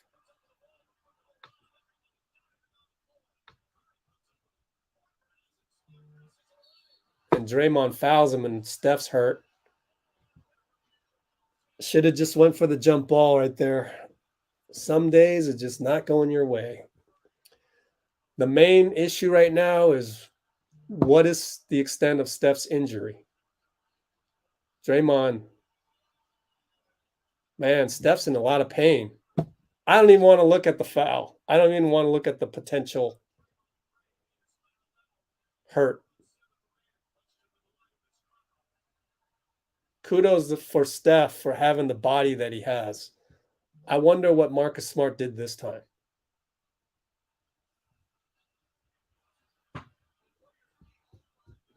Horford's got his leg pinned. Jesus, man.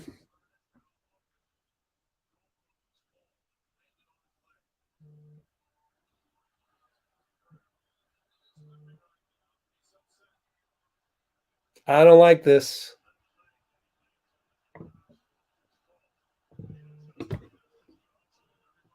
It's Horford all got his leg pinned. Just don't replay that anymore. I can't watch that anymore. It is what it is, and we'll see what the problem's going to be. We'll see the MRI later. Don't get a T, Dre. This is not worth it right now. Probably it's not worth it. Not worth it right now. We are now down 12 with 4:07. Andre comes in for Draymond.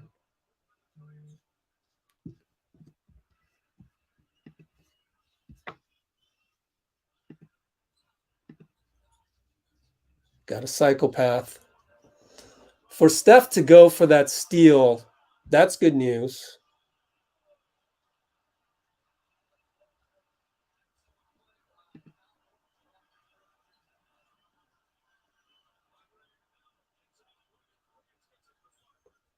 Well, that three had to drop for us to have a chance. So I think you might be right. Might be time to pull the guys. But we get a steal. Wiggins going to get a run-out dunk. So we're down 10. No, we're down 12.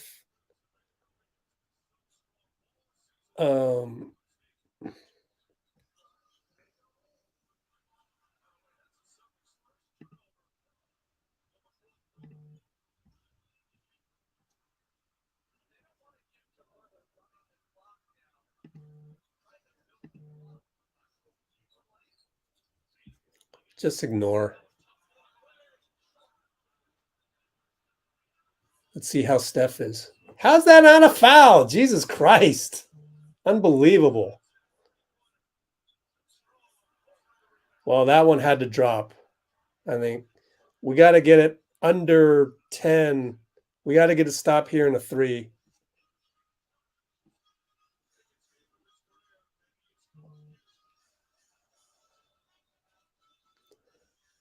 Good job by JP. He's playing better defense. I'll give him that. Steph stayed in front of Marcus. I think he got the wind knocked out of him, so I think it's unrelated to that.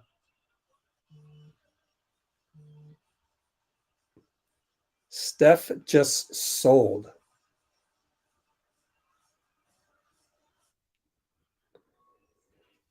We'll see what happens, but I hope that was just getting the wind knocked out of him on that drive by Marcus.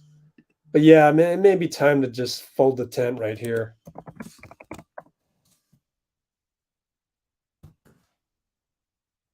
I think the game was lost in the first quarter when we just didn't have urgency.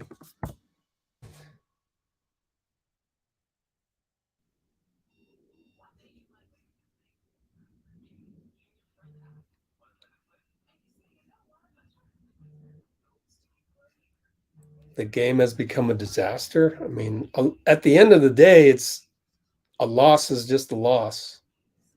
Still one loss.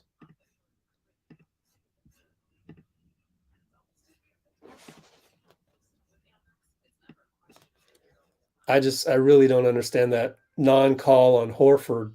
He's all over him. It's going to be rather tough to find a winning comment tonight, I think. I might just have to go down the list manually. I'm glad the positive people like Vitor and Amy and so on and so forth, Dean. I hope that I thought you guys did a good job of maintaining decency in the comments. So yeah, we pulled our starters. It's going to take a miracle at this point. JP throws it away, and there goes your game.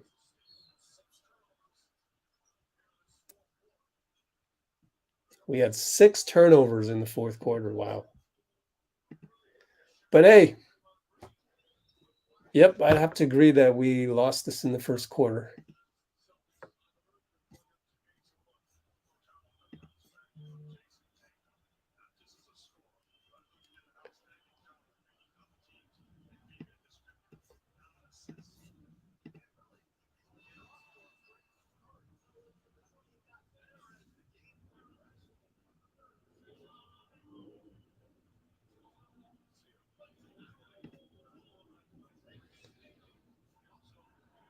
Yep, Vitor doing what he can. It's hard not to fight negativity with negativity. But anyways.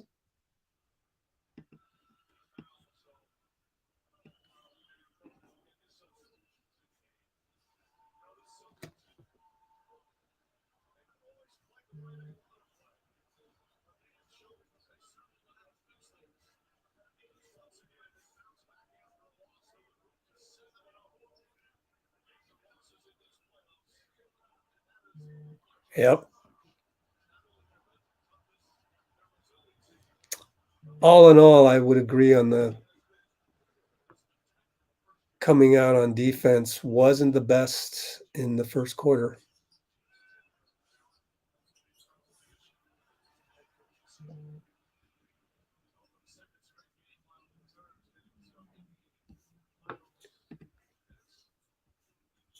Slow starts have been the story of our playoffs for sure.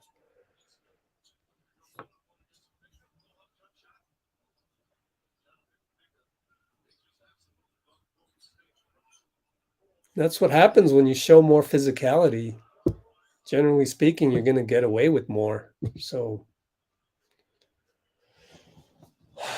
Jeff, I disagree. The fourth quarter wasn't really what killed us. It was mostly the first quarter. But yeah, when you're going to throw the ball away 6 times in the fourth quarter, then that is a problem.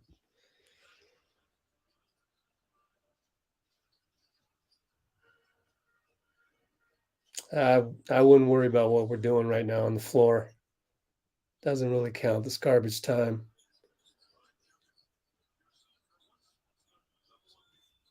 Yep, I think we see what Aaron's here again. Very, very amateur type stuff. The way that Aaron comments is very akin to any random section of Twitter, and I demand more of you on this channel. Like you comment in a very kindergarten level, as it were, with things like Warriors Twitter. You sound really, really young on here, and most of us on here are pretty seasoned. You're not fitting in well here. You might fit better in that space of immaturity called Warriors Twitter. Just go there and you'll get 50 likes every single time you comment what you comment on here. You might have a better time, but I'm asking you to leave. I'm tired of it. So either you bring better comments on here with more maturity and less of people throwing other people under the bus, less of the sharp criticism, and how about a positive comment every now and then? If you'd only do that to balance out your negativity, that would save you. But other than that, I would like you to leave and just not come back. Or if you're going to comment again on here, you better put some positivity into it, because I'm tired of it. I mean, how many losses are we going to have to go through for us to keep hearing from you all this off the cuff Warriors Twitter type commenting? I demand more of you on this channel. So if you're not going to bring it, I'm cutting you.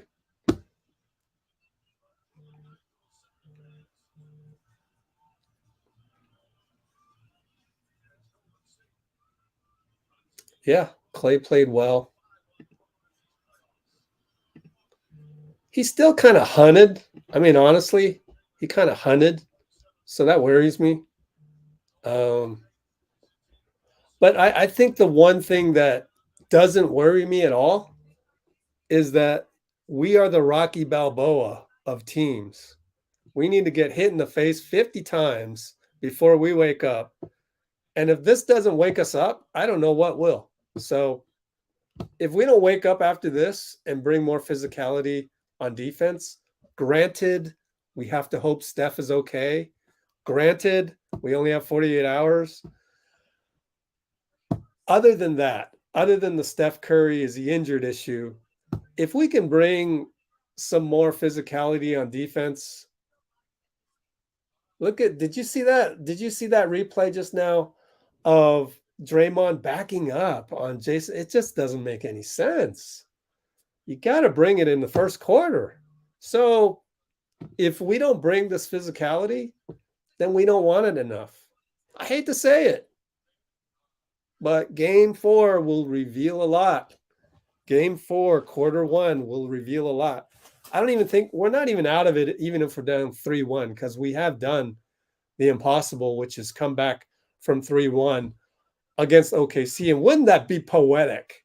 Wouldn't that be poetic if we were actually down 3-1 to Boston and we won it 4-3?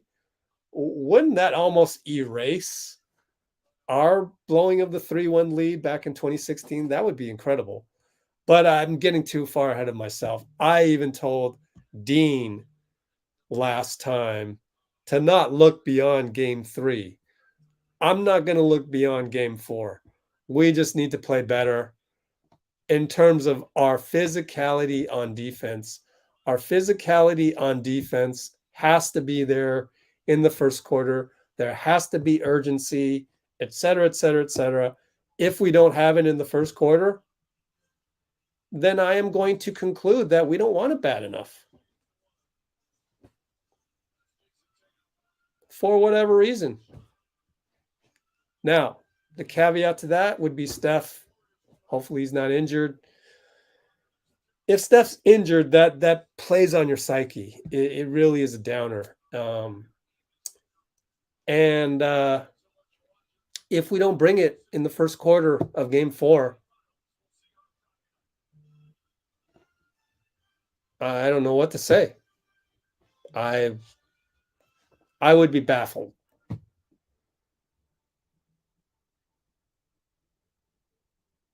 It would almost be like,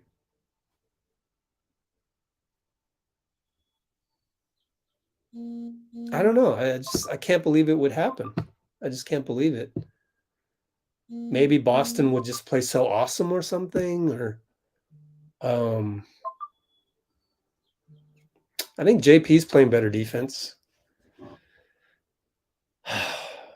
So my concern would be that Steph's not 100% on defense. We'll see. We'll see. The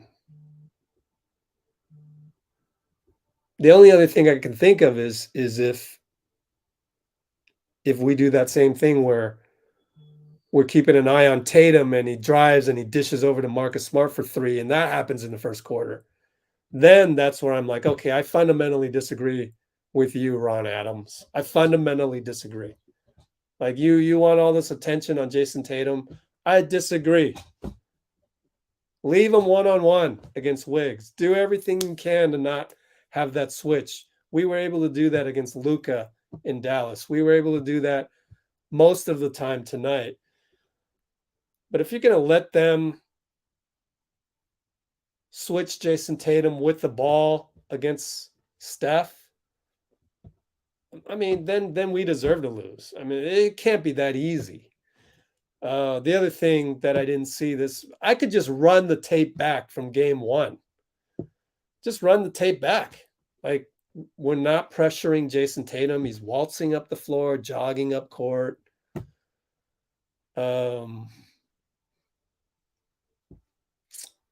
Yeah, maybe an adjustment is maybe play Looney more. Say to hell with it. We're down 11. I'm playing Looney because we will hit singles if we play Looney, and we will get stops. So maybe there's that. So is there any blame you can put on Steve Kerr tonight? Possibly.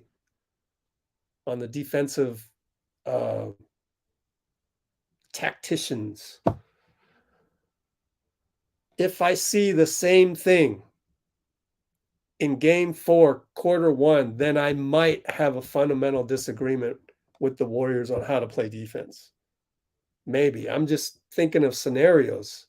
I'm not sure. I know Looney has been the most consistent defensive player on the team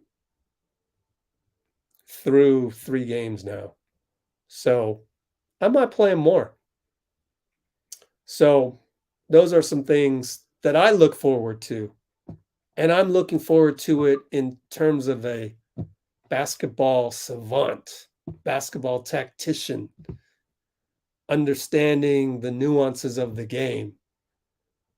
Because if the simple fix isn't just to have more urgency, which we didn't have, if we have urgency and we're still taking a punch in the mouth in the first quarter of game 4, then I have to wonder about the actual game plan. I might actually disagree with Chris DeMarco. I mean, honestly, it's Chris DeMarco. It comes from Chris DeMarco.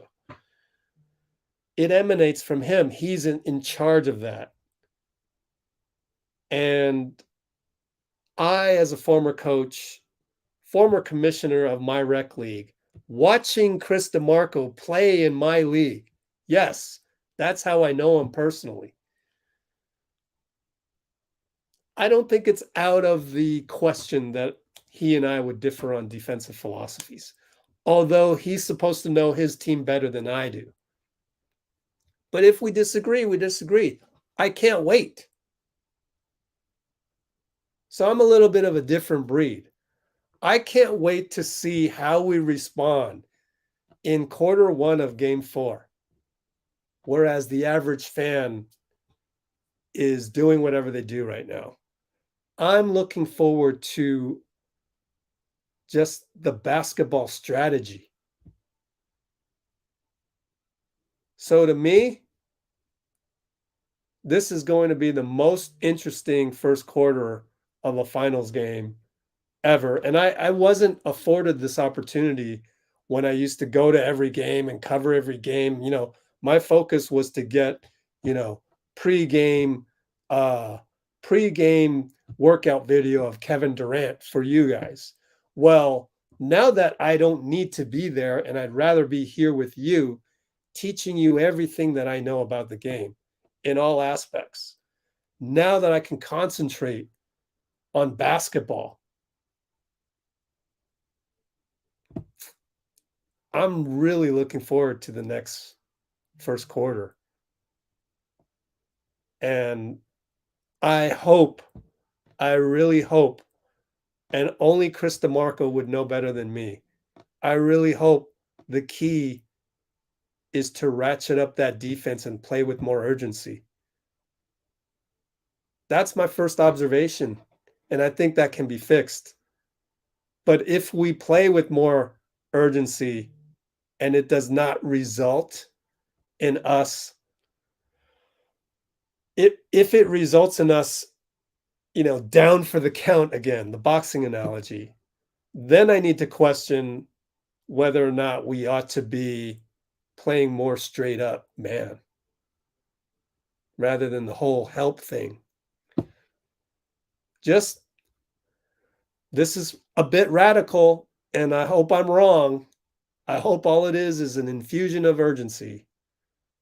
But if we're down for the count, then maybe it's time we treat the Celtics as 5 faceless opponents, all of whom can score. And you just switch everything and you do that. I don't know. We'll see. All right. It's time to go to the post-game Zoom call, which I might be late on because I went on that diatribe. So let's see what we can muster. Okay, nobody there yet. Gives me a chance to use the restroom. So thank you for listening to my diatribe. I will set this up now for you to watch the post game. I'll be right back. Got to use the restroom.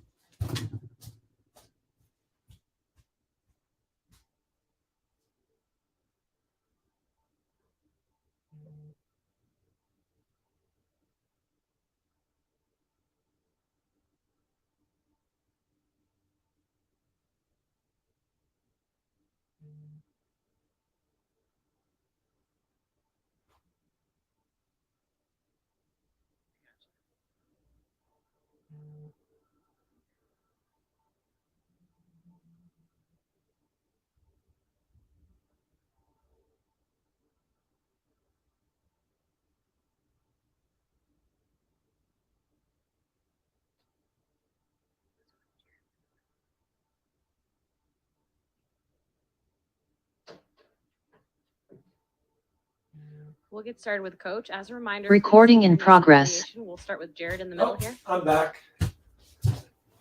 Damn it. Jared Greenberg, NBA TV. Coach, was there an injury to Steph Curry that forced him out of the game? No. You mean when they dove on the floor for the jump ball? Yeah. I kept him in the game. Right, and then you took him out at the 2 I minute took him mark. out with 2 minutes left because we were down by 14 points. So No concern for Steph moving forward. I didn't say that. The injury didn't force him out of the game, but I took him out down 14 with 2 minutes left because we weren't going to catch up. We'll know more tomorrow. Tim here in the middle. They were clearly hunting Steph a little bit in this game. Was the foul trouble part of that, or did he get foul trouble and then do you think they started hunting? And how did you think that relationship happened with him out there? Yeah, I mean, that's not a surprise. They're going to put him in pick and roll. They're going to put a few of our guys in pick and roll, try to, make us guard. Steph picked up a couple of unfortunate ones early, but I didn't think the foul trouble really affected the game. We just kept him out there. And I don't know, did he finish with 4 fouls? So he played through it really well. He guarded like crazy, and obviously, his shot making was incredible in that third quarter. Allowed us to take the lead, but we didn't have enough in the fourth. Monty up front. Yeah, Steve, what do you think of the energy levels? It seems like, they pretty much own the glass and got a lot of 50-50 balls. Did you think that was an energy? I thought the offensive rebounds were just a killer. I think they had like 20-something second chance points. And that was really the difference in the game. We made several stops, especially in the second half, where we had a chance to, cut into the lead or make a little push, and they got offensive boards. So those were tough. Mark on the left. Mark Spears, ESPN's Landscape. Coach, can you just talk about Draymond's struggles tonight, just not overall, and just how the crowd reacted to him? Yeah, he had a tough game, but I trust Draymond as much as I trust anybody. He's always bounces back, from losses and from tough nights individually, and he'll be back on Friday. I'm sorry? Your thoughts on the crowd's response to him all night? On the crowd's response to Draymond? Classy, very classy. Next question on the left.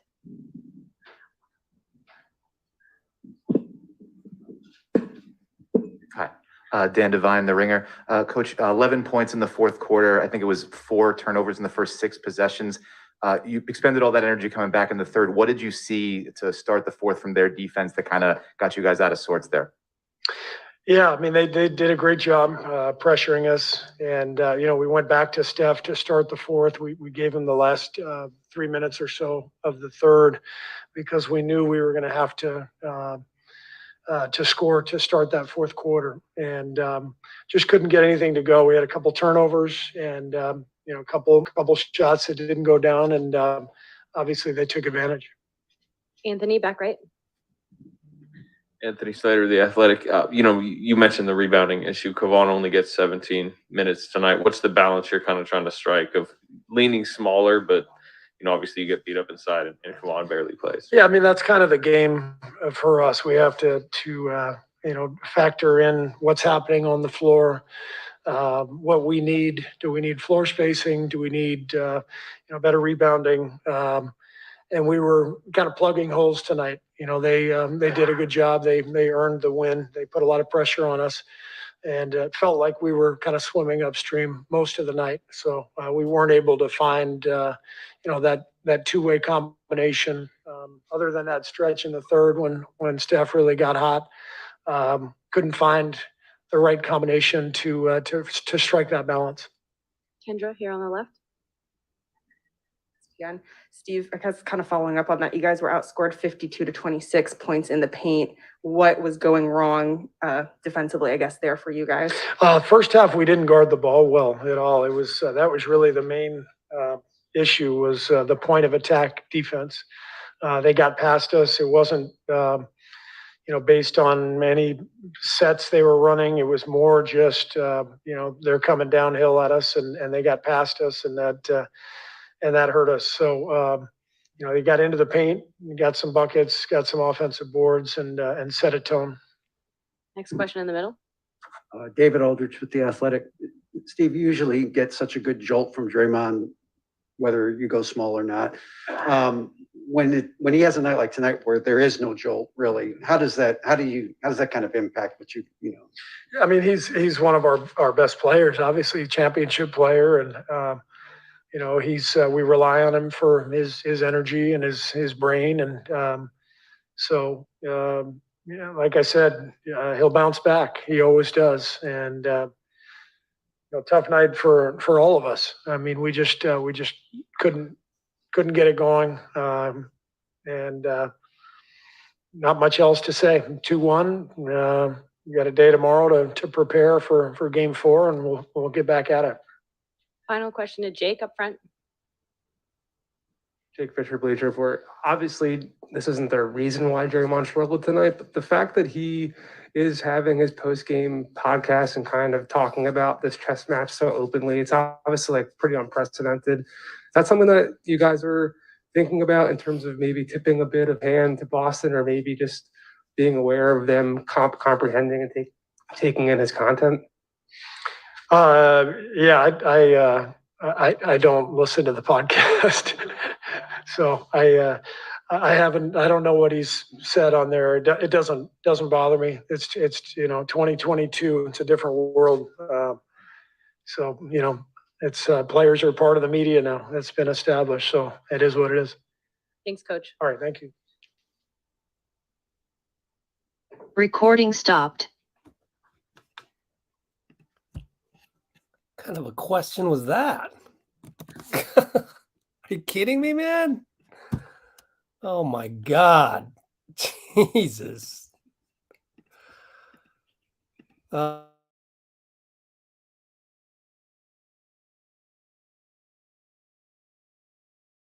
You know, I haven't met anybody that writes for Bleacher Report that I'm all like, excited about.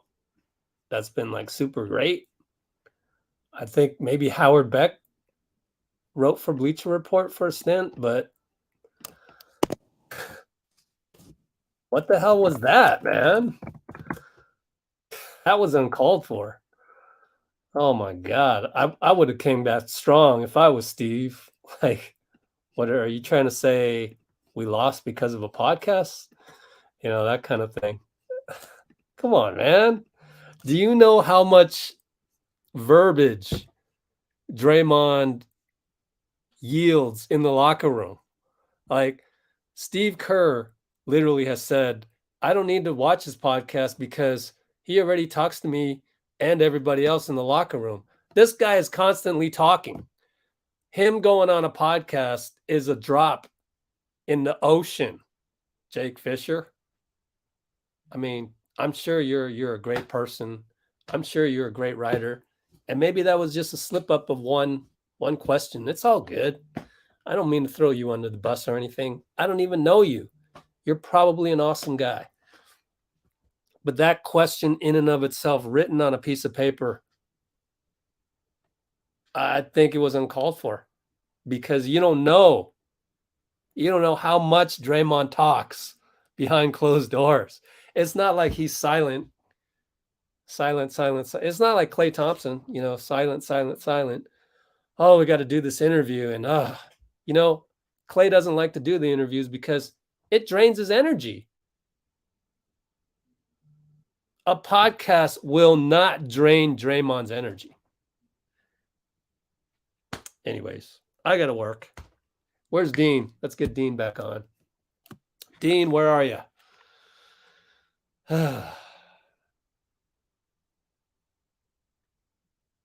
Text Dean real quick. Oh, man.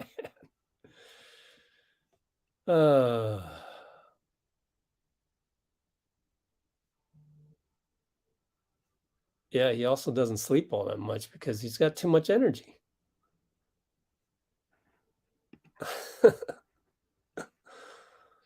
Yay. What else?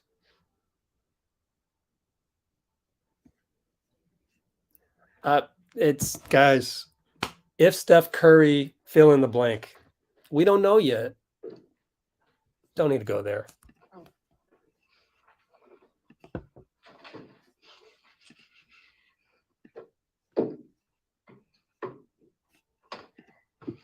Recording in progress. Started with Draymond, Maddie here on the left. Maddie from the Mercury News. Just what was your reaction to the crowd's chants that were directed to you throughout the game? No, they're just talking. It's not really my job to react to them. So they did what I expected. Marcus, back right. Marcus Thompson, the Athletic. Draymond, how do you feel you played? Like shit. What was the difference this game? Just think I never found a rhythm. Really on both ends of the floor. So not enough force, but just got to find the rhythm quicker. Anthony on the right. The Athletic. They had 15 offensive rebounds. You guys have protected the glass really well, pretty much all playoffs. What do you think was the issue on the glass? Yeah, I think that's just a force thing. Then once you get comfortable, you establish that presence, then the ball just kind of finds you. You start to get the bounces and the breaks. So just got to start the game off better. Jake up front. Jake Fisher, Bleacher Report. Draymond, I'm not saying it's why you struggled tonight by any means, but I found listening to your podcast recaps the last couple of games pretty interesting. Are you conscious at all of what you're saying about the X's and O's, the game plans, the adjustments could be making their way back to Boston staffers and influencing their decision making at all? No. I don't say much different on the podcast than I say to you right here. So, nah. What's the X's and O's that I said on the podcast? You all right? Yeah, actually, the only real thing I noticed that like really stood out, you talked about how to cover White, Smart, and Horford differently between games 1 and 2. That was really only. Oh, yeah, that was just contesting shots. If that's X's and O's, then you're reaching for something. It's all good, though. Keep going. Reaching heavy. The only thing, you find that they are taking X's and O's away from your podcast. Well, the only thing you said is White, Smart, and Horford. I'm not trying to blow it up. I mean, you went for it, but hey, respect. Appreciate the podcast promo you just gave me, though. The Draymond Green show. You next time just mention it that way. You got it. All right, bet. Monty in the middle here. Draymond, what most disappointed you about the way you guys played tonight and yourself? I was soft. That's what was most disappointing to me for us. Monty, how much X's and O's you get from the podcast? Clearly, this guy, hey, I don't know, man. Maybe that's the IQ level over this way. Shit. Respect. You got something else, Monty? I'm sorry, I didn't mean to cut you off.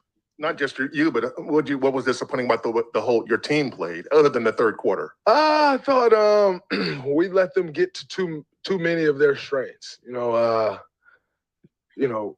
We like to play by the term making them play left-handed, and I don't think we did that tonight. So, Jake Fisher, just an FYI, that's like a reference to something, making somebody play left hand. That's not really X's and O's, like literally make them drive left. But we like to make teams play left hand, and we didn't do that tonight, and that starts with me. And when you allow a team to get comfortable, especially in front of their home crowd, then it's tough. And we battled back. We took the lead for a minute, but if it's a game and you go on that run, it's a different story. So we'll be better. I'll be better. Come out, win game 4. Go back home 2-2. CJ on the left. CJ Holmes, San Francisco Chronicle. Dre, you got to play better, right? But heading into game 4, what are some adjustments that that you have to make personally? I think it's just my approach to the game. I approach the game differently. Everything else falls in play. There's no big X and O adjustment in the NBA Finals. You know what they do. They know what you do. Now who's going to go play with the more force to win the game? They did that tonight. We got to come out and do that on Friday. Kendra here on the left. Kendra Andrews, ESPN. I guess maybe it's not about X's and O's, but what went wrong when it came to the rebounding battle and then allowing their points in the paint? Well, I think when you're putting constant pressure on the rim, then the rebound patterns are messed up. You're rotating, you're coming in. And so goes back to our point of attack defense. And that starts with me. If we control the point of attack, it puts you in a better position overall on the court. And so, and then like I said, you allow them to get a few, then you just start to get the bounces and, things start to go your way. So I think it's not just a rebound specific. It's our defense as a whole. And when your defense as a whole is good, then it makes it a lot easier to rebound. Matt, second row.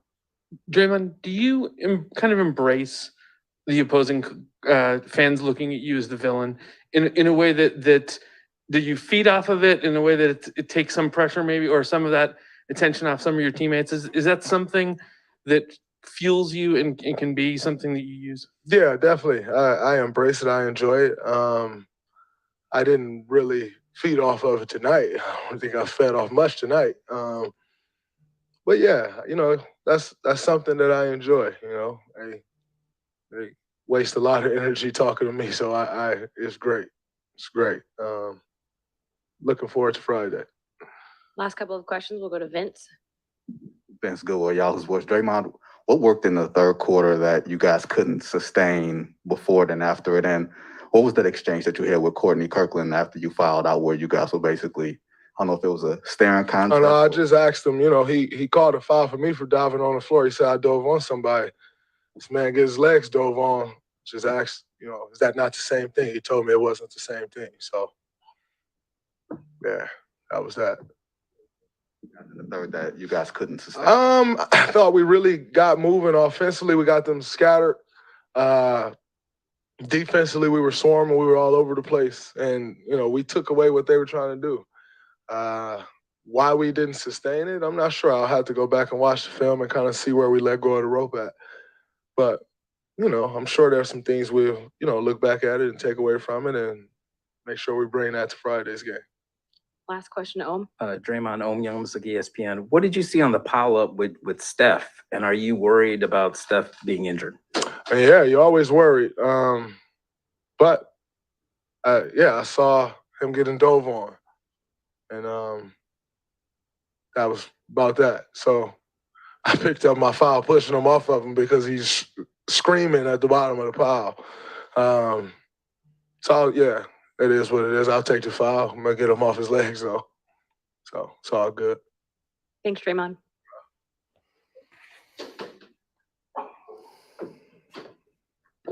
Recording stopped. Are you guys as worried as I am? Him saying he heard Steph screaming. Good Lord, man. I don't like that. I'm super worried. Super duper worried. Damn. At this Poole point, is going to be our fifth, so we have Klay, Steph, Wiggins, and Poole on the way. At this point, I'm just hoping it's the ankle rather than the knee. You know what I'm saying? It's like the other day, Steph's last.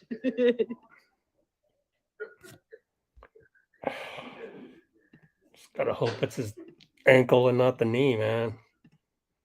Because he can handle ankle injuries. The knee is something else.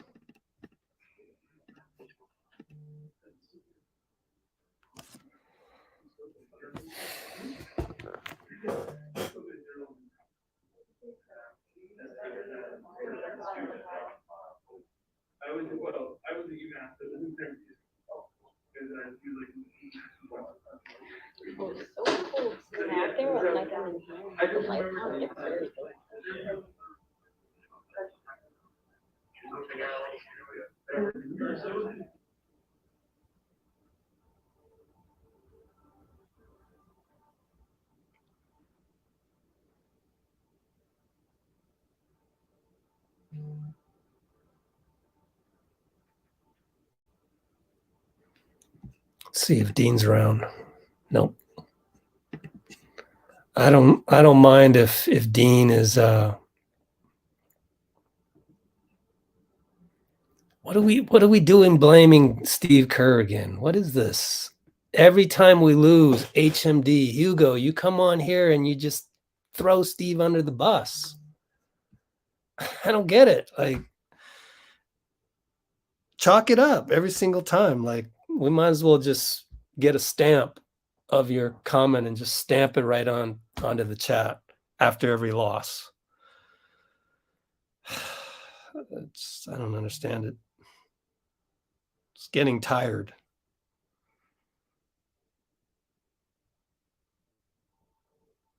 We're a finesse team.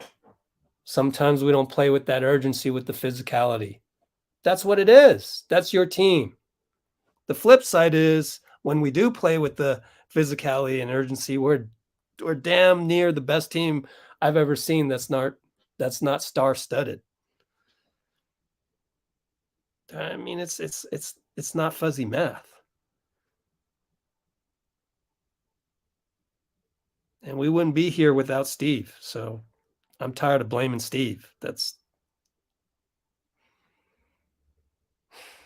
He's doing quick update. the Looney's best with what he's replacing got. Poole. He's doing the best with what he's got. And we're not going to magically have James Wiseman tomorrow.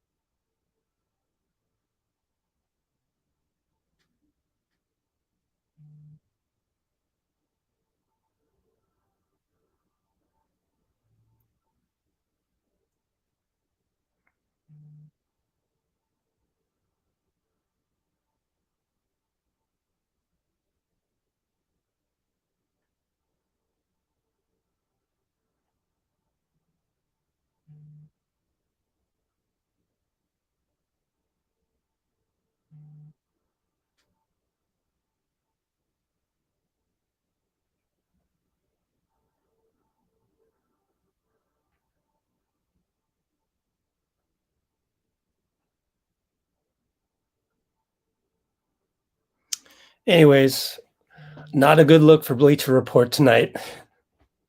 But I mean, this day has been coming. They've always been more clickbaity than anything. And that's not a knock on Jake. It's more of a knock on Bleacher Report. I mean, if you look at their history, I could give you the history of Bleacher Report, how they came about to be who they are. Well, they're owned by Turner Sports, and Turner wanted a clickbait factory. That's what billion-dollar companies do. If I was the head of Turner, I would want that. I would have bought, if I was the next Turner network, I would buy Clutch Points, and we blow that clickbait out of the water. We would make it the next Fox News. You know what I'm saying? But I'm not the CEO of Turner Sports, so I don't do that crap. I'm just saying. But you have to understand media as that's what it is. So this guy's reaching. It's a culture of reaching at Bleacher Report. I honestly can't really blame him. We got a lot of different.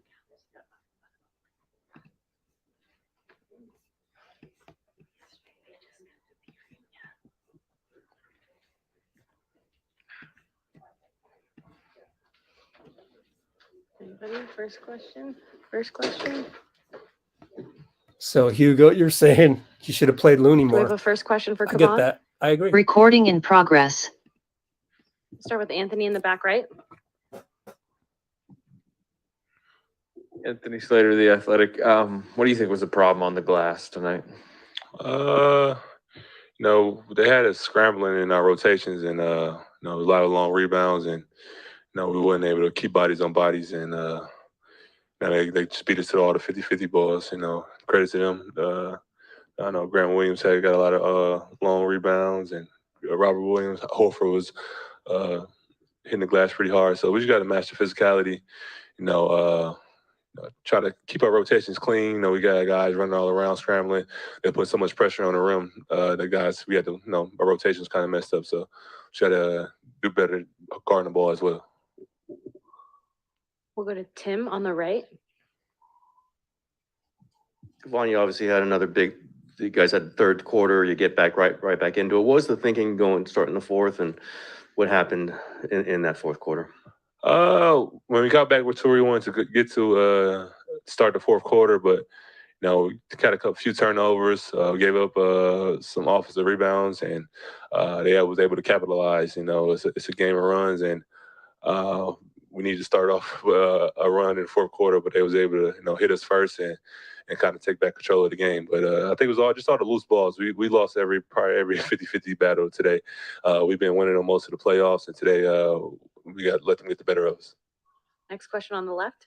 You guys were outscored in the paint, 52-26, I believe. What went wrong for you guys there tonight? I think they put a lot of pressure on the rim. Credit to them, Jaylen Brown, Tatum. They was getting to the rim. We got down pretty early, so I think we shot a lot of threes just to try to get back in it. Steph had it going from a three-point line. Klay did as well. So, but they did a good job of protecting the paint as well. Robert Williams had probably 5 or 6 blocks, and it was tough to score down there. But when you're down, we shot a lot more threes, and we was kind of settling a little bit just because we were trying to get back in the game. It kind of worked for us, and we kind of got away from getting to the rim. Any other questions for Kavon? Thank you. Recording stopped. The national media doesn't know how good Kavon is at the podium. It's a different animal when it's a national media. You get different articles. You get, it's less than regular season, honestly.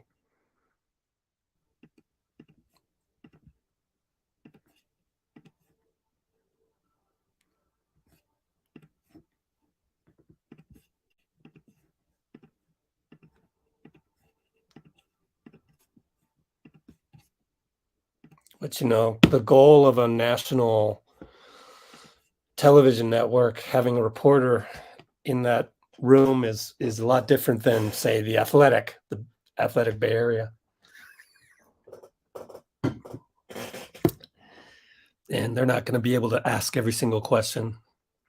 The Athletic isn't. So there she blows.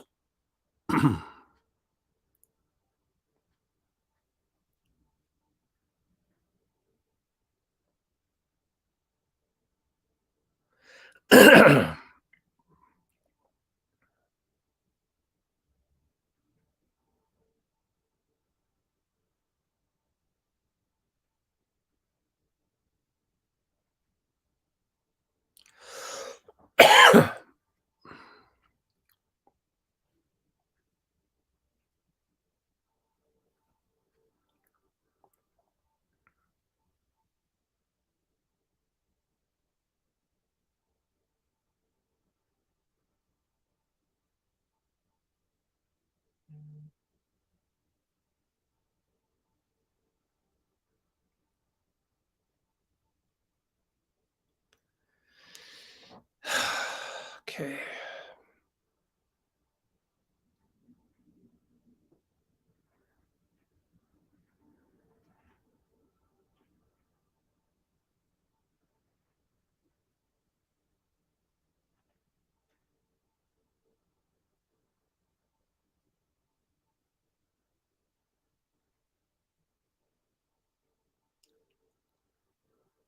Jason Tatum has assisted on 16 of Boston's 49 threes in the finals, along with 10 made threes of his own. Let's see if Dean's around. Nope. Oh, thanks for keeping the likes up. All right. Appreciate you all.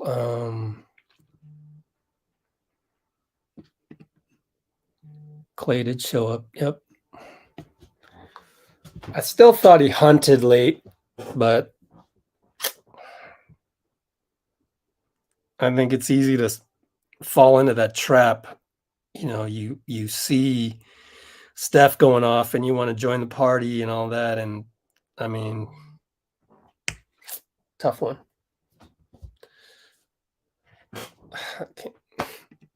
All these ifs. If this, it's over. If that, it's over. Stop it. It's just like you're spilling all your fear onto me, and that's not fair of you to do that. Stop it. Do you understand? That's what happens. We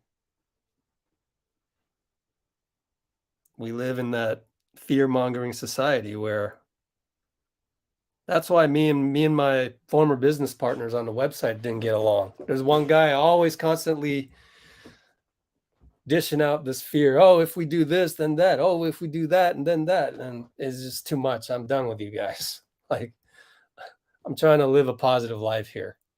You know, it's always something for you.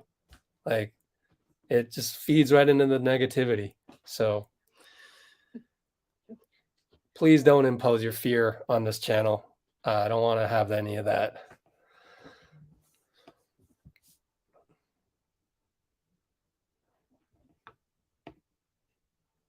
Exactly.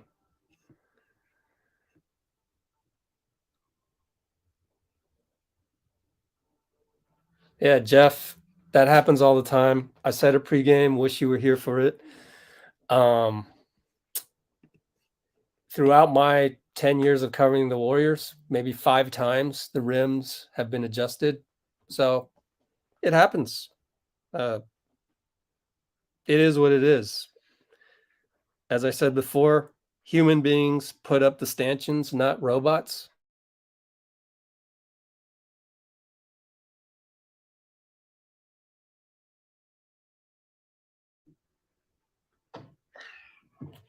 Oh, here we go. Wigs. Recording in progress. All right, we'll get started for Andrew here on the left with Maddie. Hey, Andrew, you guys had another inspired third quarter run. What is it about those 12 minutes out of that break that you guys are able to just dominate? And why do you think you guys weren't able to carry that momentum into the fourth quarter? Third quarter, we just let the game settle down, and, we come out ready. Fourth quarter, I feel like they just played harder, more physical, getting offensive rebounds. Yeah. What did Kendra up front? Andrew, what's kind of the gut reaction or initial reaction when you see Steph kind of come up from that pile up, limping, and then as he heads to the bench, she's also grabbing at his abdomen? You just hoping he's okay.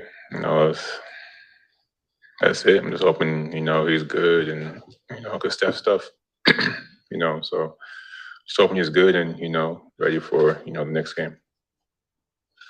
Anything else for Andrew?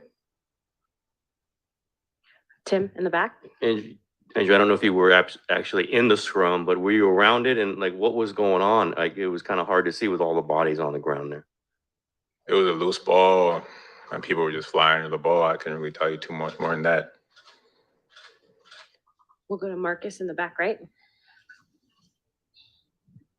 Andrew, how do you, this is Marcus Thompson, the Athletic. How do you like the looks you were able to get, especially when they're started paying more attention to Steph? I like the looks. I feel like I had a lot of open threes I just didn't make. But just gotta keep shooting with confidence, and I know it'll drop. Next question on the left. Andrew, Dan Devine from The Ringer. It seemed like they, after having a really tough time spacing the floor last game, they were able to generate more space today. Maybe even some more times where they got a runway, bring guys back to sort of half court. How were they able to do that better, and what challenges does that present for you as you try to stretch them out or defend them as they get all that space?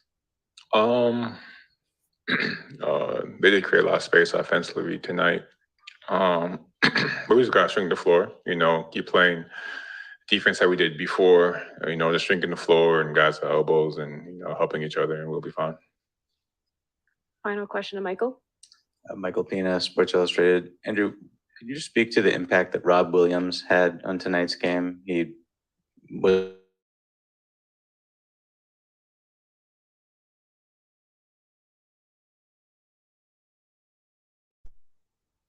Thanks. Recording stopped.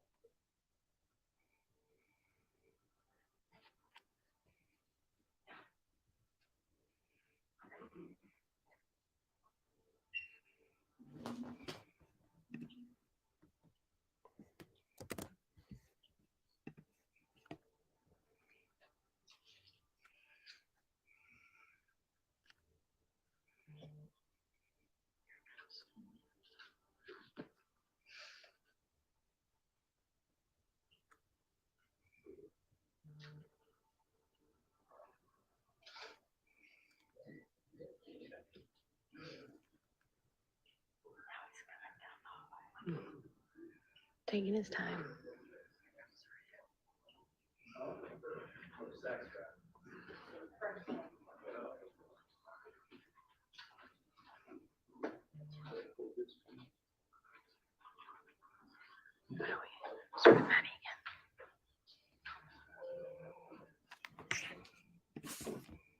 Recording in progress. First question for Klay up front on the left. Klay, you were able to kind of bounce back after the first two games of the series tonight. What was just going well for you? Didn't go well enough because we lost. I much rather would have had the result of game 2 in my performance. It doesn't matter how many shots you make, how efficient you are. Only thing that really matters is the outcome of the game. And although we let one slip away, we have a beautiful opportunity Friday to even out the series and do what we were supposed to do, and that was get one on the road. Marcus, back right. Marcus Thompson, The Athletic. Klay, what do you think you guys learned about playing against this defense that you could take into game 4? Just trusting each other and hitting the open man, and we know that how good they are at protecting the rim. So it's important this series just to make the simple pass and trust each other because we got great scoring all around. Tim on the left. Your level of concern for Steph, I guess he was hobbling around a little bit. Kind of this only got one day off. The next one, are you a little concerned there? Well, we need him if we want to win this thing, and I know Steph's going to do everything he can in his power to play. So I am really hoping he's okay because he is our identity, and without him, it will be very difficult. Dalton Johnson, NBC Sports Bay Area. Klay, you guys have outscored them by 43 points in the third quarter, but they've responded and outscored you guys by 40 in the fourth. To you, what might be the biggest reasoning there? I think we're making more shots in the third, and they're making more shots in the fourth. And I don't know. I have to watch the film, but we're not going to overreact. We've been in this situation before, getting big 2015 vibes. Kylan in the back. Hey Klay, Kylan with Cron 4 News in San Francisco. What were your impressions of the crowd and the environment tonight, and how much was that a factor in the game? It was not a factor. We played in front of rude people before, dropping F-bombs with children in the crowd. Real classy. Good job, Boston. Question on the left. Klay, Dan Devine from The Ringer. I wanted to follow up. You said that you're feeling real 2015 vibes about it. What makes you feel that way? I mean, obviously, just being 2-1 down, what similarities do you see between that Cavs series and thus far this one? Being down 2-1 and they play a similar style, a lot of one-on-one attacking downhill and spraying the court with really good shooters. So that's very similar. And they have some very good players on their team, obviously. I don't think they have a LeBron James, but they do have some All-NBA guys, obviously, in Tatum. Brown's knocking on the door with just being down 2-1 in a championship series like we've been here before, and we can rely on our experience. Last couple of questions. We'll go to Anthony back right. Anthony Slater, The Athletic. What do you think was the problem on the glass tonight?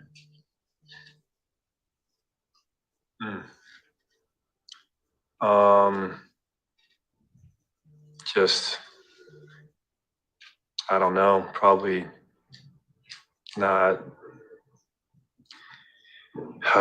boxing out. Maybe just, they did have way too many second chance points. It's hard to beat a team when that happens. And I give ourselves credit, though, for fighting back, taking the lead. It just sucks when you let one slip away like that. Last question to Connor. Connor Letourneau, San Francisco Chronicle.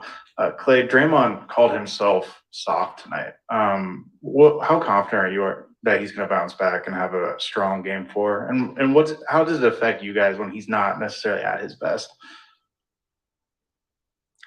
I have all the confidence in the world in Draymond Green. I consider him a brother, and we've been at the mountaintop together and played in big battles. So as long as I see him and 30 and Andre and with our young bucks, I just really think we're going to have a great night Friday night.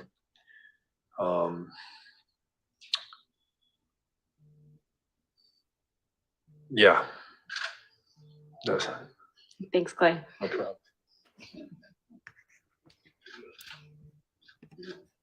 Recording stopped. So that should be it. Maybe Poole. Maybe they're going to get Poole.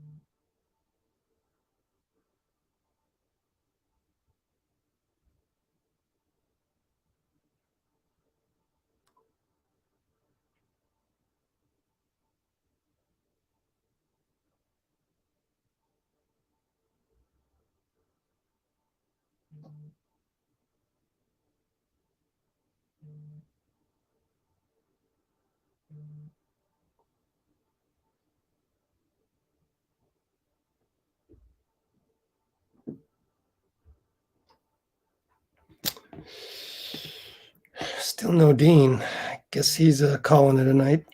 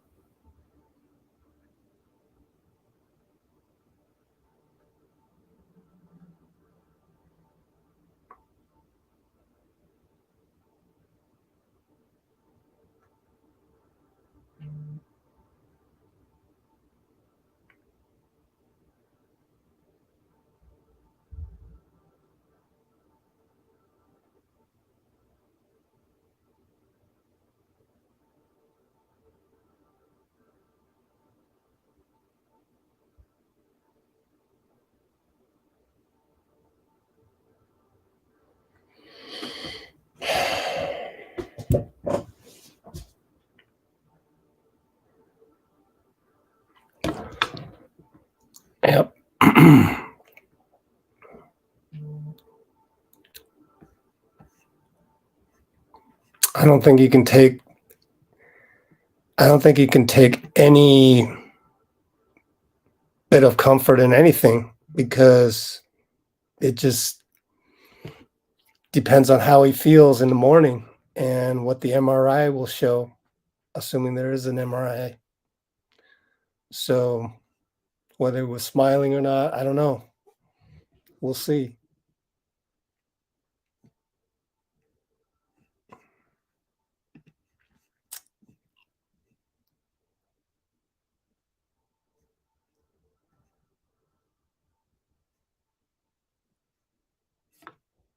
So I think we got Jordan Poole next, and then that's it.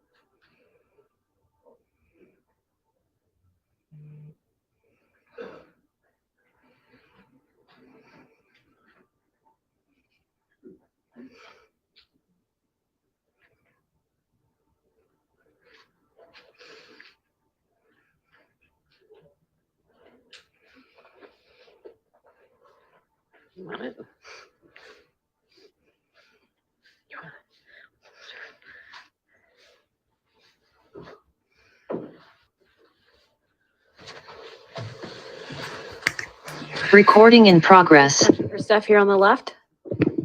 How are you feeling after that foul up in the fourth quarter? I'll be all right. Excuse me. It was I got caught underneath L. Obviously, be some pain, but I'll be all right. Figure out how it feels tomorrow and get ready for Friday.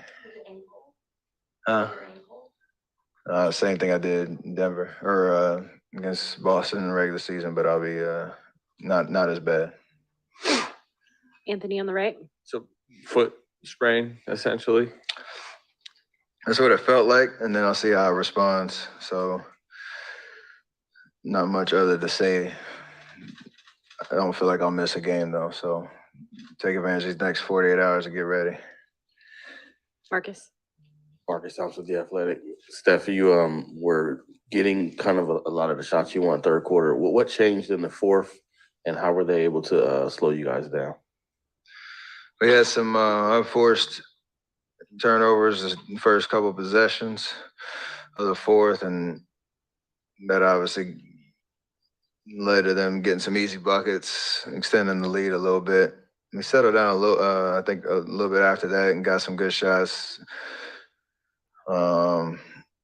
They tried to send a little bit more attention to our pick and rolls. I think we could slow down just a little bit and try to find the right matchups. But that first 2 or 3 minutes kind of set the tone for the rest of the fourth. It gave them a little bit of a cushion. and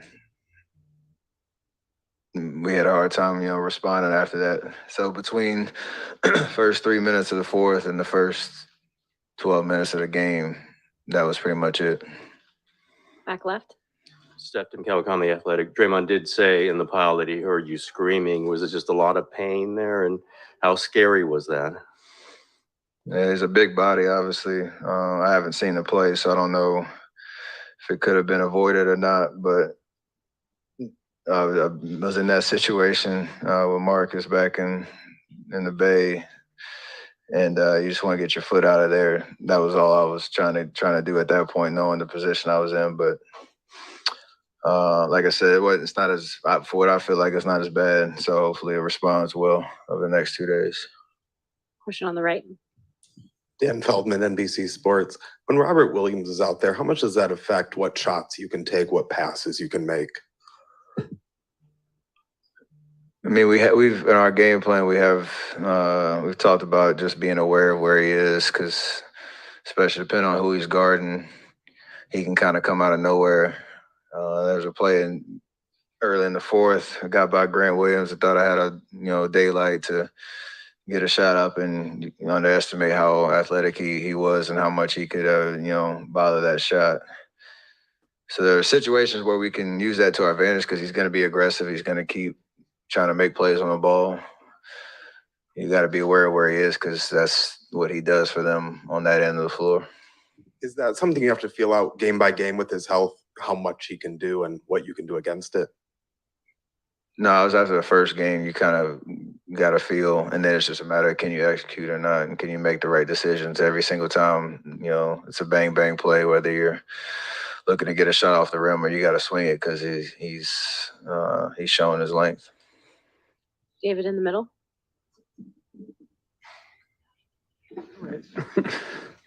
David Aldrich, The Athletic. Steph, you've heard over the years fans getting on Draymond for various things. What did you think of the chants tonight and the frequency of the chants? Par for the course. Every arena, you kind of get a little something. It's been like that the whole playoffs, and every run we've made over the course. He expects it. So no different tonight. Vince. Steph, Vince Goodwill, Yahoo Sports. Was this one of those games when you start off early and you fall behind 10, 12 points? Did you feel like this was one of those games you had to hang around in, and maybe you could kind of steal it on the back end if you just stayed close enough? And, in relation to that fall, do you feel like maybe there's a little recklessness there in that situation, considering it's the second time that's happened to you against them this season? I mean, the first question is, you want to get off to a better start, because you got to know that, like, a really good team like Boston is, they're going to feed off of the change of venues and coming out with a lot of energy and aggression. And, Jalen got off to a good start in the first quarter. Made some tough shots, some ones we didn't really press up into his body. And we paid the price for that over the course of the game, because we clawed our way back, had a 1-point lead at one point in the third quarter. And you do all that work to get back into it, but we feel like we can play a lot better with that same third quarter intensity, where you're not on your heels for big parts of the game, and don't have to win the game twice in a sense. So we got to correct that if we want to get game 4. I don't really have any comments on the other play. I haven't really seen it yet. I just know how it felt. Dan here in the middle. Steph, Dan Devine from The Ringer. When Klay was up here, he mentioned the fact that you've sort of been here before in 2015, down 2-1. I'm wondering if you see any similarities in terms of this Boston team, that Cavs team, the situations, the physicality in the series, any parallels you can draw as you move forward trying to get back into the series? Nothing specific, just that the situation is what it is. We're on the road. We must-win game, game 4.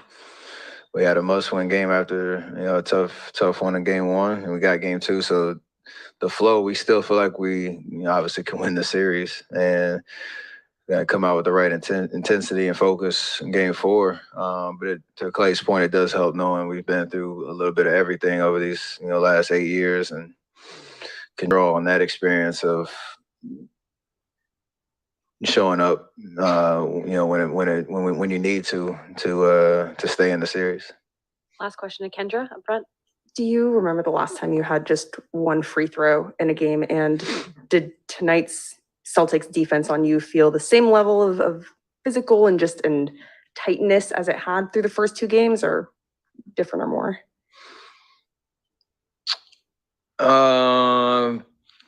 Felt the same. I mean, their personnel and the way that they defend, they are very physical. They have a way of, obviously with Marcus on the ball, he's pretty aggressive. Robert and behind the play, and they got usually a lot of length and size on the wings. I don't know why it was only one free throw. I feel like there were a couple possessions that could have, or plays that could have gone my way. It is hard to understand the flow of the game based on some of the calls that went my way, where I have 4, and you're having to defend a certain way because you want to stay on the floor and not allow that to impact the game. But you still got to find a way to be effective no matter how the game is being called, and it's a good lesson to learn for next game. Thanks, Steph. Recording stopped. So maybe that's it. I don't know if we'll get Jordan Poole or not.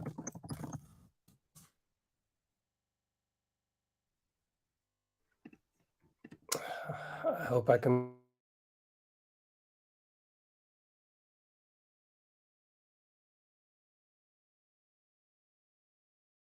Right now. Steph interview, in fact. Let's see. Oh, Dean Chambers. What's up, Dean? Okay. How's it going?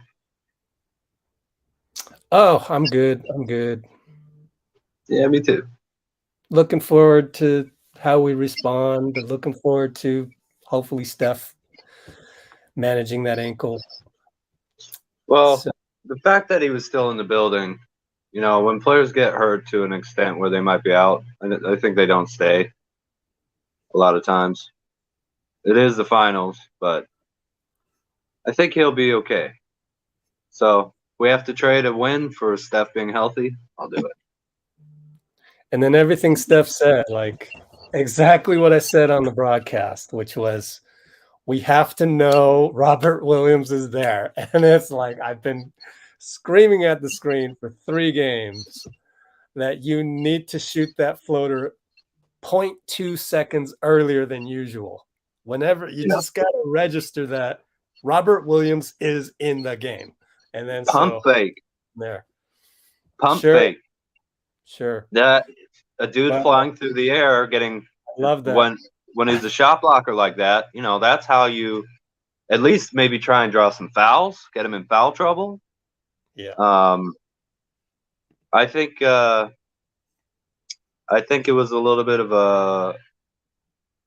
a mistake not playing Looney more.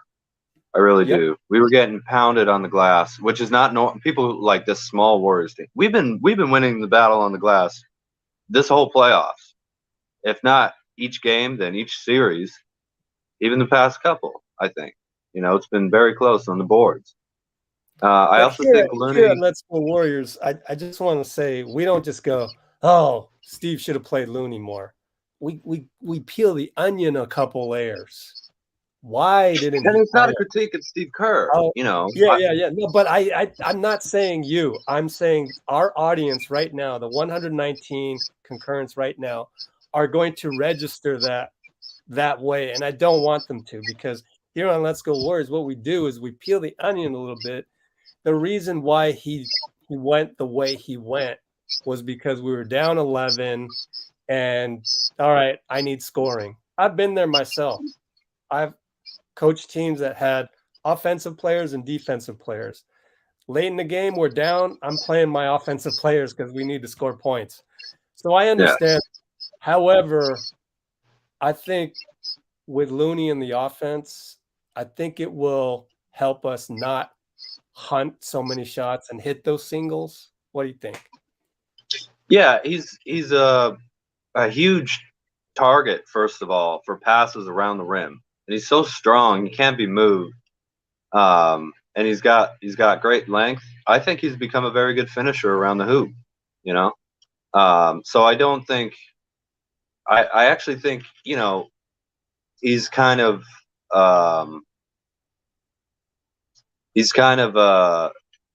an underrated offensive player, really. Just the screens, and again, him being able to get offensive rebounds, or he's got good hands, you know, being able to pass to him in the post. He's either gonna take a good shot for the most part, or find somebody open. He's not taking, you know, ridiculous shots. I think he really would have helped a lot, you know. Yep. There were a couple times where they just left him alone and he got wide open dunks. And it felt like he was also his offense was also neutralizing Grant Williams' help a little bit. And unfortunately, not generally, but unfortunately today, Draymond wasn't able to do that. There was a lot of 5-on-4 a little bit. And that's okay. That happens. So what we're really talking about is, because we don't want to be critical and we're not saying that Steve Kerr made the wrong decision, what Steve Kerr did help this team. We can be critical. We just don't want to like ruin a man's character and throw him under the bus in the meantime. No, and it's ridiculous to think you could even do that with Steve Kerr. Like, people forget who Steve Kerr is, I think. This isn't just some guy. Like, it's not a dude who they found at the office. He three-peated with MJ. He hit a game winner for the series. You know? He knows how to put together basketball. But it's chess. And sometimes you just don't see something and you lose an important piece. Or you know, whatever. You look at what happened and then you adjust to it to the next game. You know? That's it. That's why winning championships is fun, I think, for basketball players after they won their first one. Because after the first one, after all the emotion, it's all about, can we take the team that we have and put together game plans that work against the other team? You know, which is rules and principles and just, I guess, tendencies, even philosophies that a team follows to the best that they can, understanding that the other team is also trying to break it, right? The Warriors have been masters at that for years now. It's why the team has been so successful, you know? Is that flexibility and that creativity and the ability to wear down opponents.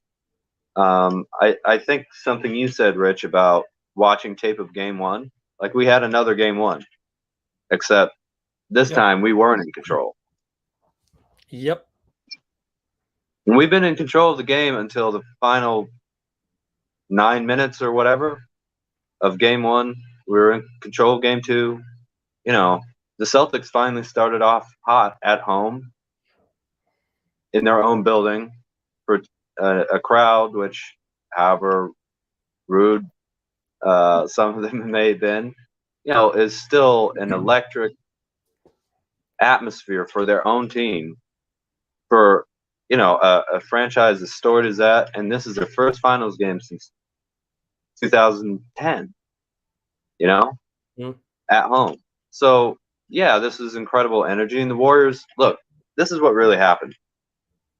We came out and kind of got smacked, and they blew us out. Other than the fact that Steph Curry went absolutely berserk and was our best offensive and defensive player today, at least by energy, hustle.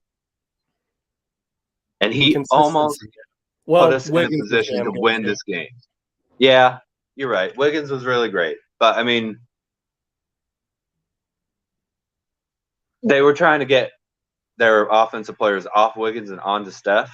And while the Right. Celtics shot really well, the effort that he put into making those shots tough helped spark this team on an incredible third quarter lead. And this is, we really shouldn't have blown game one, but we did. This is the first game where they came out and were clearly the better team almost the entire game. Right? Yep. Even Rocky Balboa. quarters two, even after quarter one, really, we played really well. Again though, Tatum with 9 assists. Let him get 40, but please, no more than I think 5 assists is too many. We have to make Jason Tatum shoot. He's not taking enough shots. I'm serious. We can't let them spray the court with balanced shooting. It has to be overload Tatum as much as we can. And then Jaylen Brown, it doesn't seem like anybody can defend him right now. The dude's an incredible isolation scorer. But if it's him and Tatum taking most of the shots while they're on the court, we can't give up assisted or hockey pass corner threes. That can't happen. And that's exactly what happened in game one. With that being said, if we got a healthy Steph Curry, I'm not worried. We just have to be better than ourselves. Forget the Celtics, forget all the history, forget everything else. This is about the Warriors playing above the level that we've been playing so far. Figuring out how to make ourselves better. We can do that. We'll be fine. It's game 3, I'm starting to just accept the fact that we need to be punched in the face a few times before we wake up. It's just maybe it's the fact that it's the Celtics and we really haven't played a team like this. I mean, Memphis is Memphis. They're unique, but they're nothing compared to Boston. Well, they're probably Boston 4 or 5 years ago. Right. Thank you. Yeah. So a part of me is disappointed that we always have to get punched in the face and beaten to a bloody pulp like Rocky Balboa. Why can't we just come out like Mike Tyson? But that's not the makeup of this team.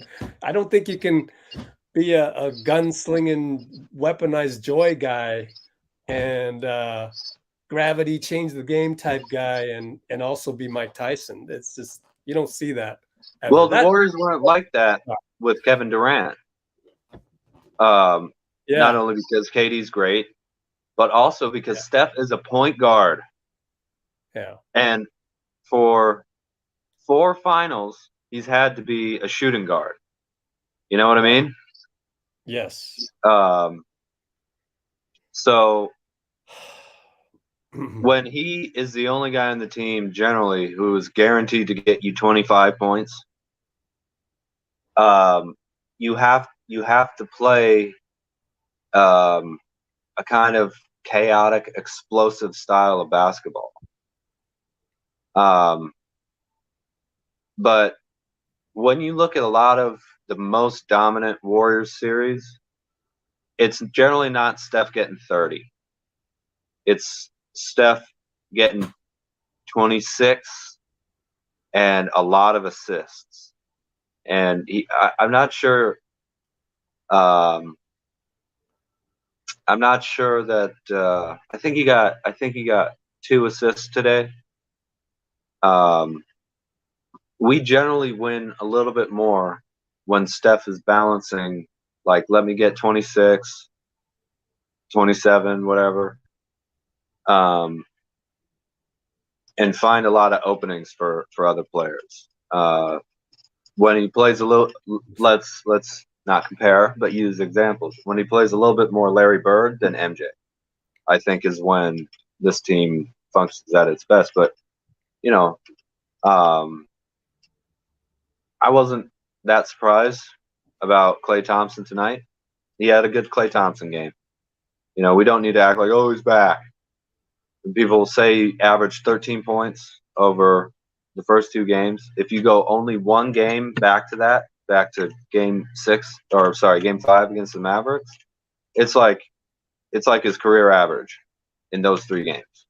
He's going to be fine. He's going to get us 20 points a night. He's playing really well on defense for the most part, I would say. I still thought he hunted some threes still, but yeah, he kind of said he was going to do that. So I'm at a point where, you just got to embrace it. Okay, but he kind of shut up the noise tonight. So yeah. My favorite Klay Thompson games are seriously like 12 to 15 shots and like 25 to 30 points. Yeah, the game just 6 hyper efficient. Huh? Yeah. The game 6 Klay, obviously. That's got to be the most favorite. Mm-hmm. And I was saying on the previous podcast, the previous game podcast, that I thought it would be good for us to find Klay more open shots that he didn't have to create himself if we could. I noticed quite a bit of Steph Klay pick and roll, which I really like, or at least being one of the screens that Steph's running around. I think we did a good job getting Klay going today for the most part. But again, if Steph isn't incredible, he didn't have the best fourth quarter, obviously got hurt. I'll accept that, but I think without him on the bench without him on the court to end the third, and then coming back in without the lead when he had gone out with it, and we had to do that. We had to rest him to be able to make the push in the fourth, but it just shows you how great Curry is that we were even in that point in this game. I mean, really, it all comes down to how you came out in the game. Yeah. I mean, they're going to play Smash Mouth. Why aren't you playing Smash Mouth? So, but that's our character. It's kind of hard for a finesse team to go, oh, Smash Mouth. You usually have to get smashed in the mouth. And that's why it's, they win game 1, we win game 2, they win game 3. So we got to play whoop that trick or something when we're working out, Yeah. Get back into that Memphis Grizzlies mindset. Because the Celtics don't talk as much, but they're as physical, I don't know, make something up. Who cares? Shaq, Jordan, they did that all the time, guys like that. I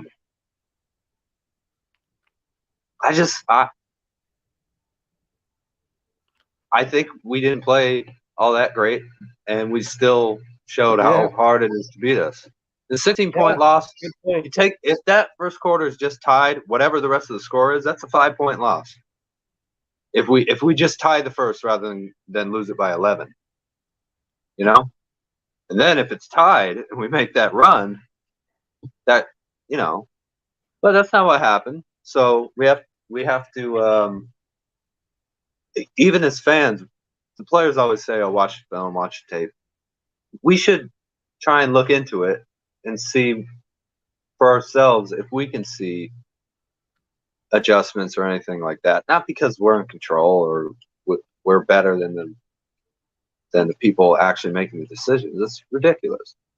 But because that's how you really are a fan of a team. And that's how you keep the belief up. That's how you walk into Game 5 in Chase Center and cheer this team on to make a comeback and get an important win and win a championship.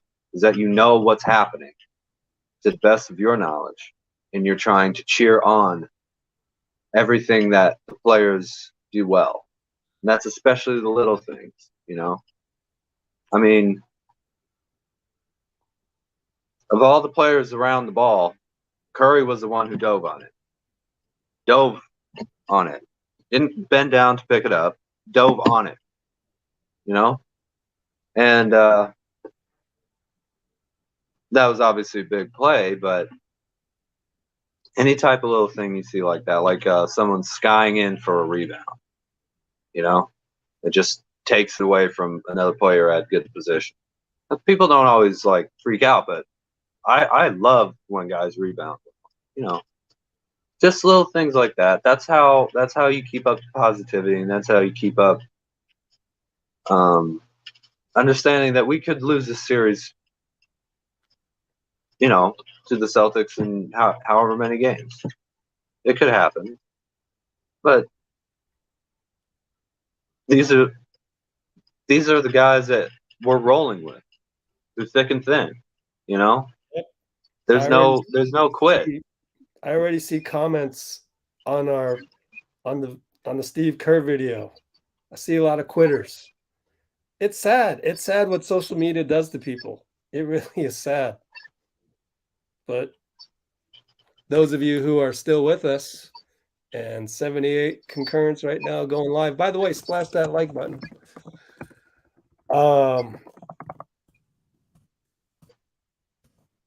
Let's see.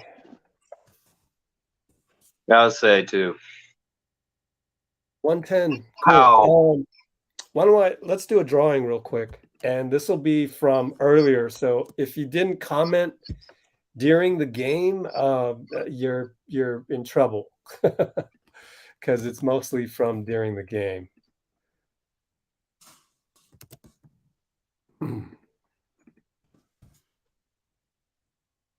Randomize.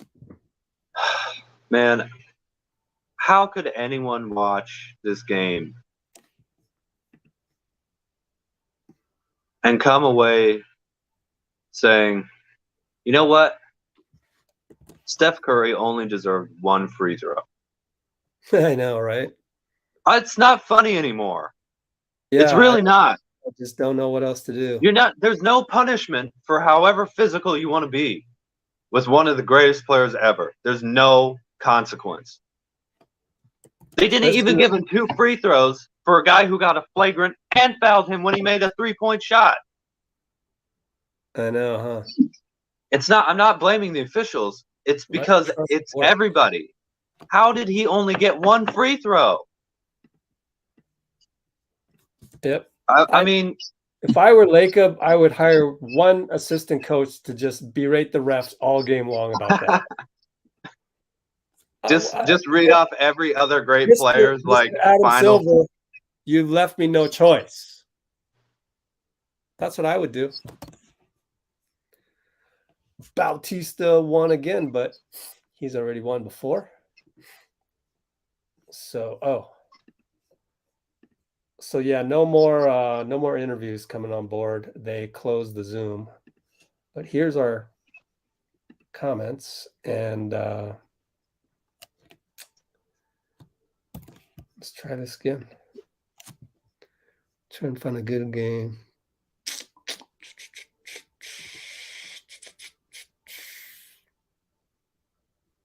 Oh, there's a good one. I think maybe Vitor did this. I like where we are. Maybe we can get in the striking distance. Ooh, Just Blaze. That's a new one. All right, Just Blaze, you're the winner. Hey. So. Oh, he's not on. Well, you're still the winner. Just Blaze wherever you are. Oh, we'll catch it. We'll catch him. You're the winner. Let me write them down. My email list of winners. 6'8". Just Blaze. Why do I think he's won already? It looks familiar. Oh, I guess not. But anyways, Maybe. Congrats to everybody else. Jeff Chua, you're a winner. I will get to you.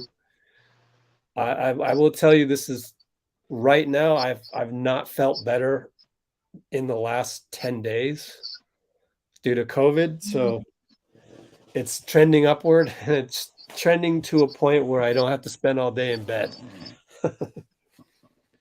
So I got you, Jeff. Thanks for being on, Kimberly Moody, with the positivity. Moody, huh? Yeah, referees go back and forth. Oops, let's get Dean back here. Let's see. Man, I mean, right? What if you're Joe Lacob, hire an assistant coach right there on a bench. His only job is to talk to the ref constantly. Say, well, look at him. He's holding him right now. Yo, yo, yo. You know, just constantly. How many free throws did Jason Tatum get in game 2? Must have had like 8, something. I don't know. Yeah, the Warriors are frustrating. They certainly are. And you know, it takes a true diehard fan that bleeds blue and gold to really get that. So I congratulate you, Shy Latte. That is a mark of a fan that's been here for a while. We were pulling our hair out when Draymond turned the ball over, then Steph turned the ball over, then they turned it over again. Oh man, but that's our squad, right? It's kind of funny if you think about it. We could play better for sure, and we should.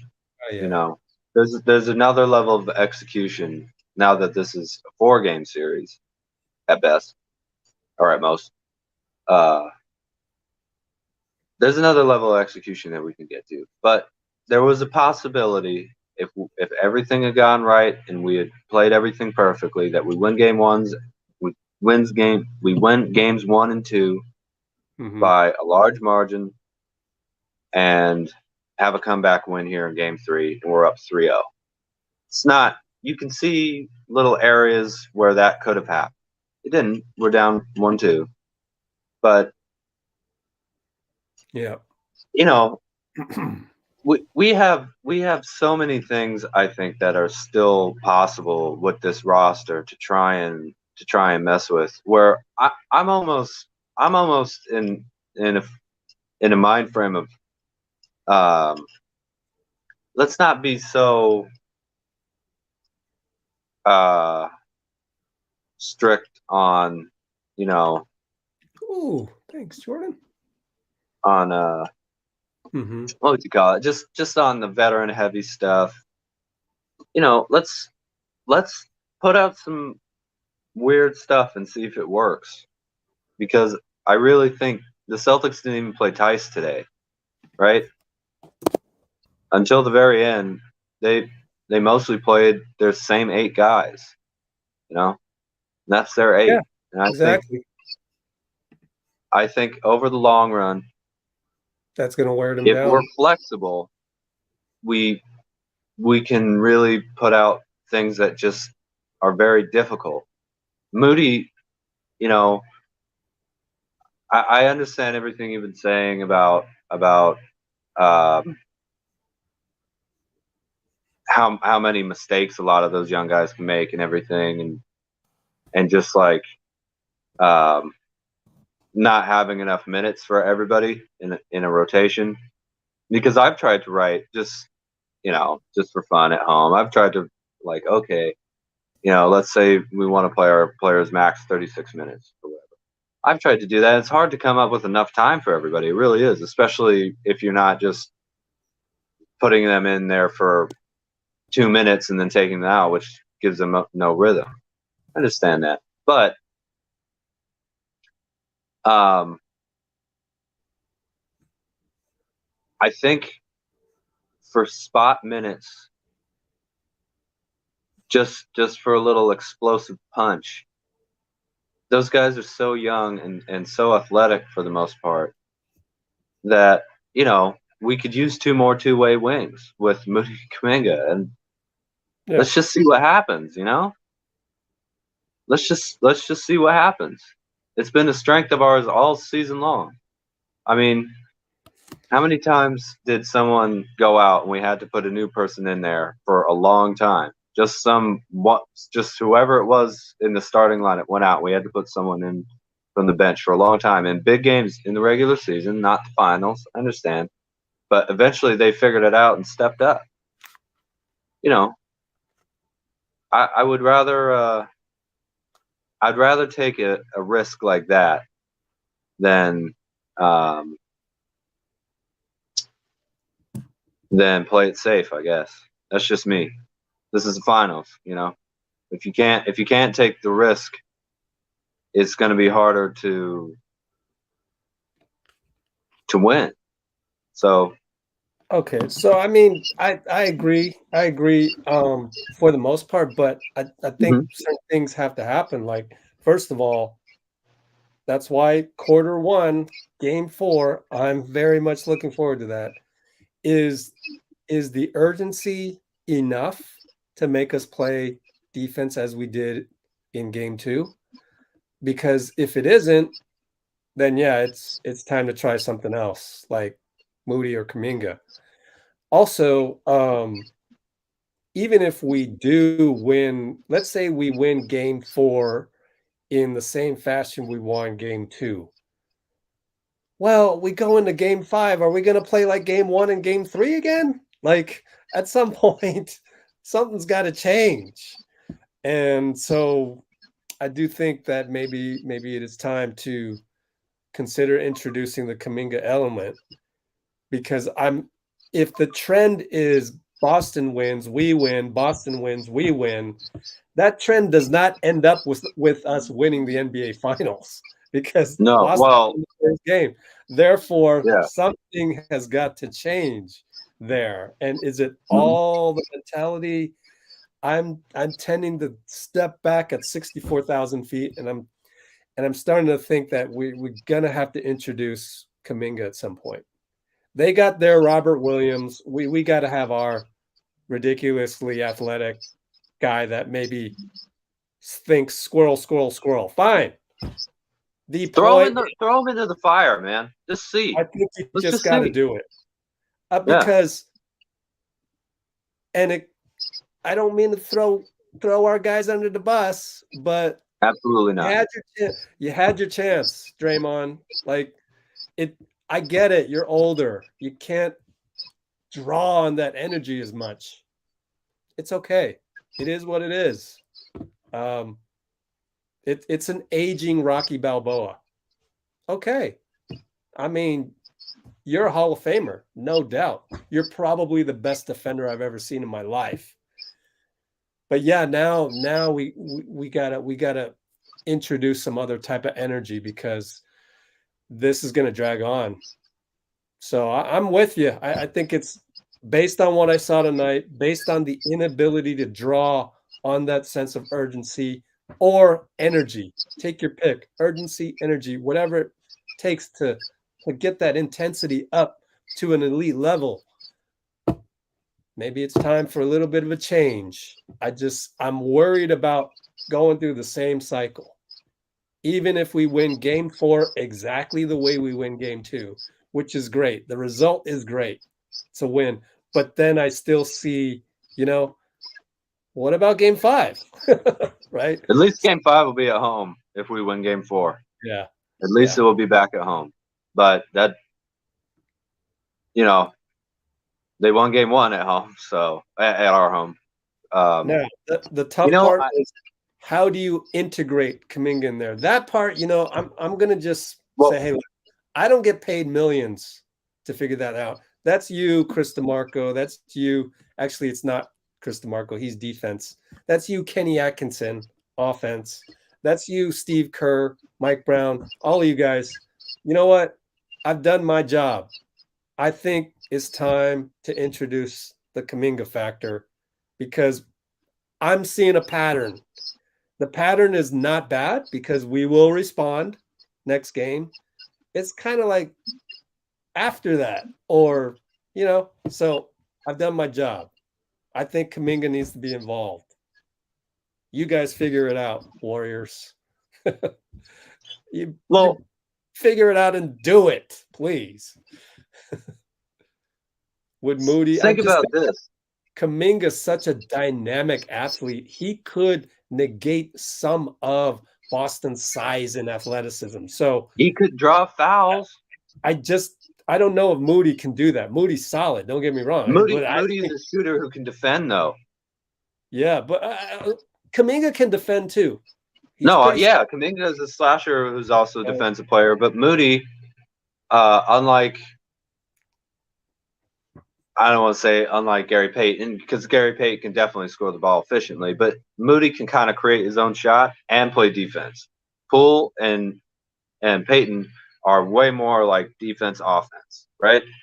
The other thing is, I kind of can't believe we're trying to get the ball out of Jason Tatum's hands a lot of times by double teaming, and we're playing pick and roll offense where guys aren't moving around. This is the Warriors. Don't play only 7 or 8 guys. Play like 10, 12 of them if you can. Serious minutes, right? Everybody move on offense. Go set screens on Jason Tatum. It doesn't matter who he's guarding. Set a screen. Anybody can run. Whoever Jason, unless he's not guarding anybody, you can set a screen on him. Wear him down. Use more players. And then say, here you go, heliocentric stuff. And they're not heliocentric because they have Jaylen Brown. I understand that. But that allows us just a little bit more pressure on Brown rather than Tatum, right? Because Jason Tatum is their actual point guard. Right. Absolutely. He's creating it for everybody else. And Always if has we the keep ball. giving up the best shot in basketball, which is a corner 3, we're going to lose. Exactly. That one play, and this is where I kind of worry. Like, is your defensive philosophy just going to stay that way? Because Tatum, how many assists did Tatum have? I think he had 9. Yeah. You got to realize when Tatum is in that playmaker mode. I mean, look, that's what makes Boston great is Tatum can switch back and forth between playmaker and, he's the next LeBron of the league, right? In terms of that. I mean, like, are you sure you just want to always stick with Steph shading over to Jason Tatum, leaving Marcus Smart wide open for that corner 3? No. Steph should be in Marcus Smart's jersey, and Jason Tatum, we're trying to wear them down. We're trying to wear them down because they won't play anyone other than their 8. And they don't have more than 2 players who can create shots, one of whom is Jaylen Brown, who's not a great passer. You are playing right into the thing that makes them great if you are making Jason Tatum a playmaker, because he can get shots no matter what. But if he's taking all the shots, nobody else will be able to get assisted. Marcus Smart will have to create his own shot.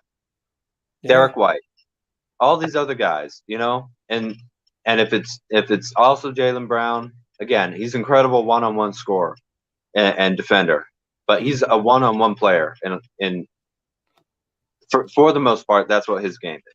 Not that he doesn't trust his teammates or anything. I'm not saying anything like that, but mostly he's one-on-one. Yep. You make Tatum do everything. I just see a pattern. So I'm seeing this pattern, and I think it's time for some bigger adjustments because it didn't get us the win tonight. It got us a desperation win the other night. That's the other. So shake it up a little bit. Our 8 is like 95% as good right now as their 8. So we're going to need a couple more pieces. But thankfully, again, we've got incredible talent that has no experience, but maybe they won't know any better. Why not? At this point, based on the patterns that I'm seeing, I agree. And they had every opportunity to not give me these patterns that I'm seeing. You had every opportunity, but we really could be up 3-0. I don't think we should be, but we could have been. Well, yeah, I don't know about that. Sorry, I didn't mean to cut you off. No, that's fine. We have a different take going in that direction. But I definitely think that's a very positive way to look at it. But I'm very wary of the what if type stuff. So if I'm not going to go the what if Steph's injured, we're done for. If I'm not going to do that and fear monger, then I'm not going to go the other way and say, oh, we could very easily be up 3-0. I don't know. No, I'm We are sorry. I where didn't we mean that. I just meant it was a tough loss in game 1. We won game 2, and we had a chance at a comeback here. So it's not like our guys haven't played well. I didn't mean we should be up 3-0. I wasn't. That's not what I was trying to say. Yeah. Well, anyway, we were up 85-83. We had no business being up 85-83. Yeah, we were. It's just Steph's great. Feels pretty good. That's That it. part's good. Steph Curry's amazing. He's one of the greatest ever. Oh boy. And telling you, if I'm stuck on a deserted island with only VCR tapes available and people automatically convert VCR tapes to or give me this, only YouTube access to no, there's no internet. So there's an iPhone full of and somehow there's electricity. There's an iPhone full of Michael Jordan highlights, and there's an iPhone full of finals highlights, and there's an iPhone full of Steph Curry finals highlights. I'm tempted to take the Steph Curry one at this point. I'm tempted. Well, it's easier because Steph plays in. Thought I would say that. It's easier because Steph plays in San Francisco's West Coast, so yeah. Man, MJ stuff he was doing tonight, man. Wow. Yeah, you're right. You're right. I think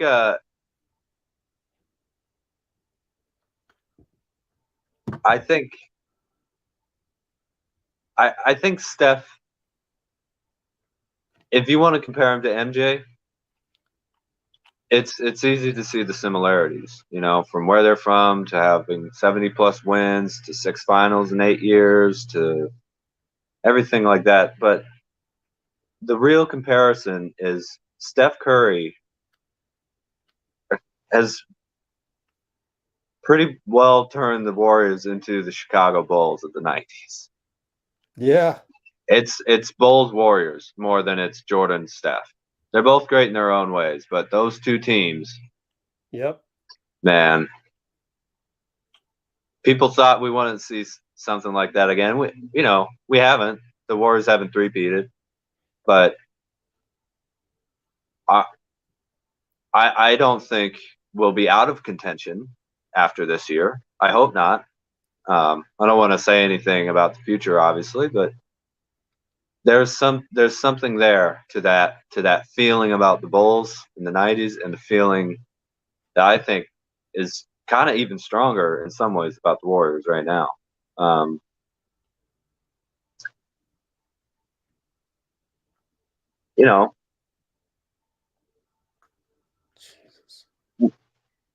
We're watching someone who has no business being as dominant and as great in basketball as he is, really. I mean, if you're picking all the just blank face, don't know anything about their game, and just looking at like vertical and wingspan and weight and height and hand size and bench press weights and everything like that, you'd be like, oh, this dude seems like he seems like he works out pretty hard, but am I really going to pick a 6'3" guard? Let me take Blake Griffin. Mm-hmm. So amazing. I mean, Curry. Listen. Curry was screaming in pain with. I guess I've been watching Al Horford for as long as he's been in the NBA, on and off. I've been watching basketball and seeing him around, but watching that replay, that like focused on the game, like that dude is massive, man. He's huge. Yep. And he was lying on Steph's leg, bending it somewhat unnaturally. And Curry was screaming in pain. And he shook it off, got up, took a couple shots, and tried to play some D. Like, how do you do that? Oh, that's how you win. You have to play like that. Otherwise, you don't win. You have to win a lot for people to hate you as much as they hate Steph Curry. And probably, oh, I could see it. Skip. Skip. No,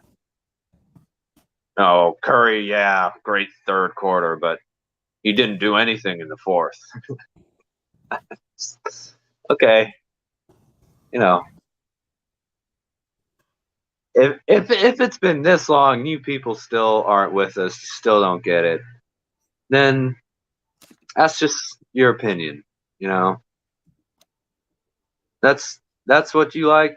You don't want to be a part of it, don't be a part of it. Enjoy, you know, trashing the Warriors and celebrating and saying how, you know, we never come through without KD or whatever it is. Just enjoy it. We're down 1-2. You know, you guys got to watch us lose, but just please at least try and remember who we're talking about here and what they've had to go through to even get to the point where you hate them that much. No, we got a bunch of comments. And yes, you have to give huge credit to the Celtics. They played great today. They played absolutely amazing. And they withstood our run.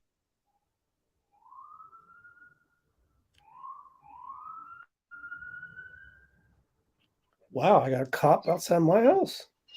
That's crazy. I don't know if you heard that. Yeah, I heard the siren. That doesn't happen often in this neighborhood. Good for you, man. What do we got in the comments? Because I'm just posting on our Instagram right now the fact that we crossed the 6-hour mark, Dean. Hey, good job, Rich.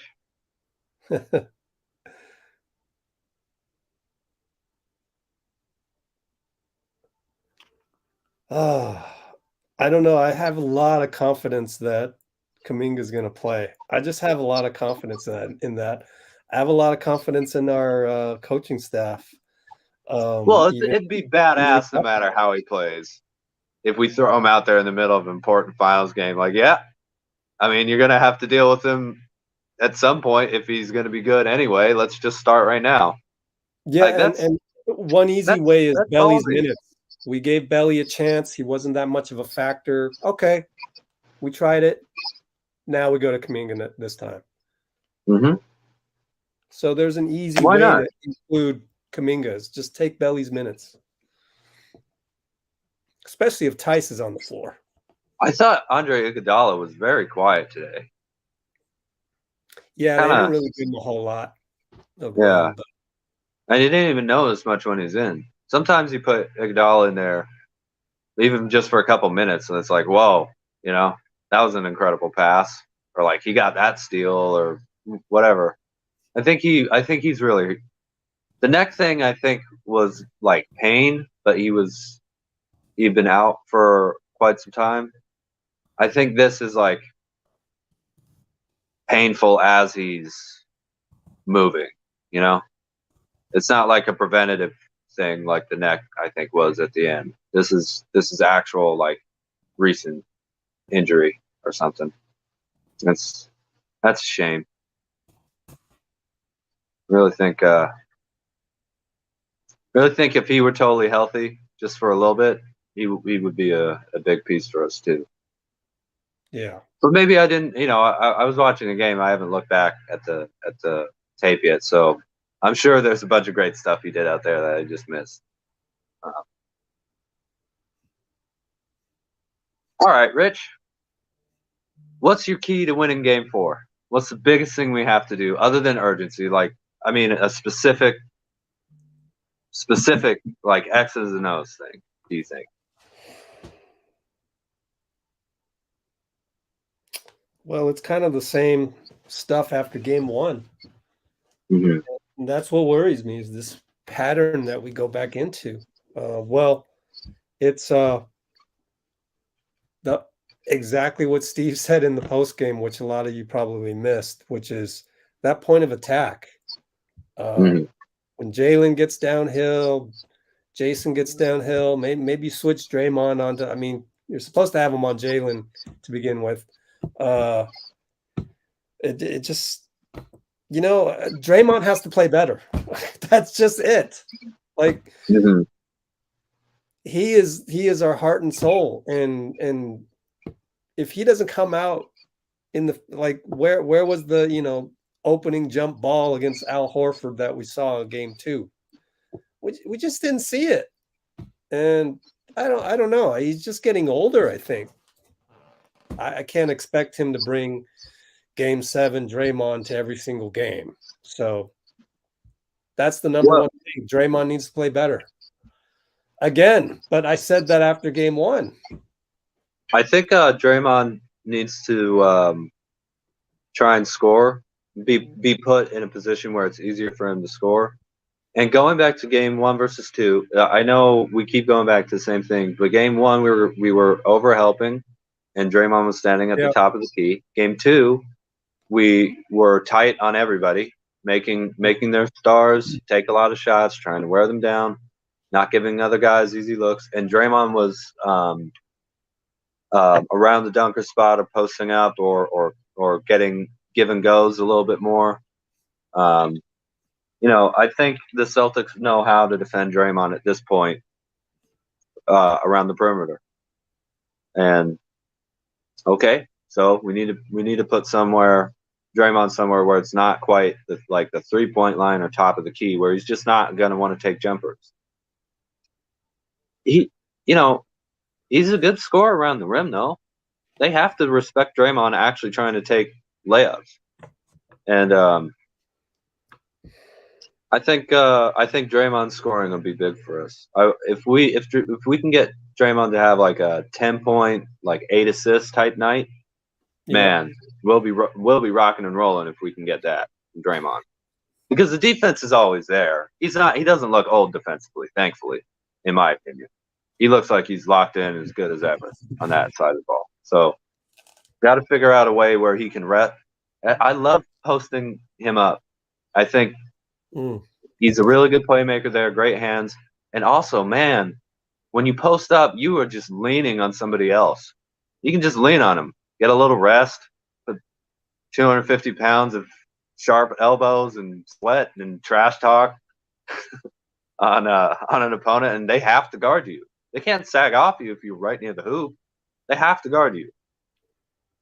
If it messes up the spacing, then who cares? Scrunch all the spacing together in the paint and then have people shoot off. We don't need to play a dogmatic style here, in my opinion. We need to figure out how to beat ourselves, if you get what I mean. We have to play better than us. Don't worry about the Celtics. They're great. They're never going to stop. That's just who they are. This is a great team that we're playing against. So you have to beat yourself. We did beat ourselves tonight, but you have to compete against yourself and try and figure out how to push the team's own game up without needing the Celtics to make as many mistakes or whatever, without needing the other team to mess up. How do you get yourself there? That's the way I'm trying to approach this. And I have all the confidence on earth that the way ownership has allowed the front office to construct this team, and with the coaching that we have and all the talent and all the depth, all the 14 deep, and it would be 15 if Wiseman were healthy.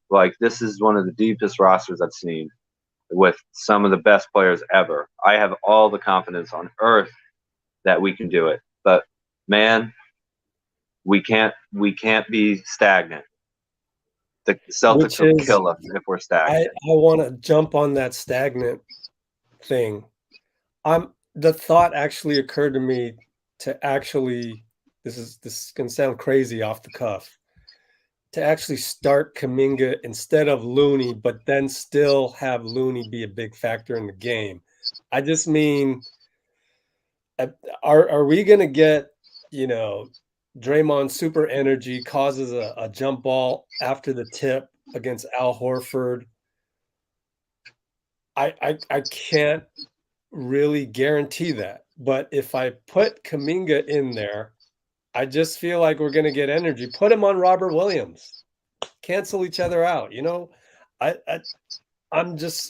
don't usually introduce outlandish things like that, but the more that I'm seeing, and also in the comments, we're down 2-1. We're down 2-1. We've been down 2-1 before. Being down 2-1 is when we have in the past introduced some kind of new major variable, whether it was 2015 Memphis, Bogut, you cover Tony Allen. 2015 Cavs, Andre, you're starting. You know, the 2-1 has always kind of been an indicator of, are you just going to keep repeating this pattern or not? And it's a 7-game series. I don't think you can wait until game 4. And nothing says urgency more than that. But then all the casual fans are going to interpret that as Looney has been playing bad. No, I just want some insurance of energy in there in case Draymond doesn't cause a jump ball right after the tip-off. That's all I'm saying. And I don't mean you got to play Kuminga 6 minutes right off the tip. I'm just thinking the stars might be aligning towards that. I'm not sure. It's on the road too. I feel like if we start the same 5, we're getting into this stagnant rut. You got to shake something up. And credit to the Celtics. They didn't fold in game 3. They didn't, let it affect them. And I don't know. I got to think about it more. I can sleep on it, but I'm just my favorite thing about starting Kuminga I guess Kuminga would start at power forward and you move Draymond up to the center, right? I can't bench Wiggins, I can't bench Steph or Klay, and I can't bench Draymond, obviously. So it's Looney. Sorry, Looney, but I just want to come out with super energy as much as we can. And I want to change it up because it's been too easy for the Celtics. Even in game 2, first quarter, Jalen was hot. He had to withstand. I'm done with that. I see a bad pattern, and I want to shake it up a little bit, make the Celtics react to that. And I'm willing to roll the dice because we're down 2-1, and that's what we've done other times we've been down 2-1. I'm actually taking my cue from Steve Kerr, 2015. Yeah. So I'm starting Iguodala and going small. Yeah. I am using the Steve Kerr textbook of being down 2-1. That's all I'm doing. So, but the other half of me is like, are you crazy? In fact, tonight, you just told a commenter why Kuminga shouldn't play tonight. And I'm like, yeah, I did that. But now I'm saying start Kuminga. Yep. Well, isn't that crazy? I never would have thought of that. No, it's not, because we had to talk it through. Thanks to you, It's not crazy at all because there are only a select few players, even in the NBA, who are really the big cats in terms of their build. The Lions and Pumas and Tigers and things like that. He's Black one of those. Panthers. Huh? Black Panthers. Black Panthers, yeah. A Puma and a Black Panther. I'm a Marvel no, guy. they're different, huh? Yeah. Well, the Black Cat, MJ. Yeah. And Kuminga's got that type of build. I think it also might help with the pace of the game, just how fast he is, because he's really, really fast up and down the court. Yes, thank you. So, we're facing the Celtics. Maybe try a little showtime. That seems to be the thing that's worked the best, for the West Coast. So I like that. I really like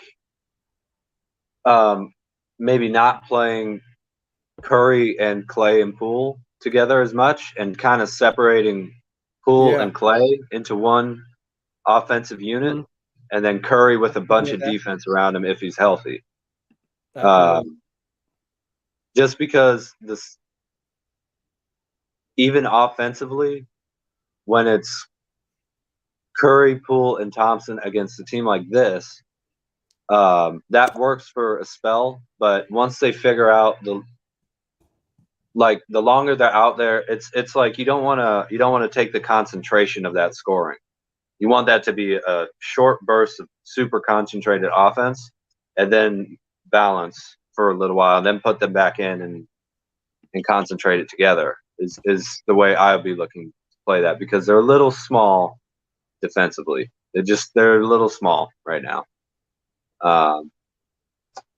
I think Jordan Poole has got all the tools in the world to be a much better defensive player, and I love the way he's been playing, energy wise, for the last game and a half, I guess.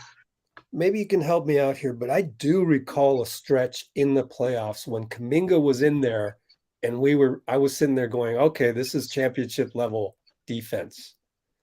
I do remember one stretch. I think they're Nuggets. So I think he can do it. Yeah. Why would he not be able to? We drafted him for that reason. Right? I don't want to hear about the pressure being so great that someone who isn't expected to play will mess it up that badly. Because if we let them get in that headspace, we're like, as fans and the Warriors, as teammates and the coaches and everything, you're not properly preparing it. But I don't believe there's any way that Jonathan Kuminga will be out there and after he gets over his nerves, wouldn't be able to play with our team. What are we not going to find him for a cut and a dunk when they forget that he's even out there on the court? Like, let's have some fun. Let's take risks and be crazy in terms of that.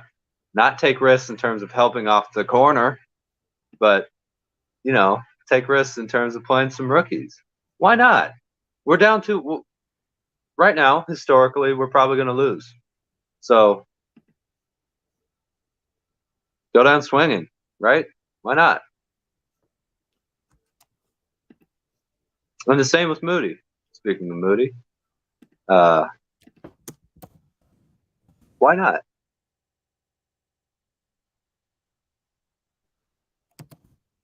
Let's see. All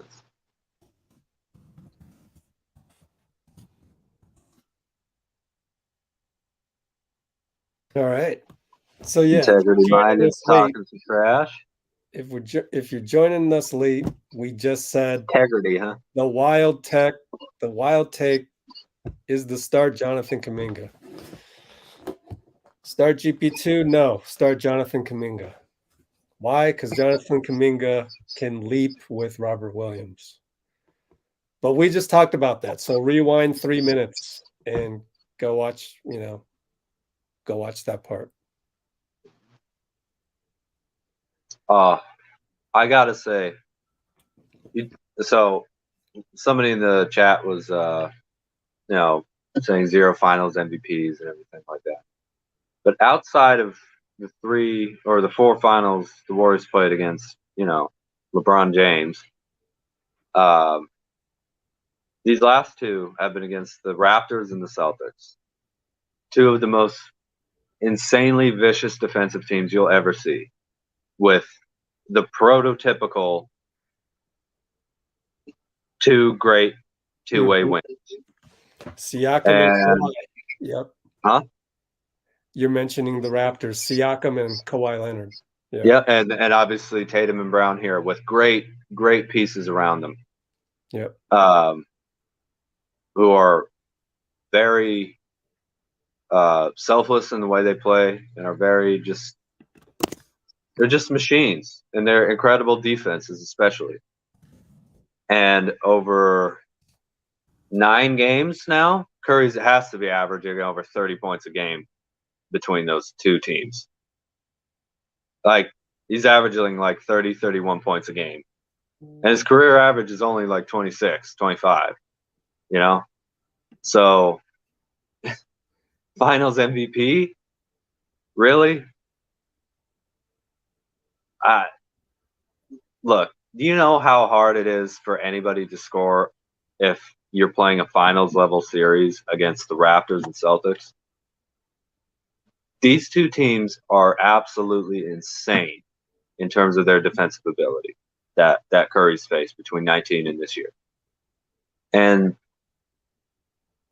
it doesn't seem like anybody can really slow him down if he wants to go and he's not hurt.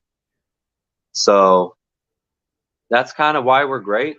That's why you should still have a lot of faith. The one thing you can't say is that Curry sucked. You can't say it. So if they can't stop him, then that's why you have a guy like Steph. You know, that's why you have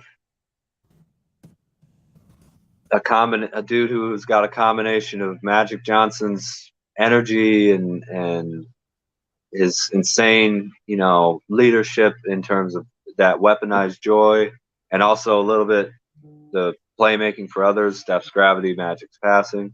So you got a dude who's a hyper efficient, high volume scorer, who is absolutely just the most exciting player you've ever seen, like Jordan. That's why you have a player who can shockingly fill up a stat sheet, whatever their reputation is on defense, with a lot of steals and blocks, a lot of rebounds, a lot of assists, and still, you know, efficient number of points, like Larry Bird, who just figured out a way. Like, all those dudes you can see reflected in Steph's game, and a lot more than that. So, you know, this series is not over. The Warriors are not done. We're not guaranteed to lose. You know. Enjoy the show. Ayub, you're not really showing you have good Warriors history. And I said it, rewind the tape right here. Go back to 6:20, 6 hours, 20 minutes on this live. I said Steve Kerr did something dramatic in Game 4 in 2015 2 times. I'm just going by the blueprint that Steve wrote back in the day. Down 2-1. There's a switch. Did he do anything for the Houston Rockets at all, or were we too injured? I don't remember. When's the other times we've been down 2-1? But I'm going off the 2015 manual. So other than 2015 against Memphis. Was there another one? We're down 2-1 against the Rockets. OKC 2016, but no, that was down 3-1. Yeah. Yeah, so. But we're down 2-1 as well. No, yeah. I mean, we lost the next game after going down 2-1. And we didn't do anything. We didn't change anything. But then game 6 happened. Game 6 Klay happened. It worked out. Well, what about Houston 2017 or 2018? No, yeah. No, 18. I think it was. We won 7 games with Houston, right? What? No, we didn't. 2017. 2017, we only lost 1 game in the playoffs. Right, we won 15 straight, lost, then won the title. 2018, we went 7 games. Yeah. Houston. What adjustment did we make there? I think KD was injured, right? Oh, that was 19. He got hurt. Yeah. Right. So 2018.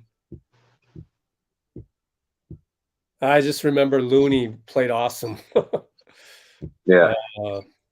As he does. Did we change anything? I don't know. Well, Iguodala got hurt.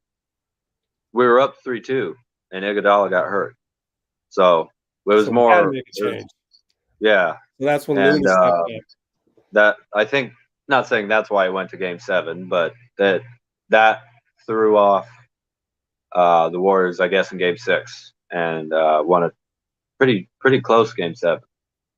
That was a natural adjustment. Mm-hmm. Iguodala gets hurt, then you have to step up. That's the adjustment. They're not used to it. That helps us.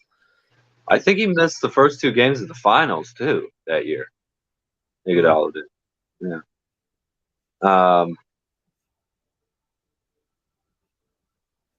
We got to throw some young guys into the fire and leave them in there long enough for them to get comfortable and, get tested. That's literally how you take out impurities in metal. So it's the one huge advantage that we have, I think, because I don't think the Celtics are going to do that. I just don't think they ever will do it. They don't have anybody. It's not. I don't like saying that because you never know what could happen. But I don't think they'll trust themselves to even try. Who do they have beyond the 9th guy? I'm just being respectful Nesmith? here, and you never know who could be on their bench or whatever. But they don't seem to believe that they have that guy. That's why they're only playing 8 or 9, and they didn't play Tice today.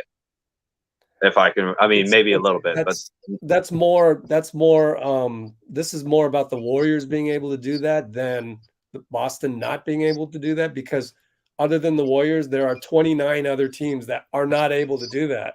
yeah, That's okay. Perfectly There's said. no dissing Boston in that regard. That's the normal NBA. Mm-hmm. Ever since before strength in numbers, this just didn't happen. Even Phil Jackson didn't even go that deep. Like, he'll go 8 or 9. He'll have his Daniel Tice.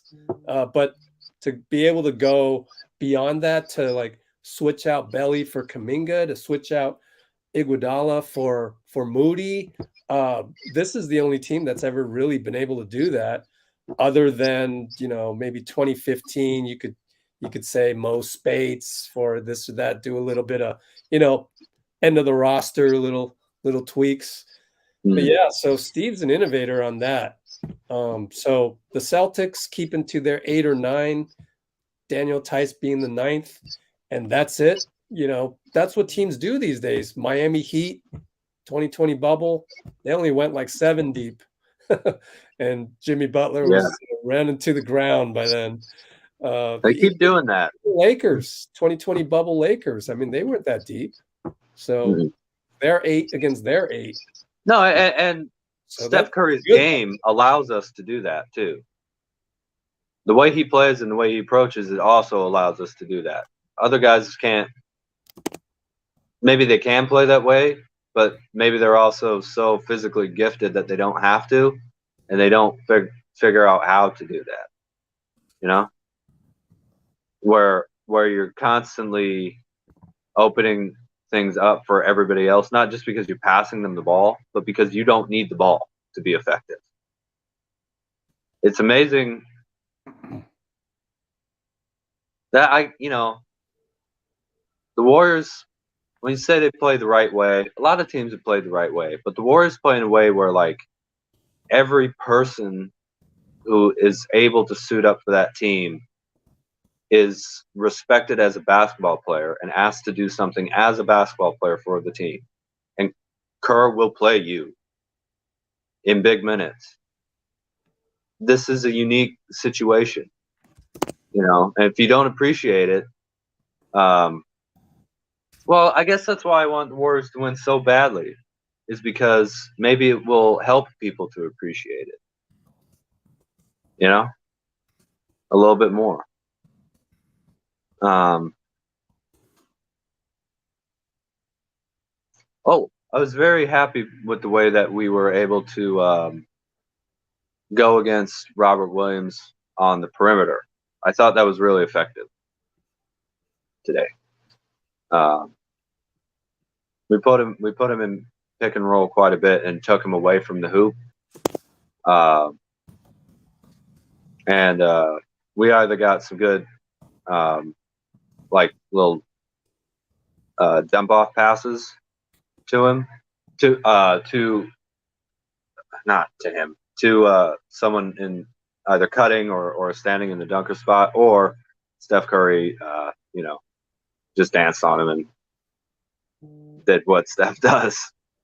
But I thought that was kind of useful. If we can bring him out to the perimeter a lot, that'll open up the paint just a little bit, allow us to get some more shots at the rim. And guess who can do that?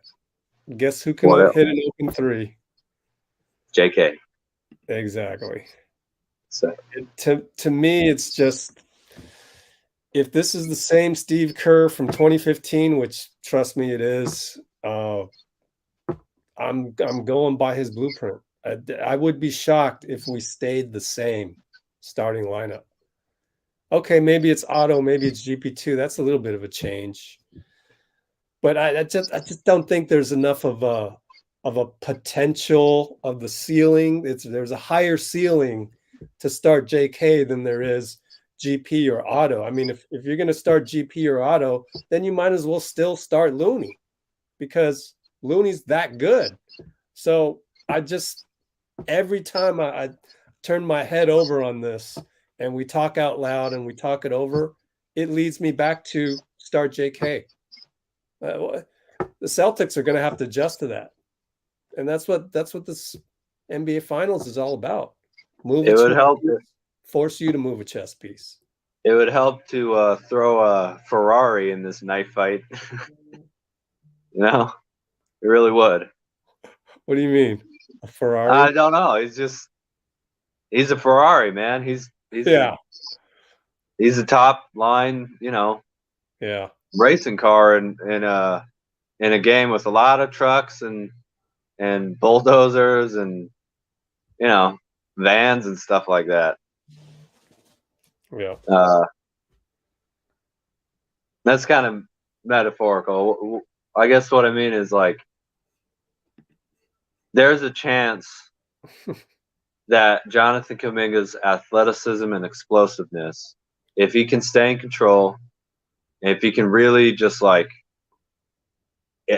open three, that is someone passes to him, yeah.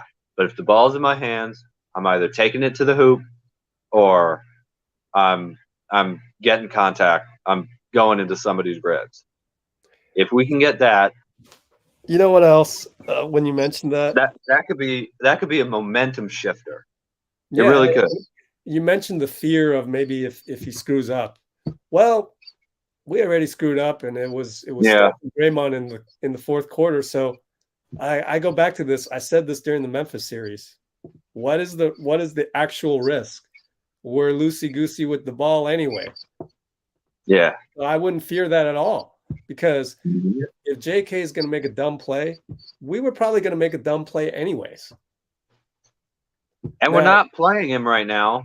So the risk of a dumb play, I think, goes down the more intensity that there is. He'll just play a little bit more conservative anyways. But you know what? We'll see. You just have to try it. And sometimes we'll get an alley-oop. Have we thrown an alley-oop all series? I think maybe in game 2 we got one. Gary Payton, maybe. Oh man! Again, going back to this is game 1 all over again. We were driving into the paint. We saw a defender there. It freaked us out. We didn't want to take a wide open mid-range shot a lot of times, which just put it up. We can hit mid-range jumpers. They would turn around and throw it way, way far away to the other side of the court, out behind the 3-point line yet again, with 5 seconds left on the shot clock, and Klay or Wiggins or somebody else would take a 3 or a real long 2. It's like, man. Or how about those lead passes to the hoop? How about those lead passes? How about that one we sent to Draymond, and while the ball was in flight, I was like, oh God, please don't be a turnover. He caught the ball, then he missed the layup. What if that was JK? Right? Yeah. Simple fast break. They threw the ball away. Right? I mean, I think it's becoming a no-brainer just because I feel like we're stuck in the mud right now. Mhm. Overall, we're stuck in the mud. We start the same five, we're going to have to come out with super intensity like in game 2. But wait a minute. We did that in game 2 and Jaylen Brown went off on us and we actually, whatever the score was after the first quarter, it was a good foundation to build off of. But it wasn't all that groundbreaking against the Celtics. They just they didn't adjust to our force. Now they know the force is coming. How about we add a little bit of hops to that force? Yeah, but I think we actually had a much better game plan in game 2. You know, it's not just that. It was the way we approached offense and defense was like, yeah. Well, let's again isolate Tatum offensively and play a lot more motion offense. We're not moving around that well this series. I don't know if it's because the Celtics are just constantly doing little veteran things, grabbing and pushing and shoving and smacking and whatever, whenever we're trying to move around. But if we want to win, man, we can't have possessions where 3 guys are standing around the perimeter. That's just not who we are.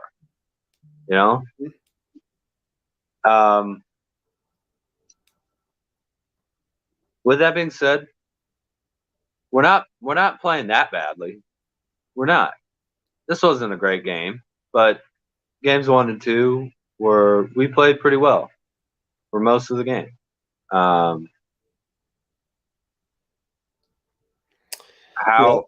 You can't wait to introduce the JK variable. You can't wait until game 4. It has to be done now. I mean, you can't wait until game 5. Yeah. You can't wait until game 5 of a 7-game series to introduce a variable like JK. It has to be done next game. Just everything I think of makes it more and more of a no-brainer. There's nothing that he's going to do wrong that is as, I don't want to say negatively impactful, but as yeah. I don't think he can make a mistake that really costs us that much. Because he's not playing.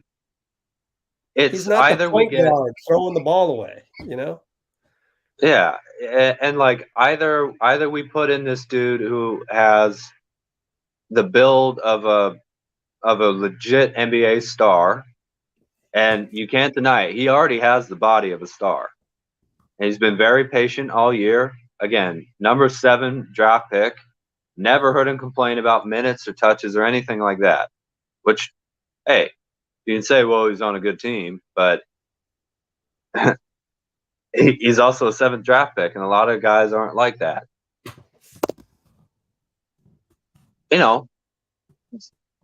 I'm sorry. Is there who can keep him from getting to the rim if he really wants to? Will he foul a lot? Maybe. Will he have some turnovers? Probably. I don't think he'll take too many shots. I don't think he's, I think he's really, really self-aware about not trying to overshoot the ball. I completely agree with you, Rich. There's really a lot more that we would risk playing it safe. Ayub Caputu ain't never commented on this channel ever. Comes on here. I asked him a simple question. Were you there in 2015? You still haven't answered the question. You suck, man. Your arguments have no weight because you cannot argue against 2015. I'm telling you, 2015, Steve Kerr did something big twice, down 2-1. Why wouldn't he do it now? Answer that question. But you can't, because you're probably a kid that joined the bandwagon late and you don't really know what NBA Finals 7-game series or NBA playoff 7-game series are. I'm tired of it. So now I got to fight negativity with negativity. I hate doing that. But after this, I'll fight the negativity with positivity. So I don't know how to get through to you, Ayub, but Steve Kerr has done this. And if I'm wrong, then I'm wrong. Then I'm going to try and seek out why didn't Steve do this when in 2015 on 2 occasions down 2-1, he made a big change in the lineup. Then I will try and seek out what's the answer to that. I may even seek him out. I'll go down to San Diego, meet up with him, have lunch with him, and say, why didn't you do that? Because in 2015, you did that twice. Explain to me that. But no, you just come on here and comment anything. Like, I don't allow that on Let's Go Warriors. I demand more from you guys because we're all trying to learn from each other. And I didn't go into this after the buzzer sounded. I had no clue I was going to end up here saying that JK should start game 4. It was talking it through with Dean, talking it through with some of you guys. Heck, I was even convinced by some of the people in the comments saying JK. And maybe they hadn't even thought it through. It was one of those things where you just knee-jerk reaction and go, oh, we need a solution. JK, right? It could have even been that. Maybe it wasn't, maybe it was. But here you are, this dude from nowhere trying to come onto this channel, and you haven't said anything of substance. You don't know how to engage in an erudite discussion. You just say the same thing over and over again. So I'm trying to pick apart the process of the argument, and you're unable to do it. So I'm thinking you just probably, this is the forum that's not right for you. Go to Twitter, go say what you got to say, and you'll get 50 likes there, because that's not what we do here. We think things out, we think it through, and we do it in a manner that builds knowledge. So that's it. Anything you got to say? Because I'm done. I'm done with that guy. You don't impress me one bit. Ayub, you haven't impressed me with any of your comments. So what else is there left to do here? So anyways, I'm happy to discuss anything else, but I think we covered the main points already. And Ayub has not brought any argument that would make me or Dean or Shy Latte or DL change their mind. Roland? No, Amy? Yeah, I mean, we're always going to get more hate when we lose. I didn't really see what he said. But he says I'm a prisoner of the moment. You haven't been around in 2015. So what? How do you explain that? You know what? You know what? Incongruent Good job. with 2015. Good job. We're prisoners of the moment. You know, none of us know what we're talking about, really. So, you know, everybody's a prisoner of the moment. When they lose, you know, you have to be. Otherwise you didn't learn anything. So, sure, go ahead. There's some people on social media that you cannot reason with. Those people should not be on this channel. This channel is for people that can reason with each other, whether they agree or not. And even tonight, while you were talking, Dean, I've disagreed with you on 1, 2, or 3 things. 7 hours, my man. I'm trying to stay mindful, and I don't try to undermine your thing with some catchphrase. Mm-hmm. Anyway. Yeah. No, this is not a place for blind witnesses who are just positive no matter what. Like this is a place we're trying to just cross 7 hours. Yes, sir. I got to put Amy up here because we crossed 7 hours. Yeah. Mm-hmm.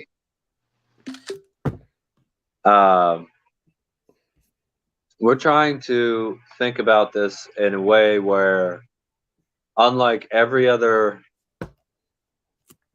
I don't want to say that. I don't want to say it that way. Most other sports media has a lot to do with talking points that I'm not sure where they come from or like why they talk about them in the way that they do, but a lot of it has to do with feelings and stuff, and that's fine.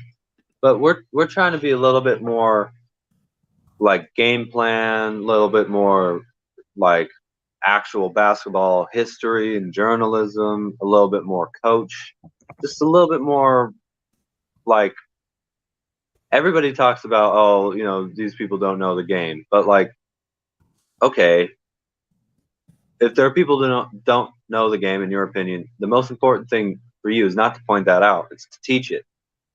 And we're trying to teach what it takes to play Warriors basketball. You know, I'm trying to learn it. I'm not saying I know it enough where I can teach it better than Rich, or that even Rich, as great as he is, could teach it better than Steve Kerr. But we all have our own levels, and we're all trying to get there all together, including the fans, because when you have fans who know what the hell is going on, you have a great team.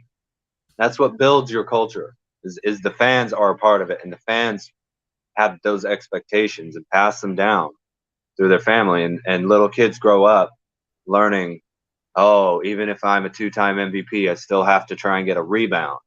You know, you know, even if I tear my ACL while I'm on fire in the finals, I'm still going to come out and try and make the 2 free throws, because that's what you have to do if you want to be successful in life. You have to fight through it, you know, which is emotional, but also, oh, you know, if we overhelp on Tatum here, we're going to give up wide open shots to dudes who otherwise would try to take shots off the dribble. I'm like, with you on instead that of one, talking too. about is Steph Curry clutch, when all the statistics show he's a dominant force throughout the fourth quarter in the finals, throughout his career. Instead of talking about that, talk about the things that actually happen in this game. Nobody talks about chess as if it's a referendum on the chess player's life. They talk about the moves. And that's actually fun. It's really fun trying to know the way basketball actually works, the way winning teams actually try and play. I think that's the biggest thing through a Warriors lens, obviously, that we're trying to do as far as what I've seen from the people on the channel and from what I understand about Rich's philosophy. Man, I love it because you're able to say that in such a, you know, as Amy would say, soft-spoken way. So I appreciate that, man. Yeah. Well, Ayub apologized, so we'll forgive him. Oh, all right. Appreciate you. You know, it takes even more courage to come back and apologize for anything. It really does. You didn't even need to apologize. You could have just said something, you know, it didn't have to be a per se apology. Just to come back and say, you know, I want to. No, he didn't play it cool. He was real about it. Thank you. All right, cool. And I think the great part is that we just reinforce what we're all about here at Let's School Warriors. And so sometimes you have to go through a little bit of adversity to learn more positivity. Mm-hmm. And I think we just witnessed that firsthand. So kind of cool. Yeah. This is not a cult or anything like that, but it is a school of thought a little bit here. You know? We got our own school of thought on the way you cheer on a basketball team. And yeah, well said. There's plenty of other Warriors coverage if you think there's somewhere better. But I've been very impressed how many people seem to want to you know, a lot of people come on here, they're not even Warriors fans. I think they just like that maybe we're fans and we're not trying to gain an advantage or be right we just want to see these dudes play great, and hopefully when they play great, they win. And we're in the finals. We weren't supposed to be here even this year. The trio played 11 minutes in the regular season. So let's relax on the depression a little bit here. Klay Thompson is back. Sometimes we need to get out of the moment and visualize the process as a whole. Maybe we really were prisoners of the moment. All right, I'll take it. I'll take smiley guy. I want to be soft-spoken guy, but I'll take smiley guy. But the reason why I try to smile all the time is that's just try to remember to stay positive. And also seeing comments like that, and Shy Latte and Bruce. Analyzer, I did say earlier that when Dean asked me what's the number one adjustment, I said Draymond needs to play better. Now my number one adjustment has been changed to start JK, but we had to go through that, talk it through to get there. But it's fun. That's what makes it fun to be on here with Dean and you guys. It's a whole lot easier when Dean and I can bounce it off each other than when I'm by myself. So thank you, Dean. Man, just Absolutely, as much as I appreciate the Warriors themselves, appreciate you. You don't have to come in here. Yeah, I mean, back at you. You took a day off to watch the Warriors and be on the post game. I mean, man, appreciate that, man. I would be making a lot of these same points all to myself, and lonesome and feeling bad, trying to convince myself. But you've built just such a beautiful community here, Rich. It's I think just like basketball, the way that you approach the way you seem to approach life, and the way you definitely approach this channel and everything, there's so much I learned from the resilience and the and that. I mean, man, you got weaponized joy yourself. It's not just Steph and Klay and Draymond. You're a great philosopher, Rich, and I really enjoy being part of it. Yeah. Wow. Absolutely. Man, you made my day, man. Wow. What a comforting thing to be able to go have dinner and go sleep at night now. Those kinds of words, man. Oh man, that just it's the truth. You completely took the sting out of tonight's loss. You completely took the frustration of X, Y, and Z, all these things that went wrong tonight. Man, that was awesome, bro. Yes, sir. Right back at you. Dean elevates the channel. Yes, sir. Yes, for sir. Sue. Who's Sue? Oh, awesome. Look at that. This place is definitely the place to go. Man, awesome, bro. Oh, awesome. Look at these. Look at these comments, man. They're crazy. Love it. Love it, love it, love it. Yeah, let's change the world, Ryan B. How about that? One of my goals is to catch up with Draymond during the offseason to say, do you have any idea what we're doing over here? You talk about new media. Talk about new media. Teaching the game. Ryan B wants to start Let's Go Spurs in the same vein as Let's Go Warriors. Wow. I would love to see every basketball team have at least people who approach their team with this level of love. I mean, every fan base deserves something like that, I know, especially in this day and age, right? Especially in this day and age where it's so easy to go on Twitter and type out a real quick complaint, type out a real quick frustration tweet. Go on to Instagram, go to a Draymond post-game interview and type in a comment that says, you suck tonight, I mean, does that really make you feel better? I don't know that's fake feeling better. This is the real way to feel better right here. To be appreciative of life, and then to be able to apply what you not just learned today, but what you're doing in the comments already to be able to apply that to other things in life that might not go right. Because if you see that all these things went wrong for the Warriors tonight, and it resulted in us being down 2-1, we have a must win coming up.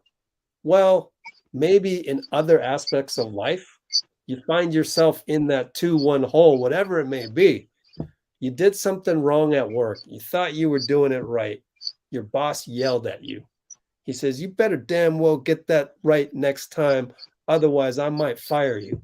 Oh my gosh. Is there any must win for you next time? Well, now you look back to that day you're on this channel and how we somehow ended it with, this is the spot that we want to be in.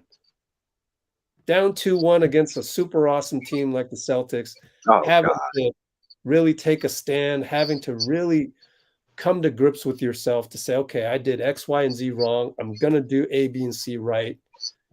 That gives you the skills to apply this to other parts of life. So the opposite of social media happens, where now you're spreading positivity to other parts of your life, and you're succeeding, and you're understanding that it's really about that process of going through a bad patch to rise like the phoenix and come out of it.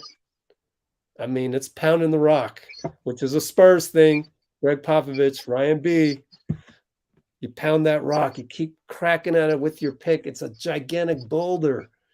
You never know, the next crack that you make in that boulder might split that boulder. You never know. So just keep at it. Keep working at it. Mm-hmm. Absolutely. And if other people, whether they act that way or not, they like being treated that way. Almost everybody, that's what that type of like our type of team oriented kind of thing, and positivity and respect and things like that. The way I think that we approach this is the way that even the national media, right, that maybe don't approach it that way. When there's something about them, that's what they want too. They want to be treated the way that we are treating the Warriors. Everybody wants that, I hope, so you can say people don't know the game. You can say we're being positive and everybody else is being negative, but that's a little hypocritical, I think. We're just going to be positive, and we're going to try and know the game. We're going to teach, and if you don't want to be a part of that, don't be a part of it. And for all the people still here, it's almost 11:30 here in California, so I'm sure there are a lot of people elsewhere. It's way later for them, and they're don't don't get into a screaming match. Don't act all superior. Just stick with what's good for the team. How can I help? And whatever happens will be tough. And don't worry about losing. You can't be afraid of losing. You cannot be afraid of losing, because if you are, it's like blood to a shark. It'd smell it from miles away. It will come get you until you're not afraid of it anymore. You can't be afraid of losing this finals, even if it brings up 2016 feelings. And all the hate and all that came. Now I know the hate's coming for Steph. It doesn't matter how great he played. He lost. I'm not afraid of that. If we lose this finals, I know exactly what I'm going to want to see next season, to see if we can get back to the same place. Not taking my mind off the present. Just I already know if we lose, like, okay, well we're going to see what we need to adjust, and we're going to pray that our guys stay healthy and stick together, and I'm not worried. And then who knows? Maybe, just maybe, if you're really not afraid of it and you respect your opponent enough and you just try and play even better against your own self than you played the game before, maybe after this crazy season, just maybe, you get to see this team's name written in gold forever. Maybe we can get it. You know? Wouldn't it be amazing? We still have a great shot. I know we're down 2-1, but we still have a great shot. So Yeah, well, let's have fun. We're gonna end it soon, but I was even during the live chat when it was evident that we were gonna lose. I even said, well, wouldn't it be poetic if we actually came back from 3-1? That would almost like erase 2016, you know? Or prove. But I don't want to go down 3-1. Yeah, no. You know, it was a silly thought. It was a silly Well, you know, hey, we did it against the Thunder. I believe this team has a shot to win until we're down 0-4. You know? When that happens, then I'll give up, you know? If we lose 4 games, then it's over for sure. But I don't know. We got one more home game. We got one more home game coming up. So no matter what happens, just play hard, be the Warriors to the best that you can, and we'll be happy here on the channel and Dub Nation. You know? Oh, Rich, I'm feeling pretty confident. Maybe it's just because I saw Steph Curry go off and he had a great game. So it wasn't It's contagious. I don't know. Yeah. You really made me feel really good about heading into tomorrow. I get to go. The plan, if it holds up, is to go see Top Gun Maverick on IMAX in the afternoon with family, which I can finally go hang out with now that I'm pretty much free of COVID. Yeah. I haven't felt this good. You know, the last couple games, I would have been sweating all over the place and just anyway, feel really good. Thanks to you, man.